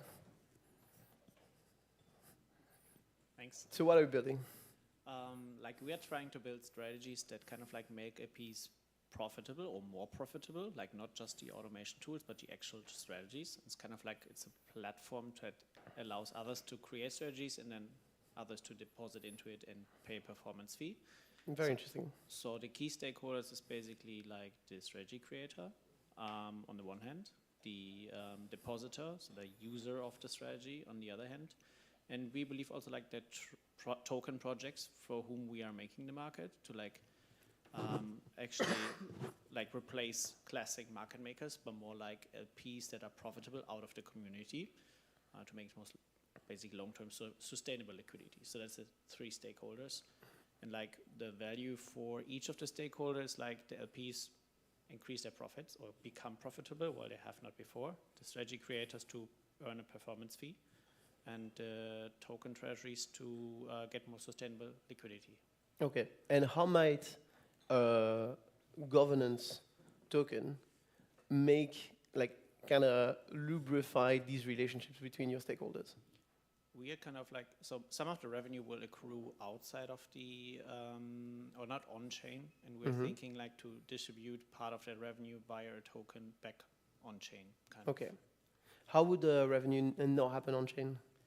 Like, for example, what we want to do is like capture arbitrage from these LP pools that otherwise external arbitrageurs would capture and like bring it back to the LPs. Interesting. And that not always happens on-chain, right? It happens also between centralized and decentralized exchanges. And if we accrue that, let's say, with a company on a centralized exchange, we would need to get that somehow back to the LPs. Okay. So who's going to buy this token? Which stakeholder is the one where you think that he has like a direct incentive to buy this token? I mean, like very early, but like initial ideas are like basically buying back the token ourselves with the revenues we are generating, and then giving it to stakeholders. Okay, interesting. Yeah, I think buybacks are definitely one way of doing this. Yeah, and in that sense, one project that does that, and I think is succeeded in that sense a little bit, is Euler. They have like an auction per day in each of the chains that they operate, and basically, I'm not sure if it's a bonding curve, but I think it is a bonding curve, or reverse. No, it's a reverse auction, sorry. And the price goes, like it has like, it starts at a certain ceiling, and the price of Euler goes down per time, and whenever you see a price that you like, you buy it, like with some of the fees, you buy Euler or something like that. No, they buy your Euler with the fees that they're generating. And it sort of works a little bit as like price discovery, but at the same time a way to like, sort of like get more Euler for themselves. Okay. Like create a value for that token. Interesting. Yeah, that is definitely a way. And what I like also about it, sorry, is that it's automatic. It's programmed. And it's going to be running for a long time, that the fees that they generate, a percentage of it automatically buys Euler. So there is some buyback automation that I think it makes a lot of sense in the long term, because you know that it's still going to be there in 1 year down the line or whatever. Yeah, I think it's interesting. I think it goes to show, like, when you're actually thinking about like how to make a token valuable, there's sort of two ways around it. Either like give it utility.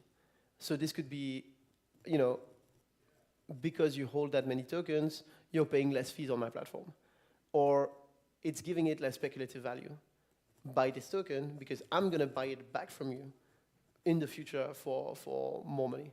What do you think the token you're describing is? Would you rather put it like in the utility category or in the speculative category? I think can be both. Like it was just a first idea, kind of like because we bumped into the problem that we probably will generate revenue by taking kind of like advantage of the LPs, because we want to do it like instead of someone else doing it, and then find a way to give it back. Yeah. So that's kind of like what triggered it in the first place, but could be something like adding utility at some point. But yeah, that was actually only triggering the idea of getting a token. Otherwise, we probably would not need it. Okay, I see. Super interesting. Anyone else wants to try to? You don't want to do it for the ARP token? No worries. No worries. Anyone else wants to give it a try? I can try. Go for it. So, some time ago, I was working on this thing called Revenue DAO, and the idea was that we were supposed to like pool money that would be then reinvested into like businesses that need money for. We were thinking about gaming, especially freemium gaming, and the reason why is that freemium gaming is a very simple business. You put money in, it gets invested into ads, and there is it's easy to model the future streams, and also it's predictable. Like the only complicated things is where to plug off the additional funding. So we were thinking about creating a token that would be controlling the revenue stream from those investments. So let's say that we pull $100,000 for this investment. And this $100,000 was supposed to bring back in revenue something like 250 in 2 years. And basically, like the structure was that with your token, you could cash in every the pool was collecting the revenue from those investments, and you could every time you could either rage quit by burning your tokens and getting your share of the existing pool, but you were decreasing the amount of value of tokens in the circulation, or you could sell it to another person for the future, for the premium coming from the future revenue streams. So that was what we were thinking about. Interesting. So here, like the people would buy the token again, kind of in the expectation that it's going to be rebought later. Either rebought later, or you had this fundamental value of your share of the existing treasury. Mm-hmm. So like the mechanism was, at the end, the expectation was that at the end, all the tokens will get burned for the remaining treasury. Interesting. That is very, yeah. I like the idea. It's good to like link the treasury to the token, and if you have like enough decentralization properties, it's actually something you can do pretty clearly, like regulatorily speaking, which is obviously like a big theme of how do you accrue value to your token, right? Super interesting. Does anyone else want to go? I would say one stakeholder that we haven't mentioned, but I think it's important, is the government where you are working on. Because like, if for example, you are doing those buybacks that we just mentioned, such as Euler, unless you have it legally very, very figured out, you are a security. Love that. So that means that it's an important stakeholder, because like you're going to have to pay taxes, so they are going to be a holder. Yeah, absolutely. I think it leads us quite nicely to kind of the next part of this talk, which is about, and this is obviously like, please don't share recording with your local authorities. But let's talk about like how do you actually try to accrue value directly to a token in a way that is regulatorily compliant, but at the same time that makes sense for people who are participating in this economy, that they're actually making the right decisions. Because I think, if we go back to, I'm not going to, but if we go back to a couple of slides ago, I think we lost our way by not making governance tokens and these kind of utility speculation type tokens the same one. It can absolutely be that, right? So how do you turn these governance tokens into productive assets? So first, you have to create value, right? If there's no value being created, there's no value you can return, right? Otherwise, there's only so much you can do to fix something through tokenomics. You actually need value creation mechanisms for value to be returned in some way. So don't try to fix a broken car is what I'm saying. If the car's broken, fix that part first, and then start thinking about like, how do I return that value? One interesting example and one interesting direction that has been probably at the basis of one of the biggest DeFi protocols existing today, and one of the most significant ones in terms of its impact on the industry, is the sort of curve system of lockers. So you sacrifice some liquidity for your token, which might seem counterintuitive, and you're saying, all right, if you're ready to lock for a certain amount of time, then we can, we can share some of the revenue in the direction that you want, right? Like you can start to help make these long-term decisions because you're long-term aligned. For Curve, the longer you staked this token, the more voting power you had in terms of directing the liquidity of Curve. And this was actually built like a super long time ago on top of Aragon contracts. So vote escrow, these kind of voting, these locking mechanisms exist. There's also staking, right? In a way, sort of the same thing. Vote escrow, staking mechanisms, why can I talk about the same thing? the interesting part about like this locking of token and this prioritization of long-term incentive alignment over liquidity of your token is that you're kind of creating this 3-3 mechanism that was talked about a lot when the Solidly model came out. And this is something that is at the basis of velodrome and aerodrome that I was talking about. It's if you lock long enough, we can trust you to make decisions that make sense for the long-term health of your protocol. It is also, today, I think, a much more interesting option for 2 reasons. One, everyone is starting to think about staking, but there's obviously this risk in staking, in governance without staking, that you could get like governance attacked. And the more the systems mature, it doesn't always mean that new delegated supply is going to be delegated to delegates in a way that is going to make it sufficiently protected from governance attacks. And you know, governance attacks are very much a gray area. There's not really such a thing as like a clear governance attack and something that is, you know, just kind of a power grab inside a DAO. If you're looking at what happened with Compound, for example, it's very much a gray area. And if you have this long-term lock, at least you can say, well, you can governance attack me. You can try to like control the resources of this DAO, but to do so, you're going to have to agree that you're going to be long-term aligned with this DAO. So I think for governance attacks, very interesting. Second one is you're sort of creating this buffer, regulatorily speaking, and again, this is the part of the talk which is maybe a little bit more also gray area, legally speaking, but the idea is the more you have this sort of staking model that protects you, you're saying that capital can be slashed. And if capital can be slashed, it means that capital is at work. It means that you have things to do with that capital, and if you're not doing them, you're going to be slashed. If there is this sort of work expectation, then your capital is more, you can reward this capital for the work that it's doing. And this is where I think that this industry needs to explore a lot more what we do in terms of rewarding that work that people are doing. And some people call it like overpaying for security, right? Because you're saying, all right, we'll have this staking solution and it's going to pay out 9% in the token, and that's going to create like a big amount of inflation for the tokens that are actually staked. I think we can't see it as overpaying for security. I think we need to see it as rewarding people that are long-term aligned with the protocol and eventually diluting mercenary capital and, you know, capital that lives on exchanges, capital that isn't as committed to the long-term success of the protocol.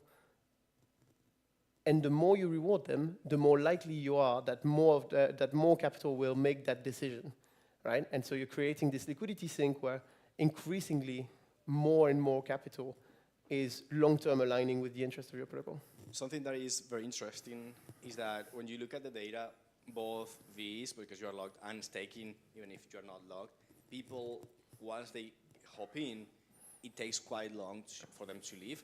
In the VE, it's whatever you specify when you log, but even in Aave or other staking contracts, generally they take a lot of time to leave. So like, what I think is super interesting doing the native token liquidity sinks is that if you are overpaying for that security, basically what you're trying to actually do is not that security thing, it's like trying to people to log, because you know they're not going to leave in a long time, because they have done the effort to get in. And basically the rewards that you are giving them, it's sort of like what you have to pay to get that liquidity to be synced for a long time. And you probably have to do some math around what doesn't make sense for your project, but like 100% agree with what you're saying. And I remember like talking with Stakehouse, and they were complaining that for DYDX in particular, they were overpaying in security in terms of like people that were staking. And I think they were missing exactly this point, which is like, well, staking in most of these at once is not at all about the security, a little bit, but there is a point in which it's actually just to incentivize people to lock, because over time you know that they're going to stay, and that's why you want them to participate. Yeah, totally. Great comment. So let's talk maybe a tiny bit more about like that staking idea. I'll go pretty quickly through these, right? Because we kind of went through them on the previous slide. But yeah, this idea is that staking represents work, and work can be rewarded. Simply holding your token is not something you can reward for obvious securities law. So creating these work possibilities is very interesting. And I think that's where we go back to governance. Because governance is work. Governance is actually trying to make the right decisions for a protocol. And the type of governance that you're doing, depending on the complexity of it, is more or less likely to be considered as work. Again, slashing and staking and slashing, big parts of actually creating this work requirement, but governance, I think, is just as strongly correlated to creating this dynamic where what you're doing with your token can be considered work. What we kind of push at Aragon and we think is a better idea for this work requirement is a gauge system, which implies that token holders make decisions over capital allocation. And the idea for these decisions is you're locking your V token, and then you're voting on the type of spending that the DAO should do. And the reason why I think it's better is that most DAO governance is all about saying, responding to pre-existing proposals. And responding to pre-existing proposal allows you to express your opinion in a relatively limited way. You're saying mostly yes, no, or abstain. You can participate in the making of the proposal, but that doesn't happen to most people. Most people only come in at a time where they can vote yes or no on that decision that's kind of already been made. What I think is more interesting is a constant governance decision, which is how are we going to take the resources that we have together and spend them in order for this protocol or this project to grow. And you can spend them in many different ways, right? You could have like growth incentives and say, well, actually, I want our capital to go to these different pools in order to reward LPs, because I think rewarding LPs will grow our TVL, it will grow our protocol. But you could also say, I think that actually what we need to attract more people and to attract more people to buy our token, and then our token becomes more valuable, and then the incentives that we're creating become more valuable. Well, I think that part of our budget should go to token buybacks, for example. And these token buybacks would increase the price of your token, make your rewards worth more. There's tons of different things you could do with your tokens, and you should be able to express them in more complex ways, but also in more set and forget ways. Because with gauges, what you can do is you express your opinion one time. You say, well, actually, I think 20% of the token inflation, or sometimes it's inflation, sometimes it's the protocol fees, right? It's the money that's being generated by the protocol. Well, you can set and forget and explain, I want it to go to these different possibilities. And if you change your mind in 2 weeks, you can do it. If you change your mind in 2 years, you can change it, right? Like, I think it's a much more realistic way of taking token holder preferences and expressing them technically. Again, this is just for capital allocation, right? For protocol upgrades. You could imagine some kind of gauge system, right? Like, if you think about it, it's sort of how Bitcoin works. Because if you're creating blocks on Bitcoin, you kind of choose which standards you want to keep and you want to add. And if you don't add that standard, if you don't add Taproot to your block, it's just not going to be there. So the system kind of increasingly decides which standards make sense for the community or not. And so Bitcoin does this. Democracy of the feet. Yeah. And Bitcoin does this without any kind of formalized governance, right? But I think for like the DAOs that we're talking about that are relevant to us, it's more about capital allocation. Something that I feel super interesting, just so like you can change your mind over time. I think it's not that you can only change your mind. It's sort of like the project is going to evolve over time. And in the beginning, if you just the TGE, you probably want to incentivize staking rewards. So like you want to incentivize people to log more tokens until you have some metrics that are more stable. But then over time, like as you have distributed more and more tokens, probably what you want to do is to do more buybacks because you're running out of your own tokens. And I think, for example, that's what's happening right now with Euler. They needed to do some buybacks because like after so many years and after their hack and after like so many funding rounds, they needed to get back some of their tokens and some of the liquidity. And I think like whatever you choose really depends on the state of your project, and everything can make sense. It's just like, what doesn't make sense for you in particular? Yeah, definitely. Definitely. I think there's two more arguments for gauges that you can read here, but I'll talk about it for a second. Obviously, I think something I really like is that when you're voting on these kind of yes, no, abstain proposals, if you're in the minority, your choice is kind of cancelled, right?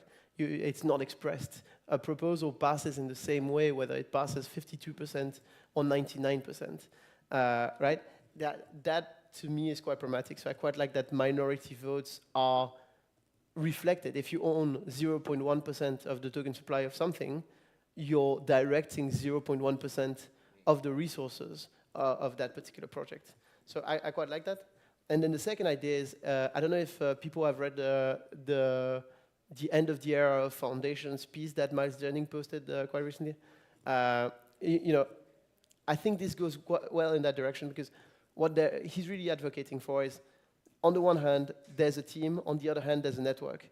And the protocol is part of that network. The token is part of that network. The DAO, part of that network. But the team has to be completely separate, right? So if you want to be considered decentralized enough, right, to get that all powerful like commodity status, you need to reasonably and reliably show that token holders are making the decisions for their protocol. It cannot be controlled by a team, right? So I think that gauge models have a lot there. And so the V locker is part of aligning incentives long-term, protecting yourself from governance attack. And the gauge model is part of creating actual work for token holders and creating a way to reward token holders long-term without falling into securities law. A few last thoughts. If you're thinking yourself about like, I want to create a token, I want to make my token work for my project and not the opposite, keep in mind that you need a demand, right? You need people that are going to buy this token. And what we're seeing, like we've all seen the charts and that go down only. That's because you're releasing your token, you have investors, you have a team, you have team members, but you don't have a clear reason why people should buy your token. And that is obviously, you can't fix that, right? The second thought, protocol upgrades and changes are important. They're part of like protecting yourself from that deplatforming risk, but they're not enough for people to actually buy your token for it, especially if they're minority, if they have like a clear minority stake, as we were talking about. I'm not going to buy like 0.0001% of the Arbitrum token supply in order to have a very little impact on Arbitrum governance. Third is what we're talking with the car. You need to create value. That's the first step to anything, is creating value for users and being able to capture some of that value. If you can capture value, then you probably don't need a token. You need a business that works first, right? The fourth idea, obviously, distributing ownership to the right people is always complicated. You're going to have many different types of stakeholders, or fewer, right? Like if your protocol is really simple, it might be fewer. Their incentives need to all be aligned in order to push them to do what's best for the value of the token. So we were talking about Velodrome and Aerodrome. For example, if if the incentives of the traders were to sell the token, the wheel is broken, the positive triangle is broken. You can't have any place where the main incentive of people is to dump your tokens, otherwise the whole system syncs with it. And then the last idea about like lockers, obviously lockers, at Aragon we're more thinking about them in terms of lockers because we think that there's more parameters that we can adapt obviously with a locker, you can have like this cooldown periods. You can have like different changes in voting power. While with staking, it's probably a little bit more, you know, straightforward. You stake your token, you receive a stake version.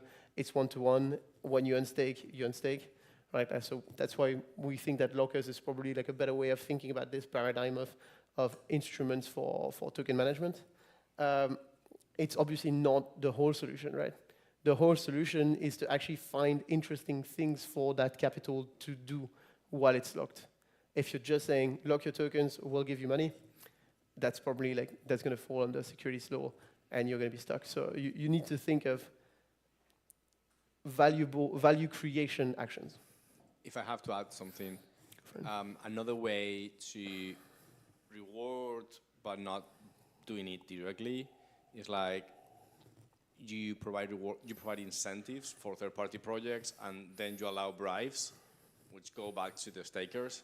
I know bribes have like a bad vibe, but if you are thinking it from just the monetary value that you want to give to stakers, but you don't want to do it directly, because of legal reasons, bribes do help in that sense. Because like you are not rewarding people. Yeah. Other people are rewarding your stakers. Yeah. Maybe bribes is a loaded term, but there definitely is an idea if you own part of a network and this network needs to make a decision and people want this decision to be X, Y, or Z, if you manage to find a way for X, Y, or Z to incentivize your voters to go in that direction, you're creating value. Yeah. Is it the right, I think for purely financial things, this can be a very good tool. It's not always the right one, but there's definitely things to explore in that area. I also find funny that the bribes might be the legal way. Yeah. Which is sort of like ironic. Yeah, definitely. I think that's it for me. Thanks so much for joining, and if anyone has questions, let's do it.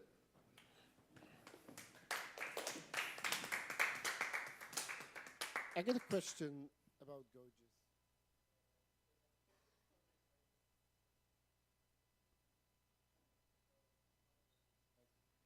It makes sense when we continuously stream a value in one direction or another. And I like this idea that then, like, it needs to be kind of like linear, as in, for example, it makes sense for marketing budget. Like, how much do we want to spend into Google Ads? Because any amount makes sense, and basically, simply we can observe the effect.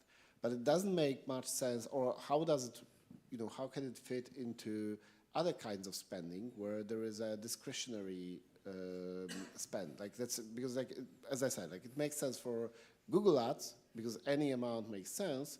But it doesn't make sense if we want to buy a MacBook. Because in a MacBook, if MacBook costs $1,000, then 800 doesn't make it, but spending, 1,200 is, like we have 200 too much. Yeah, makes total sense. Something that I 100% agree that not everything fits in Gauges. Like, I think it's like trying to use several things for, like, you should be using the tool that fits exactly what your needs are. That said, like if we were to force Gauges for buying a MacBook, let's follow that example, what we provide is a way to set up minimum and maximums for Gauges.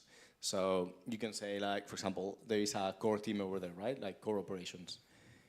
You don't want that to be defunded. So in the Gauges, you can say, actually, for the core team, I want a minimum of like 20K per month or whatever it is, okay? And a maximum of 50K because like we are not in the point in which we want to grow the team massively.